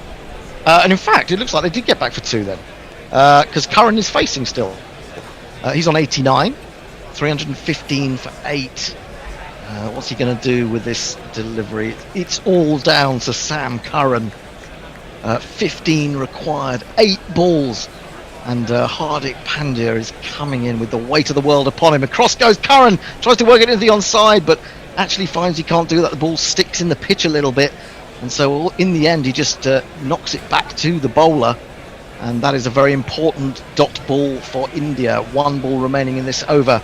What is Sammy Curran going to do? Is he going to look for the single, or is he going to look for the big shot? What would you do? What would you do if you were in Sam Curran's boots right now? I think you need the boundary. Go for the boundary? Yeah, 100%. You need the boundary. 11 off 6, Wood gets you back on strike. 10 off 5, you're well in the game. But 15 needed off the last over is a lot, or 14 needed off the over is a lot. 14 needed off the over is a lot. 15 needed off the over is a lot if you don't have Sam Curran out there. Put it that way. It's kind of crucial he stays there.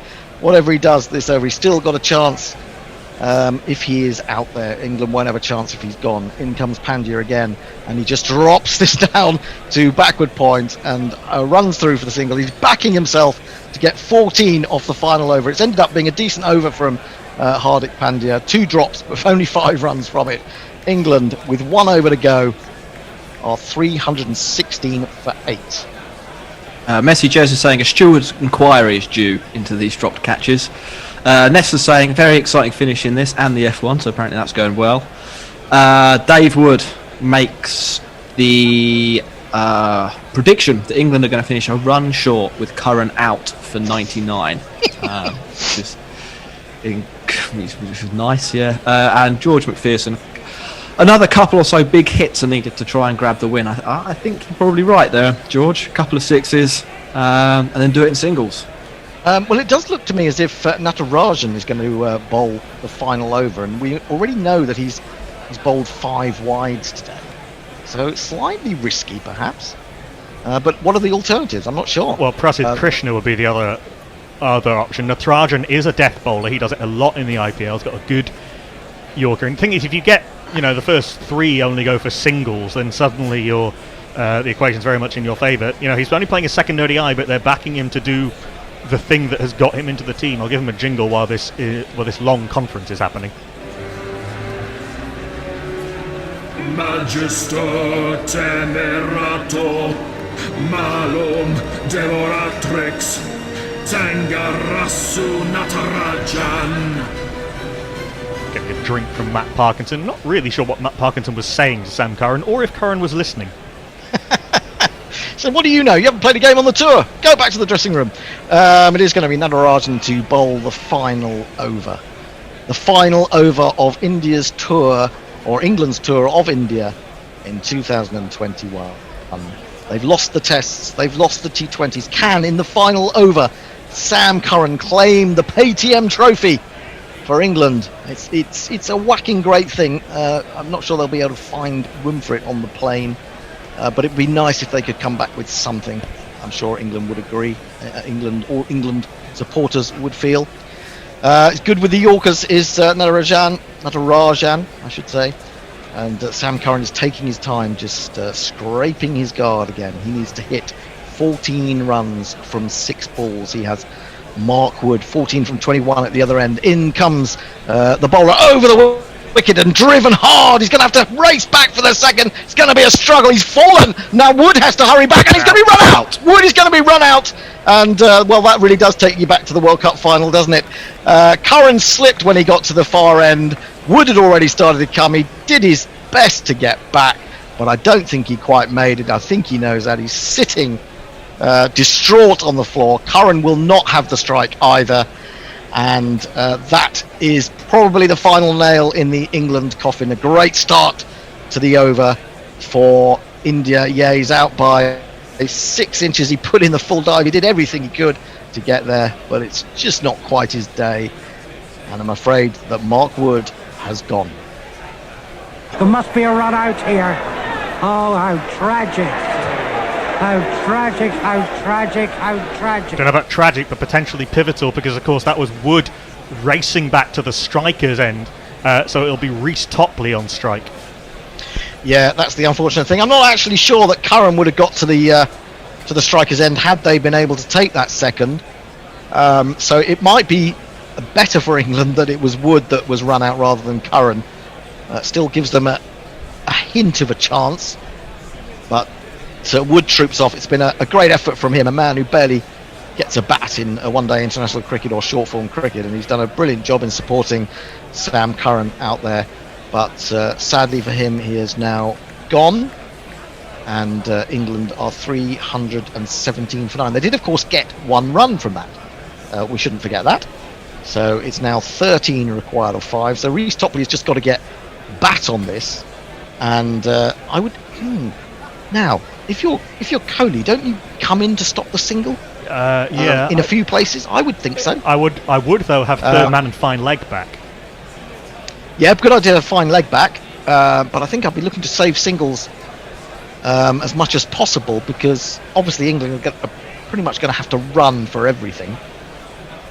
Indeed, there are 3 men on the offside who may be saving a single. He's round the wicket to Topley, and Topley chips that away through the covers. That was neatly done. It's out to the boundary. They get the single. So 12 required from 4.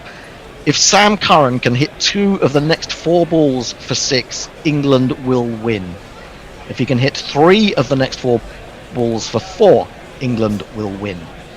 If he doesn't do anything like that, England will lose. As simple as that. Curran has 91.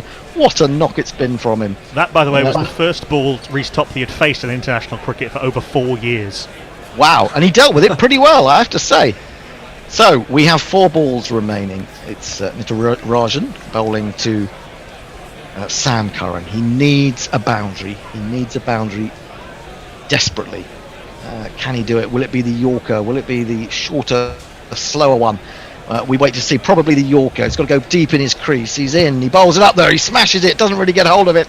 And he says to himself, I'm going to have to back myself to hit 2 sixes off 3 balls, or each of the next 3 balls for 4, because he's turned down the single out to wide-ish long on. There's a 2 there, surely. Well, I wonder. I mean, because Reece Topley's probably not the quickest. Yeah, also Curran's gone on the back foot, so you've lost a yard there immediately. I don't think it's worth it for the risk. Well, 2 out of 3 it is for Curran. Of course, if he does manage to do that, he'll go to 100 at the same time, which would be absolutely fantastic. And probably like nothing you've seen in cricket before. Would be his first international 100. This is his highest international score. Here he is again, and he smacks it. He hits it straight. He's not going to go for the. He's not going to go for the single again. He's now backing himself to hit 2 sixes from 2 balls. But the PTM trophy is being lifted as we speak into the Indian dressing room, or into the Indian dugout, I would say. I think England's chance has gone. It went really with that run out of Mark Wood. And well, you look back at it and think maybe they should have taken a few more singles here and there, but if you decide on a tactic, you've got to stick with it. And Sam Curran has done that admirably today. Warren has a really good tweet. Bad fall from Wood. The vet has been called, and then a little emoji of a horse and a little emoji of a gun. Yeah. Here we go then. What can Sam Curran do with this delivery? He's in, bowls, smashes it over the top of extra cover. He's got 4. It's not going to be enough, but he could still force a super over. England need 8 to win. Don't they? 6. No, they can't. They've lost. Okay, all right. Bugger. It's me, Sanchi. It's me, Sanchi. No, put that straight England have lost. I'm afraid to say that England are going to fall well, a no ball and a 6. And then they'd have an extra ball. So which would probably, it's not all over yet. They need 8 off 1. Curran could get to 100. By the way, England have lost. No, bugger. Hendo, that's going straight on your show reel. I would hope so. I would hope so. That's probably one of my most famous moments. So Curran is on 95. Well, he might as well hit it. They might as well let him have the 6. Get himself a nice ODI 100. They'll still win. I mean, if I was Virat Kohli, I'd now lob one up for Curran to hit for 6, because I think he's deserved 100, and he can do that knowing that India can't lose. Here it is, the final ball, smash straight. It's going to be 4 runs, is it? No, someone's going to get across to it. Curran can't be bothered to run, and Kohli is pumped beyond belief. England fall 7 runs short of 329, which is what India got, and India have claimed a 3rd victory of the winter, or their summer. A wonderful game of cricket in the end. England lost too many wickets early on, really, and didn't manage to have that big partnership they needed to get them across the line. But I'm sure that Sam Curran's standing will have gone up in India after that knock, and he may well be reprising an innings like that in the IPL before too long, when he takes up his contract at CSK.